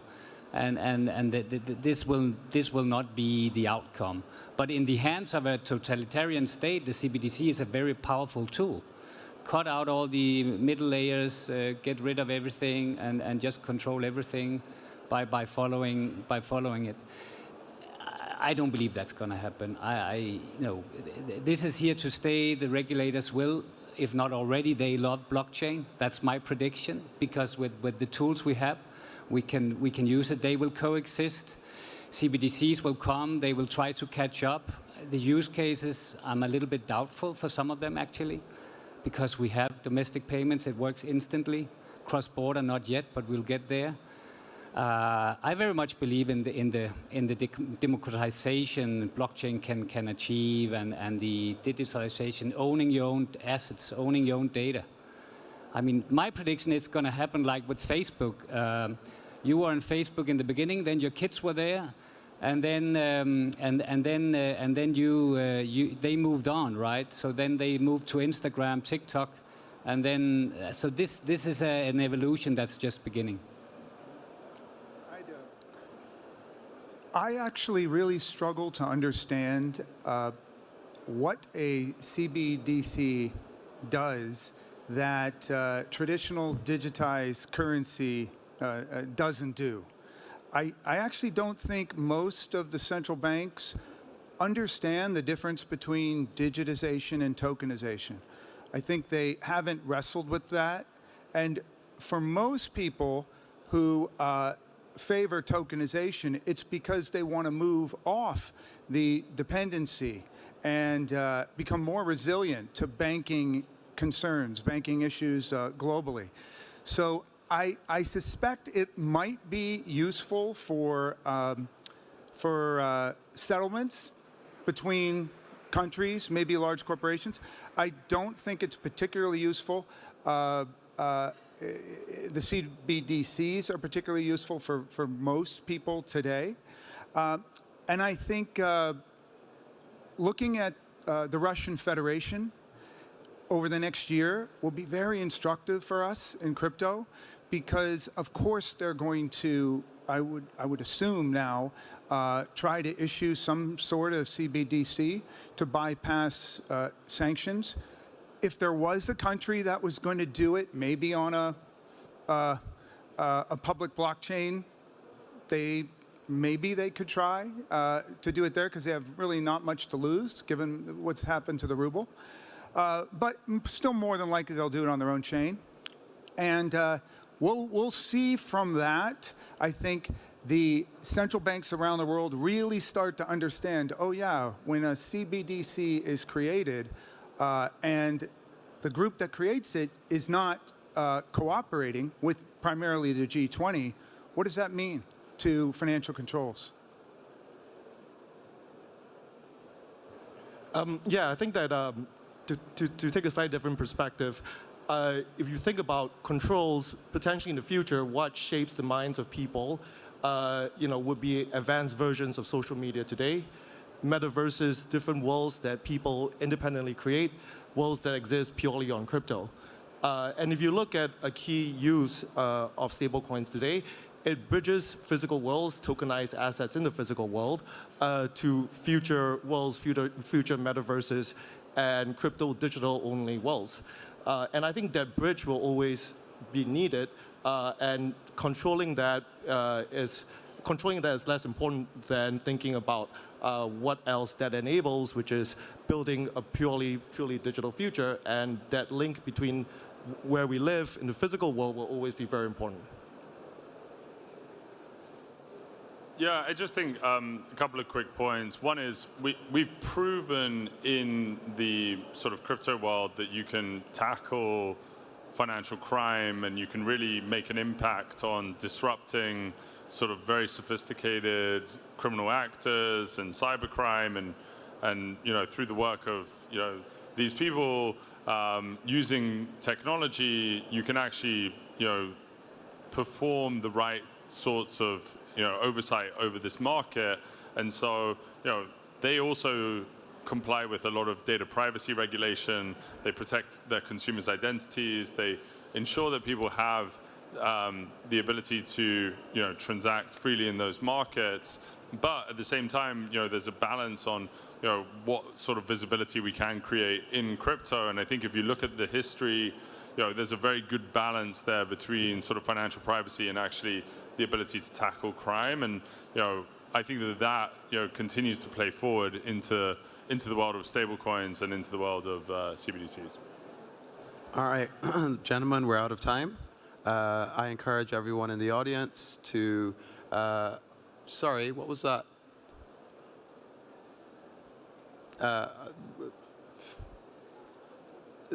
I encourage everyone in the audience to take the opportunity, time's up.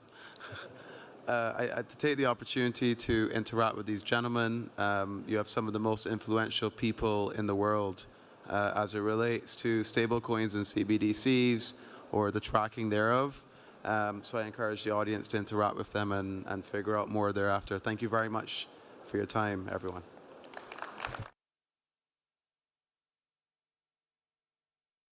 Trade routes. We need to create more opportunities and find opportunities to create more jobs for the economy, into circularity, into green growth, and this is something we need to capitalize on. When at least I think about gender equality, I like to think about the equality that recognizes the differences. And that is one of the major values of the woman participating in every single step and in every single area and topic of development.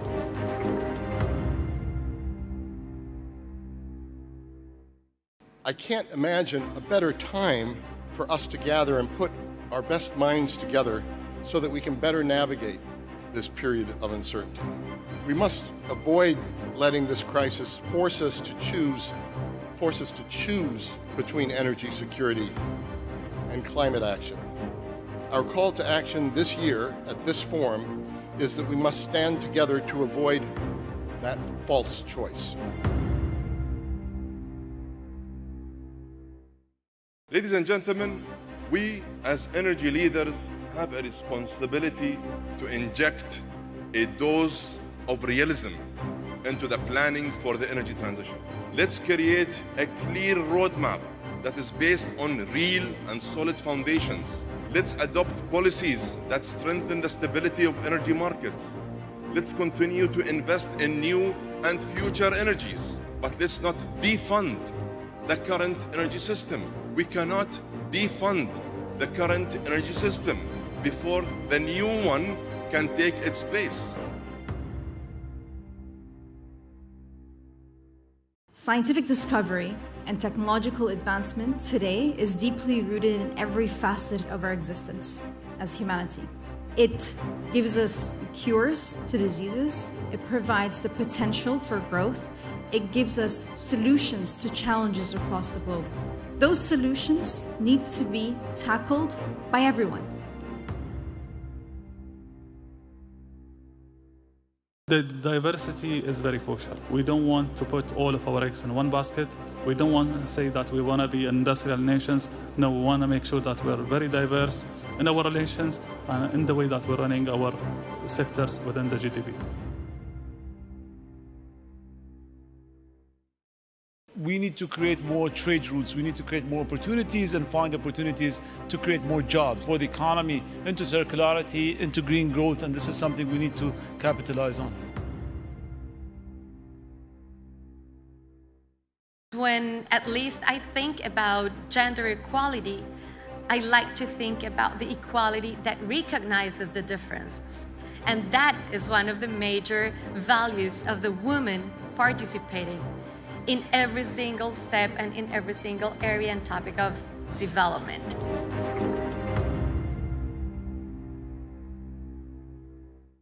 I can't imagine a better time for us to gather and put our best minds together so that we can better navigate this period of uncertainty. We must avoid letting this crisis force us to choose between energy security and climate action. Our call to action this year at this forum is that we must stand together to avoid that false choice. Ladies and gentlemen, we as energy leaders have a responsibility to inject a dose of realism into the planning for the energy transition. Let's create a clear roadmap that is based on real and solid foundations. Let's adopt policies that strengthen the stability of energy markets. Let's continue to invest in new and future energies, but let's not defund the current energy system. We cannot defund the current energy system before the new one can take its place. Scientific discovery and technological advancement today is deeply rooted in every facet of our existence as humanity. It gives us cures to diseases, it provides the potential for growth, it gives us solutions to challenges across the globe. Those solutions need to be tackled by everyone. The diversity is very crucial. We don't want to put all of our eggs in one basket. We don't want to say that we want to be industrial nations. No, we want to make sure that we're very diverse in our relations and in the way that we're running our sectors within the GDP. We need to create more trade routes. We need to create more opportunities and find opportunities to create more jobs for the economy, into circularity, into green growth, and this is something we need to capitalize on. When at least I think about gender equality, I like to think about the equality that recognizes the differences. And that is one of the major values of the woman participating in every single step and in every single area and topic of development.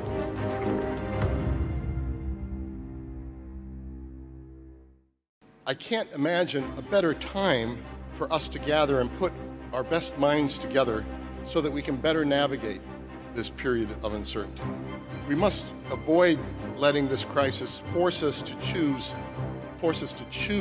between energy security and climate action. Our call to action this year at this forum is that we must stand together to avoid that false choice. Ladies and gentlemen, we as energy leaders have a responsibility to inject a dose of realism into the planning for the energy transition. Let's create a clear roadmap that is based on real and solid foundations. Calvin, co-founder, chief executive of Digital Asset Capital Management, and joining us digitally, we also have Sam Bankman-Fried, CEO of FTX. Sam, can you hear us? I can hear you. Can you hear me? We can hear you as well. Okay. What we'll do by way of introduction, I think, is go to each of our panelists. Just tell us very briefly a little bit about yourself, what brings you here, your personal involvement in DeFi, and in its simplest form, what DeFi means to you. Sam, please kick us off. Yeah, I'm Sam Bankman-Fried. I'm the co-founder and CEO of FTX, a global cryptocurrency exchange. And we're really excited to be building one of our homes here in Dubai. I think for me, DeFi can mean a lot of different things, but at its core, it's what happens when you use a blockchain not just to transfer assets around from one place to another, but when you actually build programs, smart contracts, applications directly into a blockchain. Whether it's an exchange that you're building, a bar lending protocol, or something much more complicated than either of those.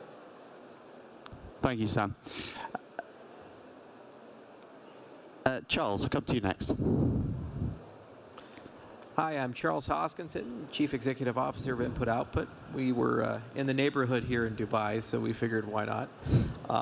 DeFi, to me, is kind of a marriage of traditional finance with new concepts like smart contracts, blockchain technology, decentralized identity, and asking how those concepts can be applied to global markets instead of siloed regional markets. Thank you. Richard?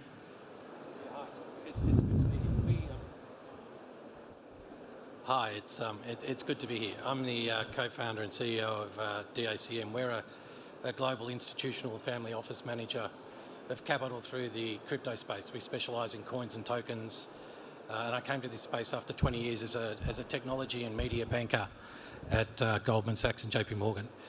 To me, DeFi is really the intersection of technology or new technology with a very old and slowing pace of innovation in the traditional finance world. So it's a way, particularly for younger generations, to reimagine how finance could work, and using technology to bring it more into a domain that they understand, and to offer them services and utility at the speeds, at the innovation and at the levels of engagement that they're more used to dealing with in all other aspects of their life. And finally, Pierre, and small bit of housekeeping I should have mentioned at the top. Pierre will largely be answering in French, so do pop your headsets on and translation in Arabic is on the channel 1 and English in 2. Pierre, fire away. Bonjour, merci à vous pour l'invitation. Pierre Persson, je suis donc député de l'Assemblée nationale en France. Je travaille depuis 2017 sur les questions donc des cryptoactifs et la France a été l'un des premiers pays à établir une législation, une régulation sur le sujet de la finance des cryptoactifs. Pour moi, la DeFi, c'est tout simplement une technologie qui va révolutionner le monde. La blockchain permet, et ce que jamais l'être humain n'a permis de faire, de détenir en compte propre ses propres actifs. Et la DeFi est aujourd'hui une nouvelle ère dans la finance qui structurera l'économie de demain, et c'est pour ça que le politique doit l'embrasser telle qu'elle et doit permettre finalement de la réguler comme elle doit l'être. Thank you, Pierre. So kicking off the discussion, I think we'll start with regulation and hopefully build out from there. Sam, I'm going to come to you first. In terms of where we are going with regulation, often there's a lot of the SEC, for example, is a very good example of a regulatory body that's maybe seeing how it might be able to regulate what is largely a space that is going to be very new to them, moving very quickly and so on. So if you could tell me, how would you say, in your words, could regulators keep up with DeFi? It's a good question, and I think that regulators are, as of now, trying to grapple with how to regulate centralized cryptocurrencies and centralized cryptocurrency applications. So I think that we're a little ways away from DeFi hitting the forefront. And I do think that it's going to be a challenge to figure out exactly how to handle it, because it is fairly different from how regulators have traditionally viewed spaces, given the lack of any centralized party that is sort of mediating much of the activity. And so in some cases, it's not even clear who is getting regulated. That being said, if I had to take some guesses at where it would be going, I think the first things you're going to see, first of all, are regulation around centralized UIs that people use to access DeFi, right? So even if a protocol is decentralized, if someone's hosting a website that has technology that makes it easy to access and sort of generates orders or other things to submit to that protocol, those UIs are going to see regulatory scrutiny. And then I think that the second thing that we're going to see a lot of early scrutiny on is going to be basically the various sort of nexuses where people can convert between cryptocurrencies and fiat currencies. And I think we're already seeing a lot of scrutiny on that. On the exchange angle, I think we're going to continue to see that on the DeFi angle as well over time. So those would be my guesses about where sort of regulation is going to be coming first, and I think it's going to trickle through to other places over time as sort of regulatory frameworks are worked out. But there's a lot of really open questions about how regulators will handle a space without any party that is actually enacting a transaction. Thank you, Sam. And then to go from that point, Charles, I'll go to yourself for the next question. Where do regulators go then if there's no centralized entity? How do they know who they're directing their inquiries to? Whose door are they going to go and knock on? Well, it's an interesting question, but it presupposes that there's truly something as a completely decentralized entity. And right now in the industry, we have very poor ways of measuring decentralization in general. So when you look at canonical DeFi applications, whether it be a DEX or an Oracle or a stablecoin, in many cases there's some form of foundation or custodial organization, and these in many ways have special privileges, access, or control over the protocols, either to lower operating costs or resolve something that they can't solve with the initial protocol design. Now, the hypothesis is, however, that that's a temporary state of affairs. So over a period of time, 5 years, 10 years, 15 years, eventually you can eschew or completely remove these actors, and as a result, now it's completely decentralized. At that point, regulation gets pushed from the notion of a central actor to regulation at the transaction level and at the edges. And to Sam's point, it's much more functional in that sense. It's where are you getting liquidity from? How are you transforming this? At what point do you interface with those assets or activities with regulated actors? And that's where you generally would apply the KYC or AML. The other thing is algorithmic regulation is becoming a very vogue topic. So in many transactions, you can carry on the wire a DID or metadata or some artifact that can allow compliance. And then you can put hooks in smart contracts and other such structures to basically have contingent settlement, meaning the settlement is compliance, and you get proofs for that. So there's a big market for this, and that we're kind of in the gangly, terrible teens of the space. We're about 13 years in, and we're starting to ask real questions that go beyond aspiration to practical considerations of how do you attach things like identity, regulation, compliance, reversals, freezing, these types of things to commerce, because we need those things in order for this to function in a global market.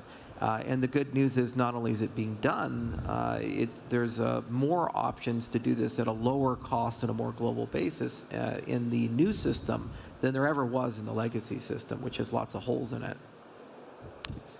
Thanks, Charles. So, yes, and building on that, a point that I think was made earlier at a previous session is maybe divorcing ourselves from the idea that something being regulated is original and natural state. By default, everything is unregulated, and regulation catches up in some ways. It's always going to be, it's generally maybe going to be more reactive than proactive. So on that point, Pierre, I'm going to come to you next. What are the risks of allowing DeFi to grow in an unregulated space? Oui, c'est une très juste question. La première chose à laquelle doit répondre le régulateur, c'est de trouver en fait un équilibre entre trop de régulation et pas assez de régulation. Et on voit bien parfois les tendances à travers le monde entre les espaces géographiques et politiques qui se dessinent, parfois avec des États qui vont vers trop de régulation, parfois même une interdiction, et d'autres qui préfèrent ne pas réguler. Le législateur, le régulateur sera toujours en retard par rapport à l'entrepreneur, c'est normal. La régulation, ça met du temps, ça demande de voir émerger la technologie pour en déterminer les usages.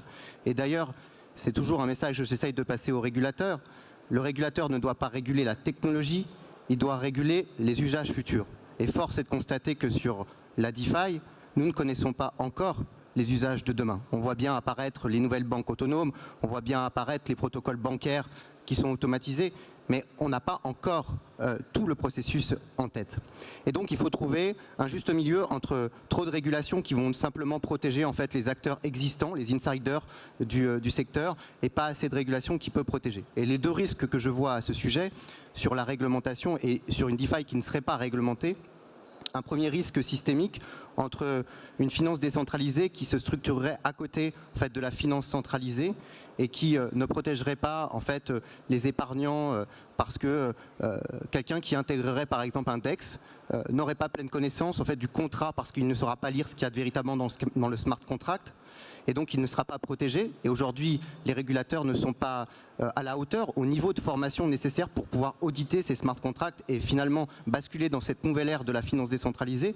Et le deuxième point est un point plus systémique, de dire si les deux systèmes, qui est le système traditionnel et le système décentralisé, n'arrivent pas à cohabiter, eh bien il y a un risque de transfert des liquidités vers la DeFi qui pourrait créer un achoppement d'un point de vue systémique entre ces deux finances aujourd'hui qui ont toutes les deux à profiter l'une de l'autre. Thank you, Pierre. And then, Richard, coming to yourself. As with anything, DeFi, there's a lot of other things around crypto, catches fire in a very real sense. a lot of interest, a lot of maybe hype, for want of a better way of putting it. Big question is, where do we go from there? How can we effectively scale DeFi? Yeah, I think we look at it as a similar cycle to a lot of other disruptive technology, that you have the pioneers, people like Charles, that create the technology at the early days and are surrounded by technologists, and slowly the group of users and people involved in the ecosystem continues to expand. And I think when we look at DeFi now, we still see there's what we would call a native element to the key users of the DeFi ecosystem. There's still a certain technical knowledge that you need to navigate the space well and to really get the utility that it offers. And I think for it to scale from a technology that's serving a few million people to using a billion people, you really need that sort of uplift in accessibility. And to get that uplift in accessibility, there's some simple things like, easier, better user interfaces. Easier ways for people that care less about the technology they're using, and they're using it not so much because they want to use something that's a blockchain or settled by a blockchain, but they're using something that provides better utility than the existing version of what they're using today. And I think that's where the space needs to get to really scale to those users. And a lot of that is just getting more comfortable with building user interfaces, getting more engineers that are experienced at building sharper front ends that have less clicks, and get the technology to advance that those people that don't want to watch a YouTube video, just want a service, can approach the space and just use it as simply as they use the existing financial system today. Thanks, Richard. And then finally, I'll put this to all four of you, and we're running a bit short of time, so answers as brief as possible, please. Sam, I'll put this to you first. Is DeFi the biggest regulatory risk in the blockchain and crypto industry?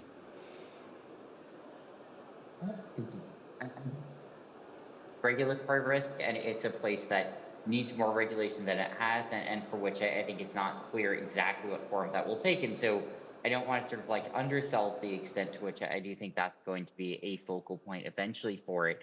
But I also think that it's a place, at least for now, where the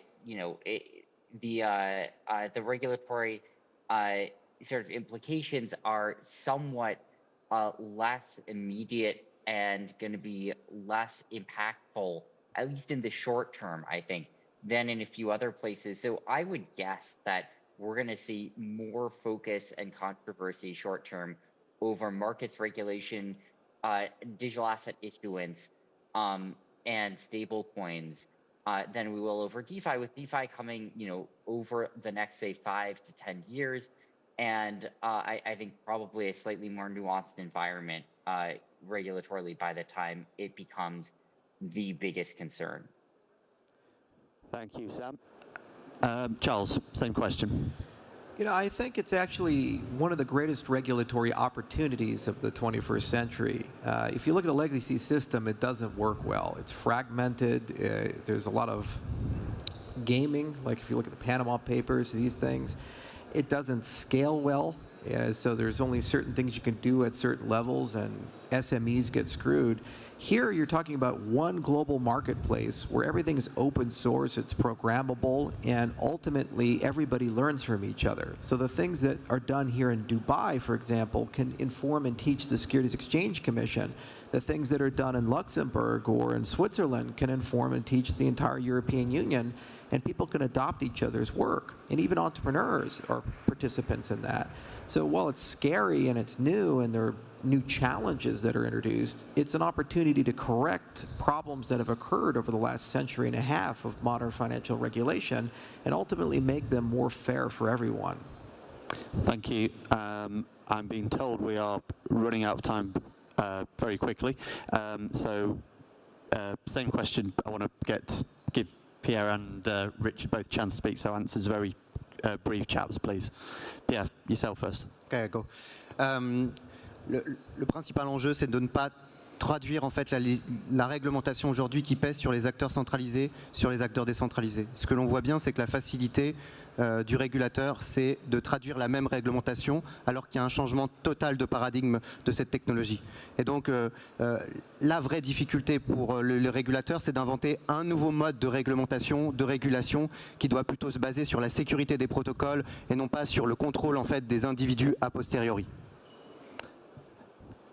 Thanks, Pierre. And Richard, final word to you. Yeah, I think Charles's point's the most valid. I think that whilst it is probably the biggest regulatory challenge, it's by far the biggest reward that the technology can offer as well. We've always seen decentralised finance as that sort of key first use case that can really prove this technology's ability to reimagine and disrupt whole sectors. And the financial sector's, you know, the third, fourth or second biggest sector of almost every economy. So whilst I see it as a challenge, it's also the biggest opportunity, which means that regulators need to be very careful that they're helping a potential new industry that can reshape financial systems to grow and prosper at the same time. Well, thanks all. So Richard Galvin, Charles Hoskinson, Pierre Persson and Sam Bankman-Fried joining us virtually. Gentlemen, thank you to all of you and thank you all for joining us. Thanks, Jeremy. Yeah. Trade routes. We need to create more opportunities and find opportunities to create more jobs for the economy, into circularity, into green growth, and this is something we need to capitalize on.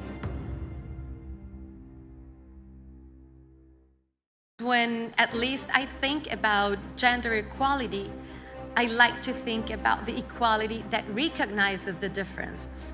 And that is one of the major values of the woman participating in every single step and in every single area and topic of development.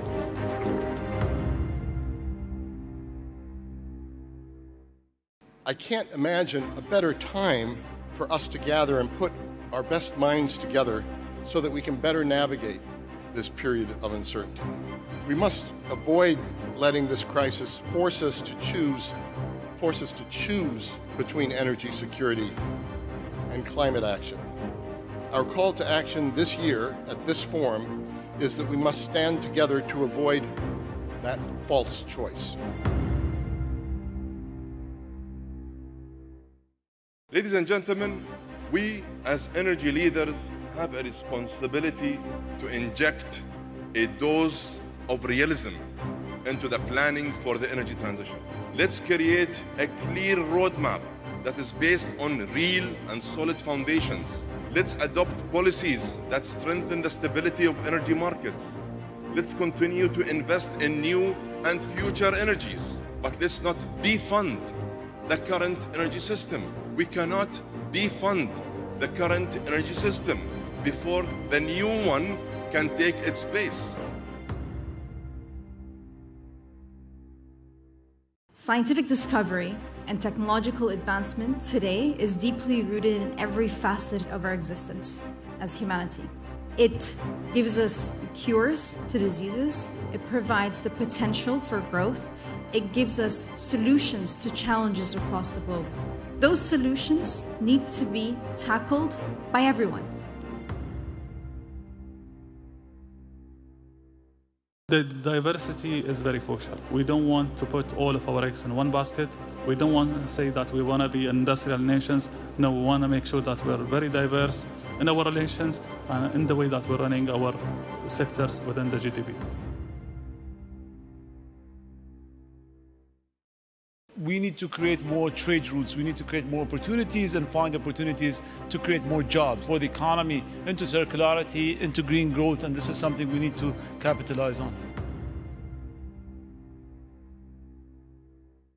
When at least I think about gender equality, I like to think about the equality that recognizes the differences.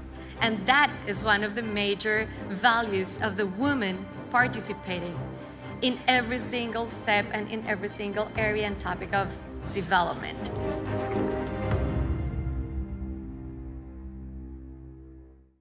I can't imagine a better time for us to gather and put our best minds together so that we can better navigate this period of uncertainty. We must avoid letting this crisis force us to choose between energy security and climate action. Our call to action this year at this forum is that we must stand together to avoid that false choice. Ladies and gentlemen, we as energy leaders have a responsibility to inject a dose of realism into the planning for the energy transition. Let's create a clear roadmap that is based on real and solid foundations. Let's adopt policies that strengthen the stability of energy markets. Let's continue to invest in new and future energies, but let's not defund the current energy system. We cannot defund the current energy system before the new one can take its place. Scientific discovery and technological advancement today is deeply rooted in every facet of our existence as humanity. It gives us cures to diseases, it provides the potential for growth, it gives us solutions to challenges across the globe. Those solutions need to be tackled by everyone. The diversity is very crucial. We don't want to put all of our eggs in one basket. We don't want to say that we want to be industrial nations. No, we want to make sure that we're very diverse in our relations and in the way that we're running our sectors within the GDP. We need to create more trade routes. We need to create more opportunities and find opportunities to create more jobs for the economy, into circularity, into green growth, and this is something we need to capitalize on.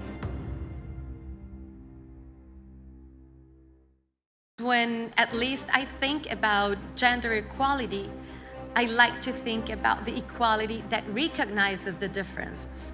And that is one of the major values of the woman participating in every single step and in every single area and topic of development.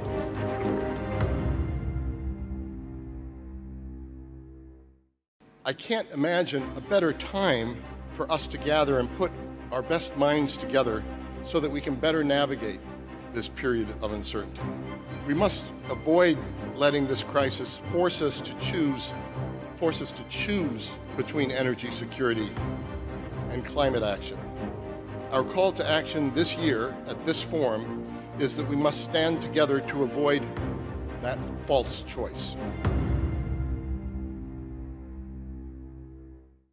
Ladies and gentlemen, we as energy leaders have a responsibility to inject a dose of realism into the planning for the energy transition. Let's create a clear roadmap that is based on real and solid foundations. Let's adopt policies that strengthen the stability of energy markets.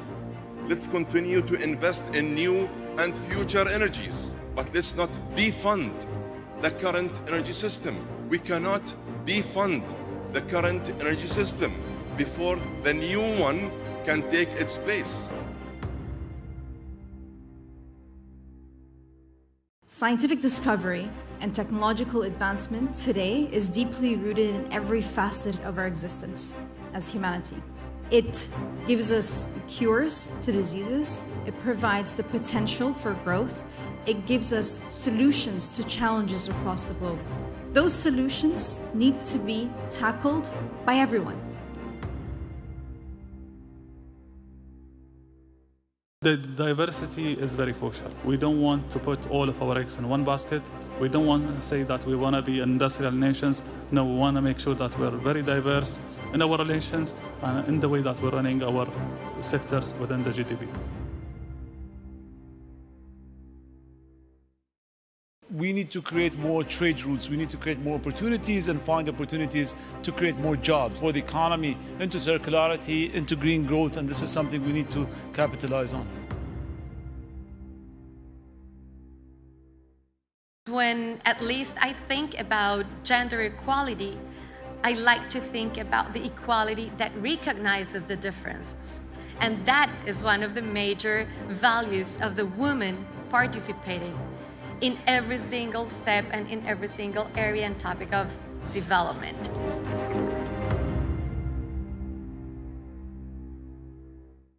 I can't imagine a better time for us to gather and put our best minds together so that we can better navigate this period of uncertainty. We must avoid letting this crisis force us to choose between energy security and climate action.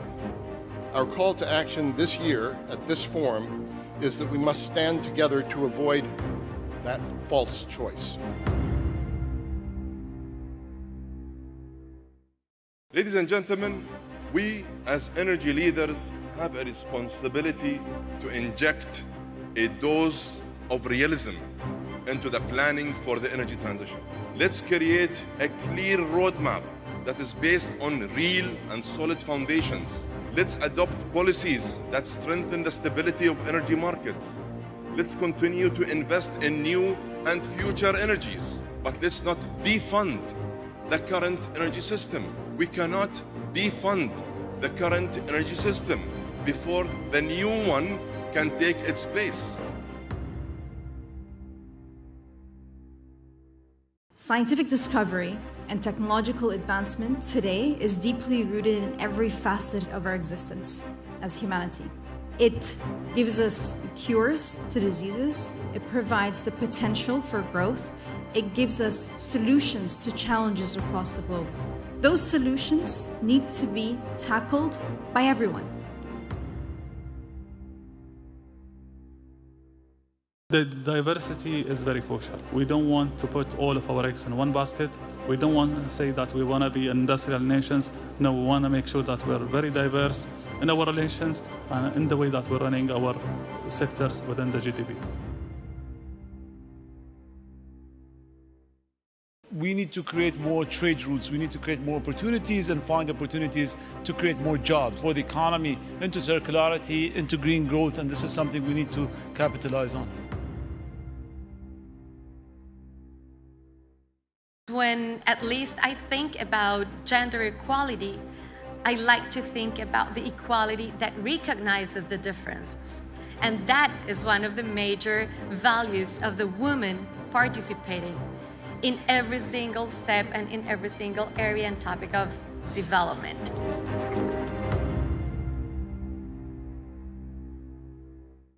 I can't imagine a better time for us to gather and put our best minds together so that we can better navigate this period of uncertainty. We must avoid letting this crisis force us to choose between energy security and climate action. Our call to action this year at this forum is that we must stand together to avoid that false choice. Ladies and gentlemen, we as energy leaders have a responsibility to inject a dose of realism into the planning for the energy transition. Let's create a clear roadmap that is based on real and solid foundations. Let's adopt policies that strengthen the stability of energy markets. Let's continue to invest in new and future energies, but let's not defund the current energy system. We cannot defund the current energy system before the new one can take its place. Scientific discovery and technological advancement today is deeply rooted in every facet of our existence as humanity. It gives us cures to diseases, it provides the potential for growth, it gives us solutions to challenges across the globe. Those solutions need to be tackled by everyone. The diversity is very crucial. We don't want to put all of our eggs in one basket. We don't want to say that we want to be industrial nations. No, we want to make sure that we're very diverse in our relations and in the way that we're running our sectors within the GDP. We need to create more trade routes. We need to create more opportunities and find opportunities to create more jobs for the economy, into circularity, into green growth, and this is something we need to capitalize on. When at least I think about gender equality, I like to think about the equality that recognizes the differences. And that is one of the major values of the woman participating in every single step and in every single area and topic of development.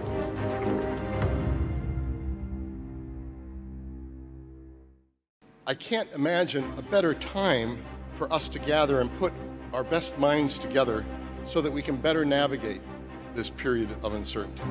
We must avoid letting this crisis force us to choose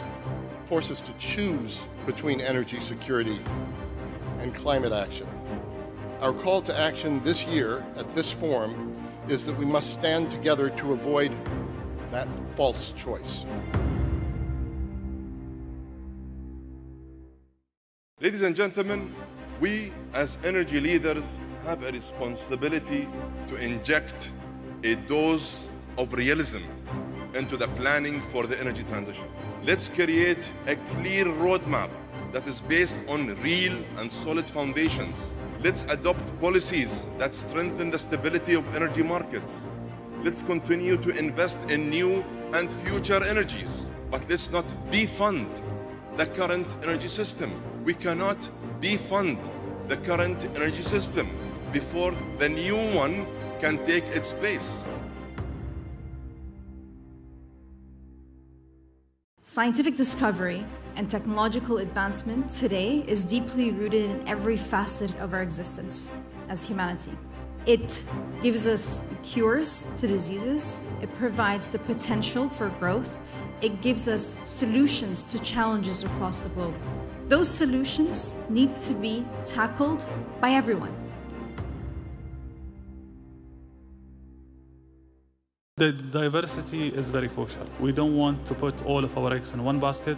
We don't want to say that we want to be industrial nations. No, we want to make sure that we're very diverse in our relations and in the way that we're running our sectors within the GDP.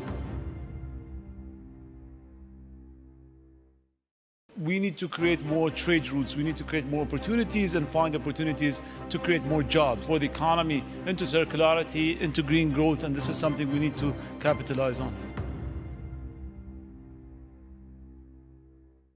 When at least I think about gender equality, I like to think about the equality that recognizes the differences. And that is one of the major values of the woman participating in every single step and in every single area and topic of development.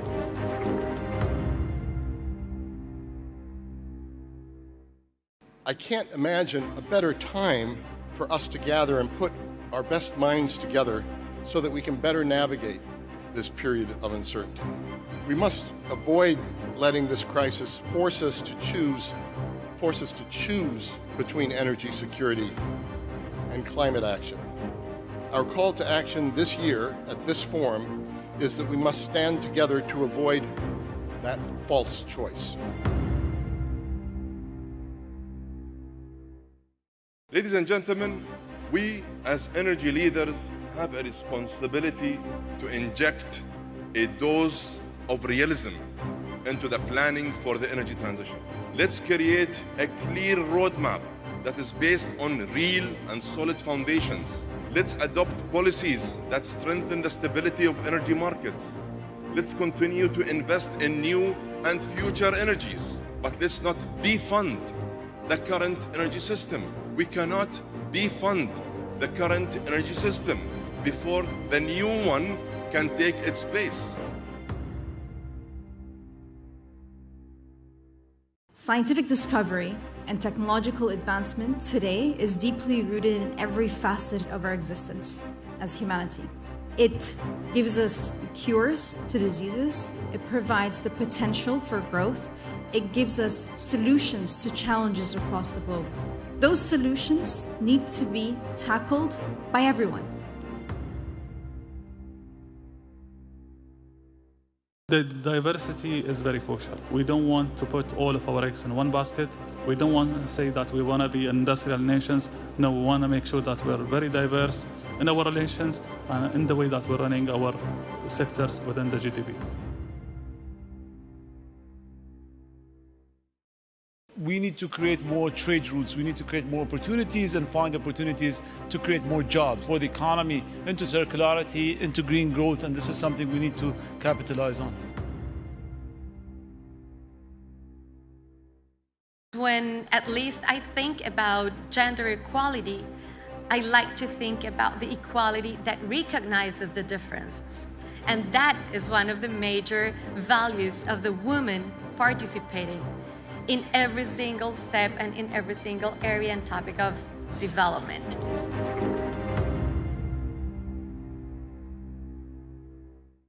I can't imagine a better time for us to gather and put our best minds together so that we can better navigate this period of uncertainty. We must avoid letting this crisis force us to choose between energy security and climate action. Our call to action this year at this forum is that we must stand together to avoid that false choice. Ladies and gentlemen, we as energy leaders have a responsibility to inject a dose of realism into the planning for the energy transition. Let's create a clear roadmap that is based on real and solid foundations. Let's adopt policies that strengthen the stability of energy markets. Let's continue to invest in new and future energies, but let's not defund the current energy system. We cannot defund the current energy system before the new one can take its place. Scientific discovery and technological advancement today is deeply rooted in every facet of our existence as humanity. It gives us cures to diseases, it provides the potential for growth, it gives us solutions to challenges across the globe. Those solutions need to be tackled by everyone. The diversity is very crucial. We don't want to put all of our eggs in one basket. We don't want to say that we want to be industrial nations. No, we want to make sure that we're very diverse in our relations and in the way that we're running our sectors within the GDP. We need to create more trade routes. We need to create more opportunities and find opportunities to create more jobs for the economy, into circularity, into green growth, and this is something we need to capitalize on. When at least I think about gender equality, I like to think about the equality that recognizes the differences. And that is one of the major values of the woman participating in every single step and in every single area and topic of development.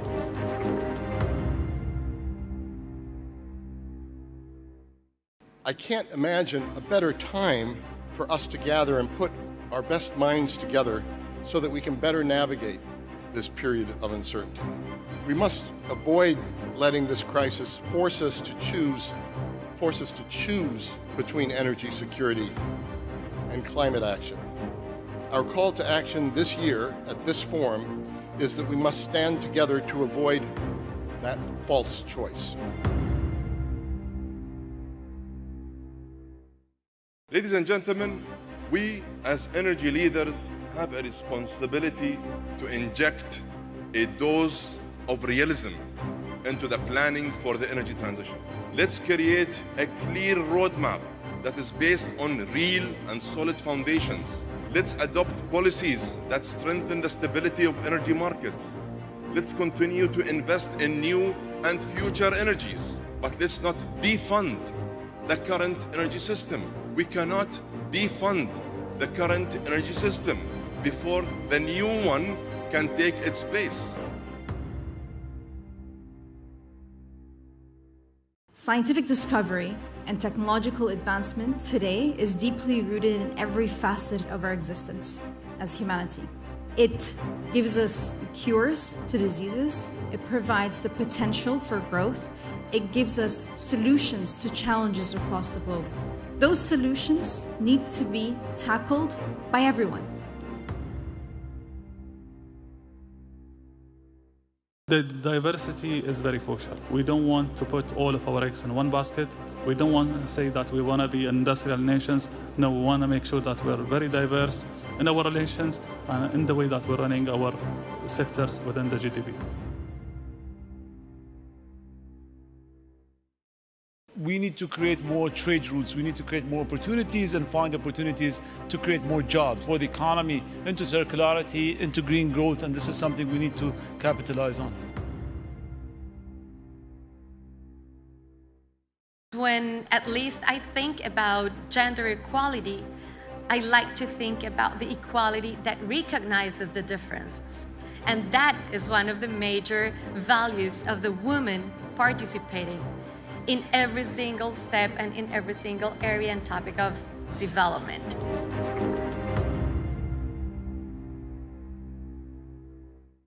I can't imagine a better time for us to gather and put our best minds together so that we can better navigate this period of uncertainty.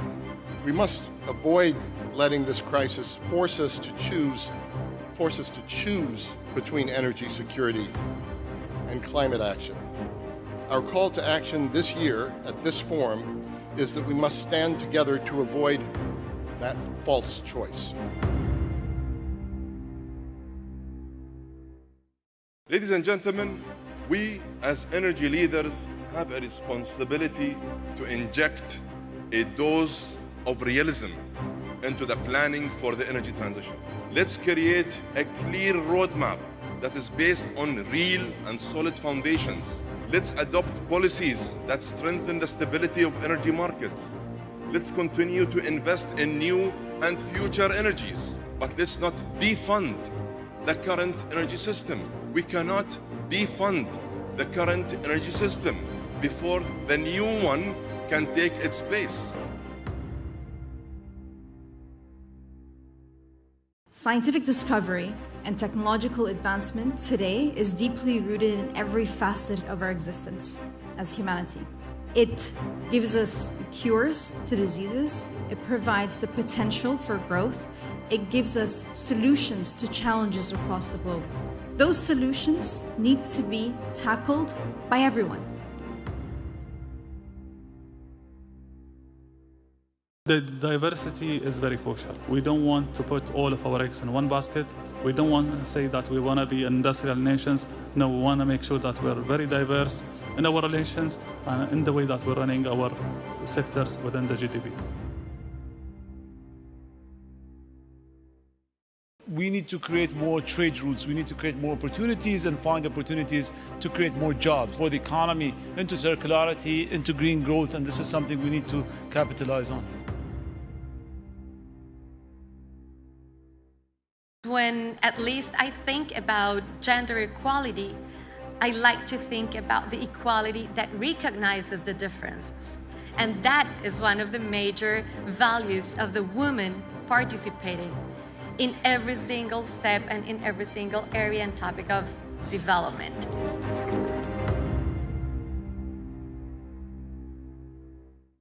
I can't imagine a better time for us to gather and put our best minds together so that we can better navigate this period of uncertainty. We must avoid letting this crisis force us to choose between energy security and climate action. Our call to action this year at this forum is that we must stand together to avoid that false choice. Ladies and gentlemen, we as energy leaders have a responsibility to inject a dose of realism into the planning for the energy transition.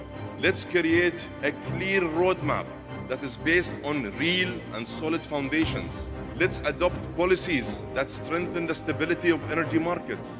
Let's continue to invest in new and future energies, but let's not defund the current energy system. We cannot defund the current energy system before the new one can take its place. Scientific discovery and technological advancement today is deeply rooted in every facet of our existence as humanity. It gives us cures to diseases, it provides the potential for growth, it gives us solutions to challenges across the globe. Those solutions need to be tackled by everyone. The diversity is very crucial. We don't want to put all of our eggs in one basket. We don't want to say that we want to be industrial nations. No, we want to make sure that we're very diverse in our relations and in the way that we're running our sectors within the GDP. We need to create more trade routes. We need to create more opportunities and find opportunities to create more jobs for the economy, into circularity, into green growth, and this is something we need to capitalize on.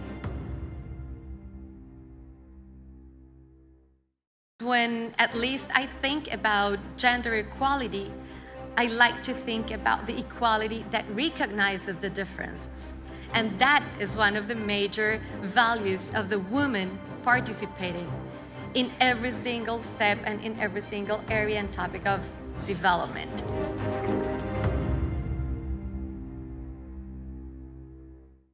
I can't imagine a better time for us to gather and put our best minds together so that we can better navigate this period of uncertainty.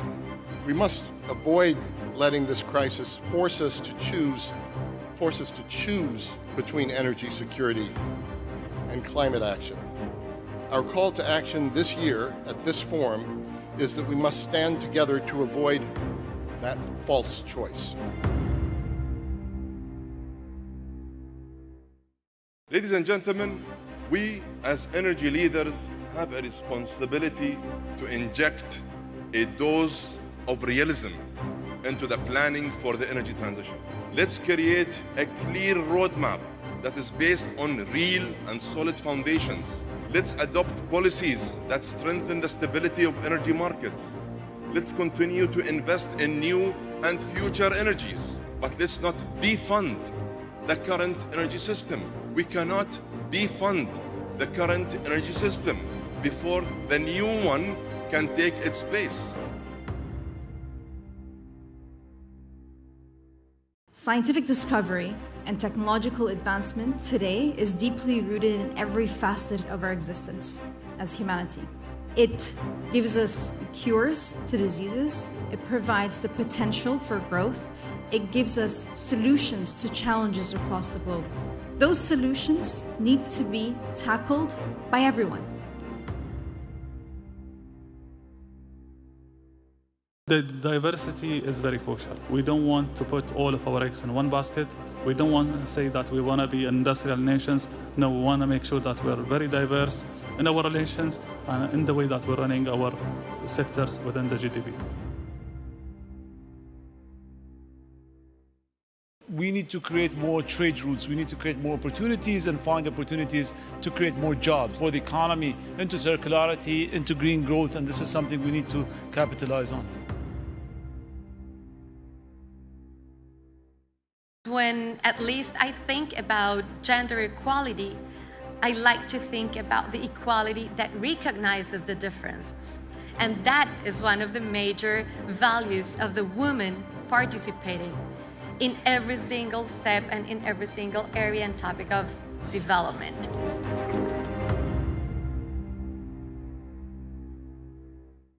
I can't imagine a better time for us to gather and put our best minds together so that we can better navigate this period of uncertainty. We must avoid letting this crisis force us to choose between energy security and climate action. Our call to action this year at this forum is that we must stand together to avoid that false choice. Ladies and gentlemen, we as energy leaders have a responsibility to inject a dose of realism into the planning for the energy transition. Let's create a clear roadmap that is based on real and solid foundations. Let's adopt policies that strengthen the stability of energy markets. Let's continue to invest in new and future energies, but let's not defund the current energy system. We cannot defund the current energy system before the new one can take its place. Scientific discovery and technological advancement today is deeply rooted in every facet of our existence as humanity. It gives us cures to diseases, it provides the potential for growth, it gives us solutions to challenges across the globe. Those solutions need to be tackled by everyone. The diversity is very crucial. We don't want to put all of our eggs in one basket. We don't want to say that we want to be industrial nations. No, we want to make sure that we're very diverse in our relations and in the way that we're running our sectors within the GDP. We need to create more trade routes. We need to create more opportunities and find opportunities to create more jobs for the economy, into circularity, into green growth, and this is something we need to capitalize on. When at least I think about gender equality, I like to think about the equality that recognizes the differences. And that is one of the major values of the woman participating in every single step and in every single area and topic of development.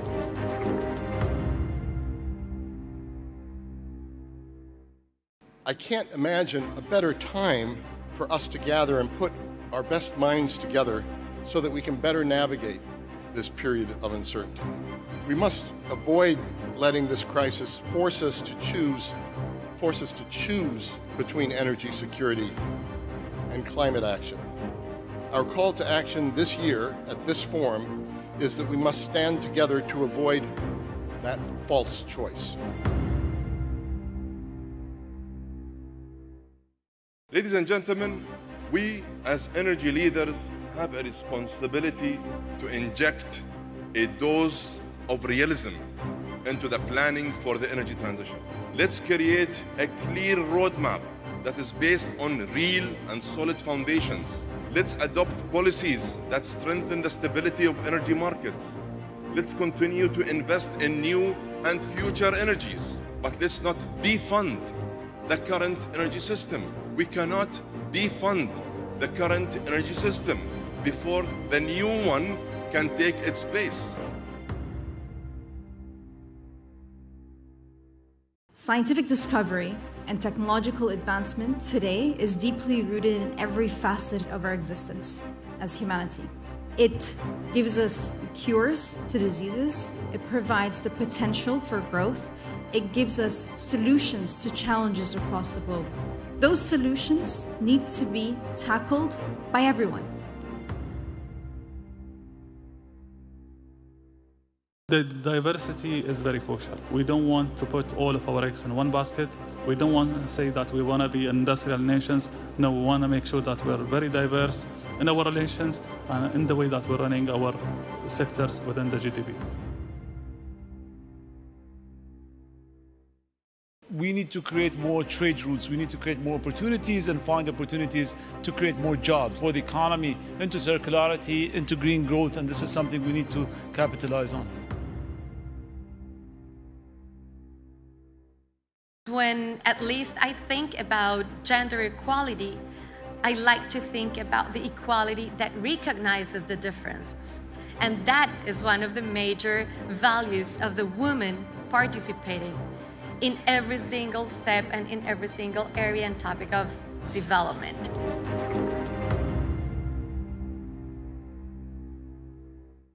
I can't imagine a better time for us to gather and put our best minds together so that we can better navigate this period of uncertainty. We must avoid letting this crisis force us to choose between energy security and climate action. Our call to action this year at this forum is that we must stand together to avoid that false choice. Ladies and gentlemen, we as energy leaders have a responsibility to inject a dose of realism into the planning for the energy transition. Let's create a clear roadmap that is based on real and solid foundations. Let's adopt policies that strengthen the stability of energy markets. Let's continue to invest in new and future energies, but let's not defund the current energy system. We cannot defund the current energy system before the new one can take its place. Scientific discovery and technological advancement today is deeply rooted in every facet of our existence as humanity. It gives us cures to diseases. It provides the potential for growth. It gives us solutions to challenges across the globe. Those solutions need to be tackled by everyone. The diversity is very crucial. We don't want to put all of our eggs in one basket. We don't want to say that we want to be industrial nations. No, we want to make sure that we're very diverse in our relations and in the way that we're running our sectors within the GDP. We need to create more trade routes. We need to create more opportunities and find opportunities to create more jobs for the economy, into circularity, into green growth, and this is something we need to capitalize on. When at least I think about gender equality, I like to think about the equality that recognizes the differences. And that is one of the major values of the woman participating in every single step and in every single area and topic of development.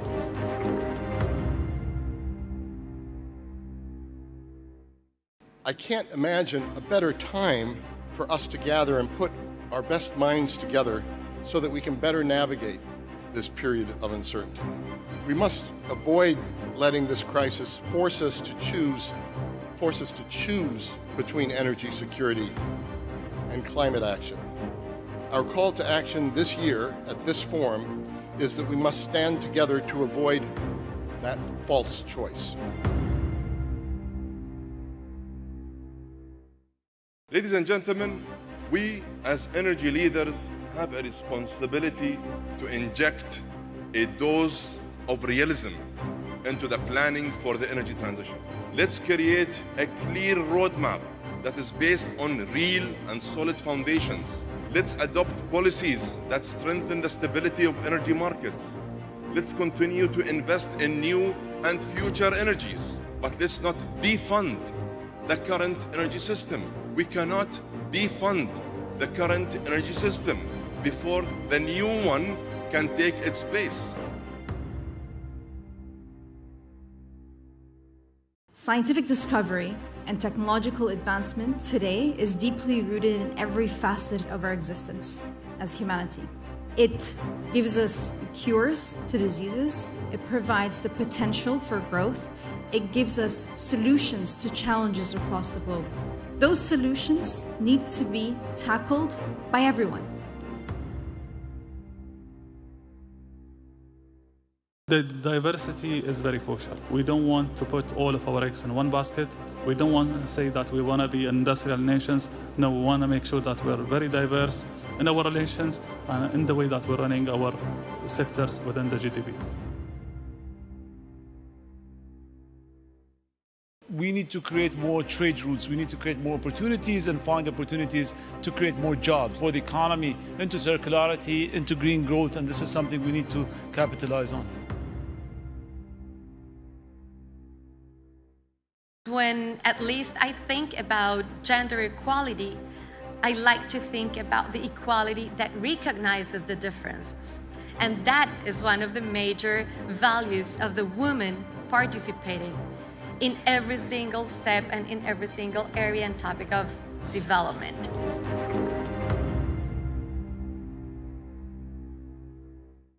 I can't imagine a better time for us to gather and put our best minds together so that we can better navigate this period of uncertainty. We must avoid letting this crisis force us to choose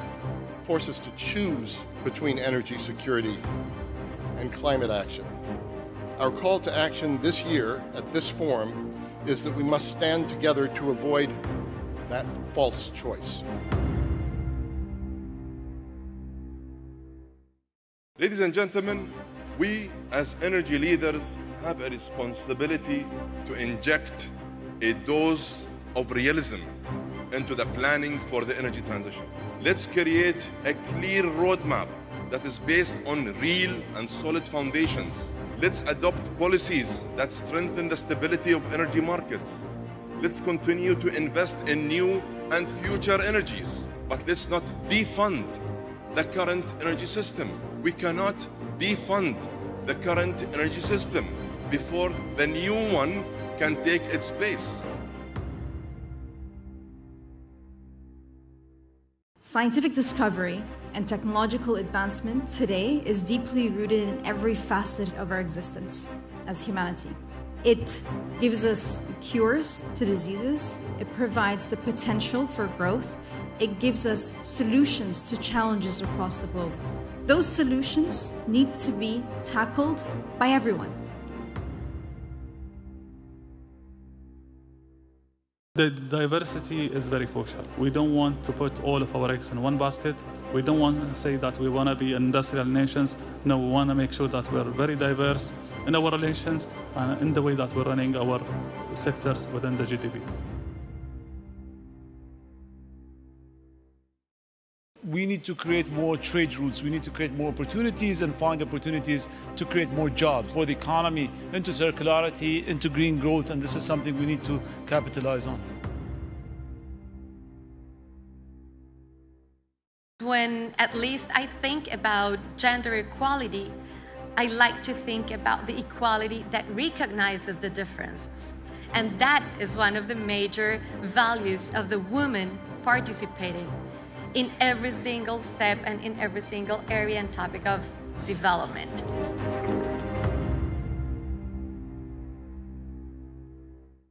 I can't imagine a better time for us to gather and put our best minds together so that we can better navigate this period of uncertainty.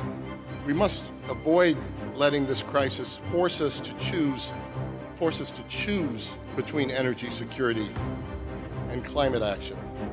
Our call to action this year at this forum is that we must stand together to avoid that false choice. Ladies and gentlemen, we as energy leaders have a responsibility to inject a dose of realism into the planning for the energy transition. Let's create a clear roadmap that is based on real and solid foundations. Let's adopt policies that strengthen the stability of energy markets. Let's continue to invest in new and future energies, but let's not defund the current energy system. We cannot defund the current energy system before the new one can take its place. Scientific discovery and technological advancement today is deeply rooted in every facet of our existence as humanity. It gives us cures to diseases, it provides the potential for growth, it gives us solutions to challenges across the globe. Those solutions need to be tackled by everyone. The diversity is very crucial. We don't want to put all of our eggs in one basket. We don't want to say that we want to be industrial nations. No, we want to make sure that we're very diverse in our relations and in the way that we're running our sectors within the GDP. We need to create more trade routes. We need to create more opportunities and find opportunities to create more jobs for the economy, into circularity, into green growth, and this is something we need to capitalize on. When at least I think about gender equality, I like to think about the equality that recognizes the differences. And that is one of the major values of the woman participating in every single step and in every single area and topic of development.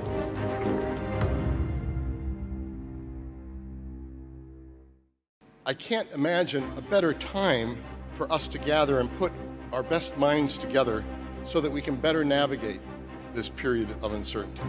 We must avoid letting this crisis force us to choose between energy security and climate action. Our call to action this year at this forum is that we must stand together to avoid that false choice. Ladies and gentlemen, we as energy leaders have a responsibility to inject a dose of realism into the planning for the energy transition.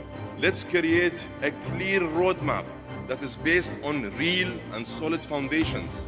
Let's adopt policies that strengthen the stability of energy markets. Let's continue to invest in new and future energies, but let's not defund the current energy system. We cannot defund the current energy system before the new one can take its place. Scientific discovery and technological advancement today is deeply rooted in every facet of our existence as humanity. It gives us cures to diseases, it provides the potential for growth, it gives us solutions to challenges across the globe.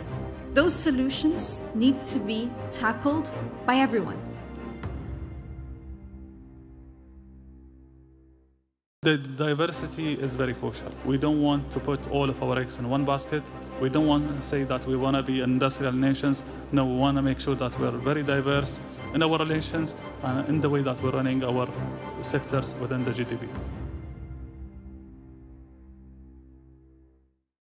We need to create more trade routes. We need to create more opportunities and find opportunities to create more jobs for the economy, into circularity, into green growth, and this is something we need to capitalize on.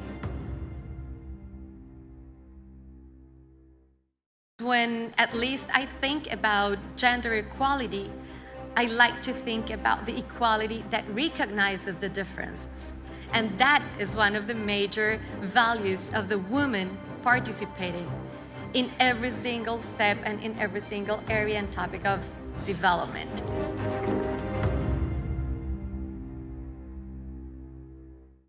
I can't imagine a better time for us to gather and put our best minds together so that we can better navigate this period of uncertainty.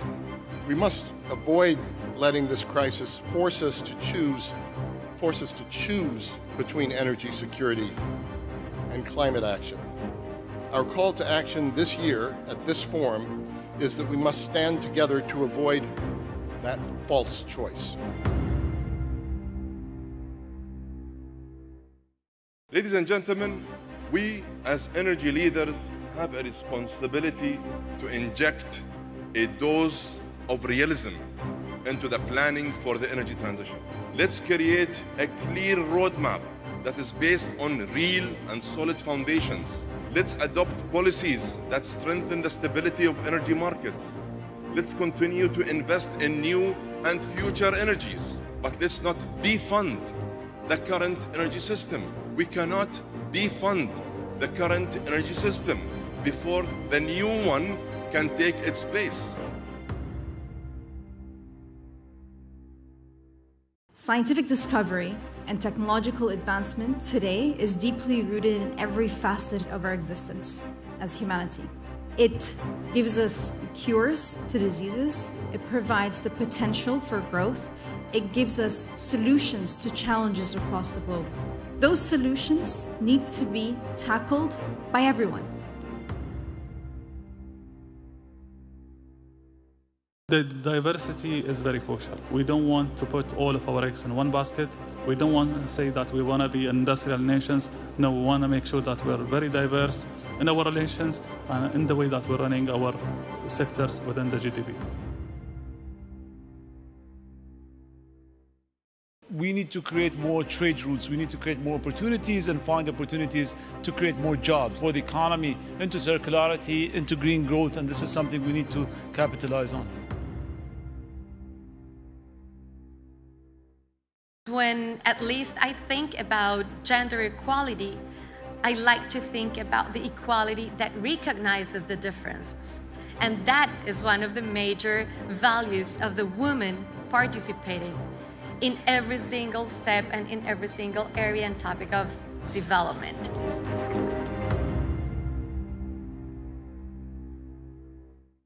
I can't imagine a better time for us to gather and put our best minds together so that we can better navigate this period of uncertainty. We must avoid letting this crisis force us to choose between energy security and climate action. Our call to action this year at this forum is that we must stand together to avoid that false choice.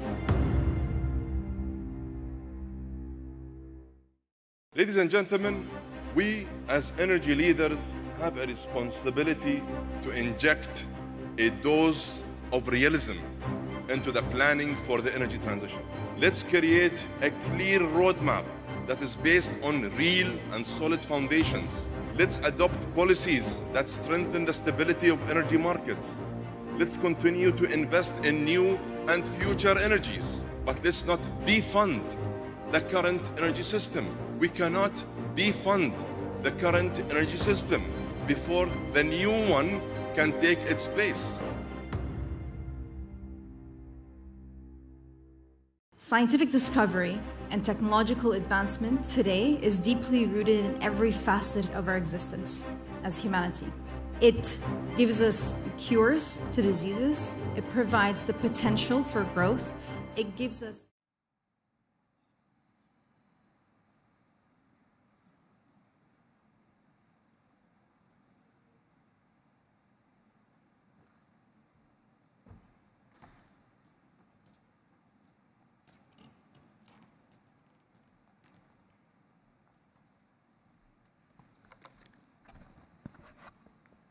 بسم الله الرحمن الرحيم.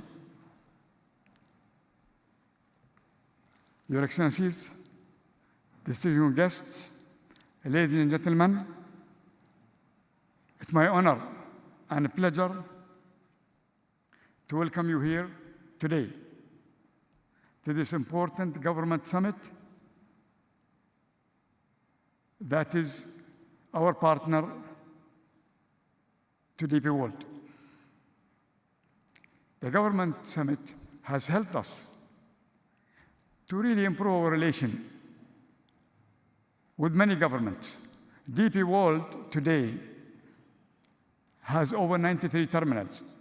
All our agreements and concessions are in partnership with government. So this platform is very important for us to meet government officials and improve our relation. We are committed to improve our relation with governments around the world to improve the infrastructure for transportation. Both government and business have and will continue to play a critical role in accelerating global economic recovery, one of the key themes of this summit. For this reason, I want to start by looking at the importance of trade globally, securing sustainable and equitable economic recovery. We need to collaborate together. The pandemic was a good lesson for us. It showed us how fragile the supply chain is. We need to rebuild it from the lesson we learned to make it more resilient and sustainable. In doing so, we can ensure economic benefit for our recovery. That should be distributed fairly throughout the world. This can only be achieved by working together, all the stakeholders in the supply chain.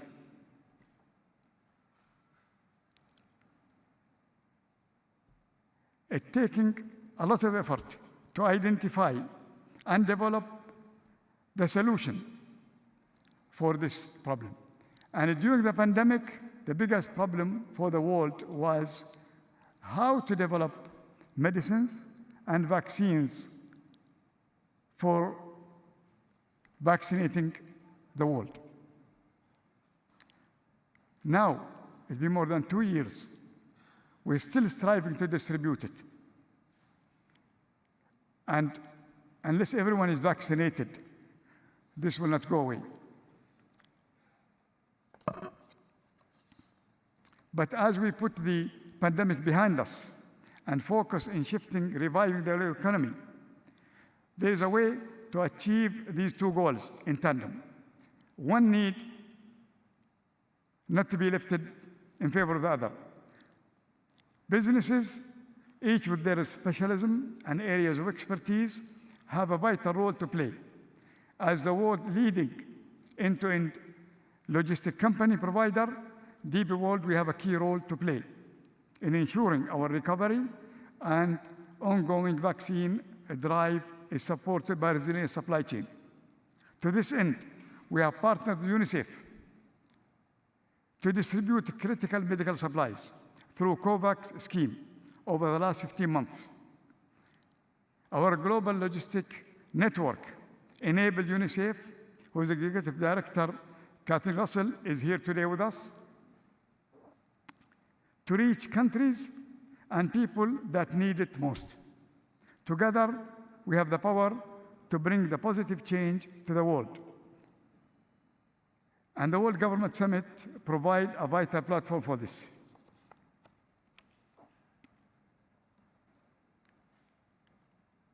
We have opportunities in this platform to discuss tools, policies, and models that will shape our future. Trade is a force for good. It helps countries to diversify their economies, create jobs, and enrich communities. But we have so much more to do to unlock the potential. Neither COVID pandemic or even the obstruction of Suez Canal can be treated as one-off events. They are vital lessons we learned to change.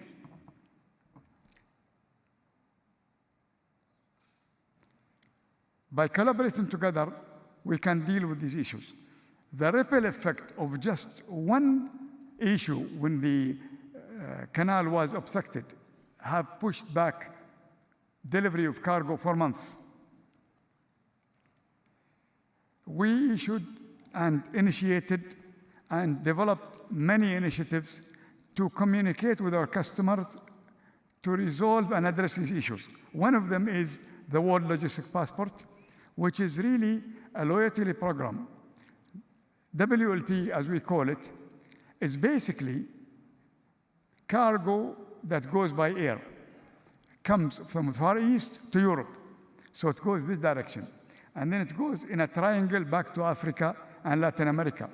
And what we're doing in WLP is we call it the South-South system, which means a straight line from the Far East, Dubai, Ethiopia, Ghana, and Latin America. This has saved a lot of money and time for the air cargo.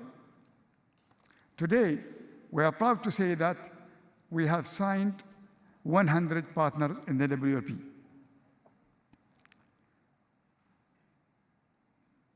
To sustain our recovery, we have to provide the economies with the tools to continue. There are many examples where we have changed economies in countries, and I will give you an example of Dominican Republic. When we started the operation there 15 years ago, it was a small market and only supplying itself. Today, we changed that from just an import country to a huge market. Today, 60% of business in Dominican comes through us. It is the first country in Latin America that has a free zone inside the port with logistics, warehouses, and it used to be a transshipment port, meaning that cargo come to them and change ship to go somewhere else. Today, the cargo goes straight to them into the free zone, and from there, it's been either add value and goes out. Free zones create the right condition, of course, for growth and give people the assurance and companies of that the laws do not change to allow them to progress.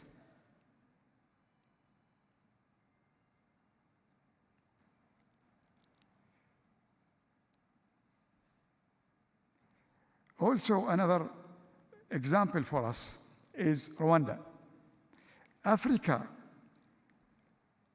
is a continent with huge opportunities. The big problem with Africa is infrastructure.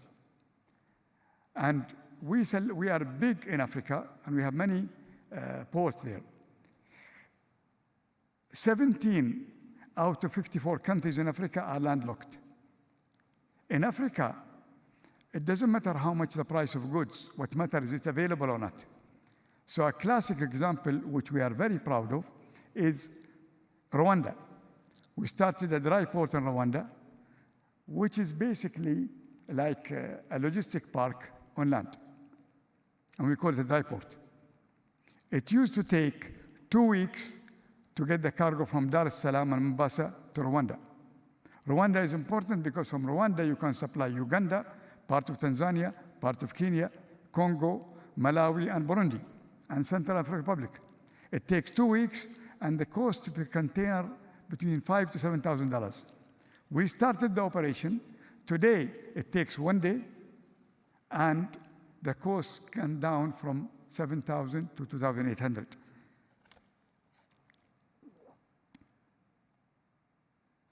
We also acquired a big logistic company called Imperial Logistics in South Africa. This company is a 100-year-old company that actually supply cargo from the exporters to the consumer in Africa. They have 6,000 trucks, they deliver cargo, and they do something very interesting. We never did that before. They do something called contract manufacturing, meaning if they're exporting a huge commodity to somebody in a destination, they might decide to speed it up, maybe they should manufacture it. So they go to the supplier and tell him, instead of shipping, let's manufacture it here. And they do that. So we do have that with Imperial, which will help us in all our ports. The other thing we learned from the pandemic is that we have to use technology. And so we started to accelerate the creation of digital platforms, which allow us to communicate with our people. Now, DP World is a company that handles a lot of cargo. So we have 93 terminals around the world. These terminals handle about 75 million containers. In value, the customers move almost $3.5 trillion of cargo through our terminals. That means $400,000 of cargo every hour, 7 days a week, 365 days a year. That is a lot of information. So in our platforms and in our business, we analyze this. So today, we convert this information, which is vast, into data, and data into good decisions. So we could go to our customer and tell them, you are handling this much, but maybe there are other ways that you can do it that will save you money. That's how we get involved in the end-to-end solutions.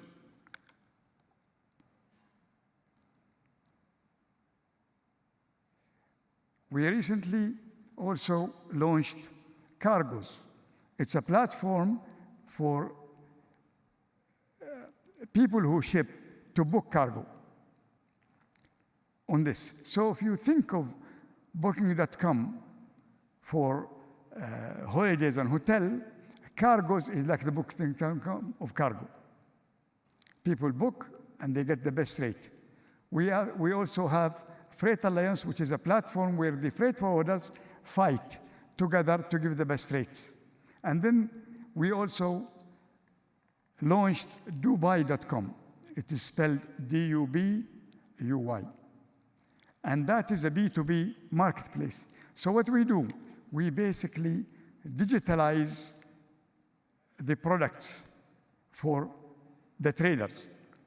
One of the biggest competition for the traders anywhere in the world is that people buy through Amazon or through Alibaba. But with Dubai.com, it allows the trader to sell directly. So in Tanzania, for example, we launched Dubai.com, and we are digitalizing their economy.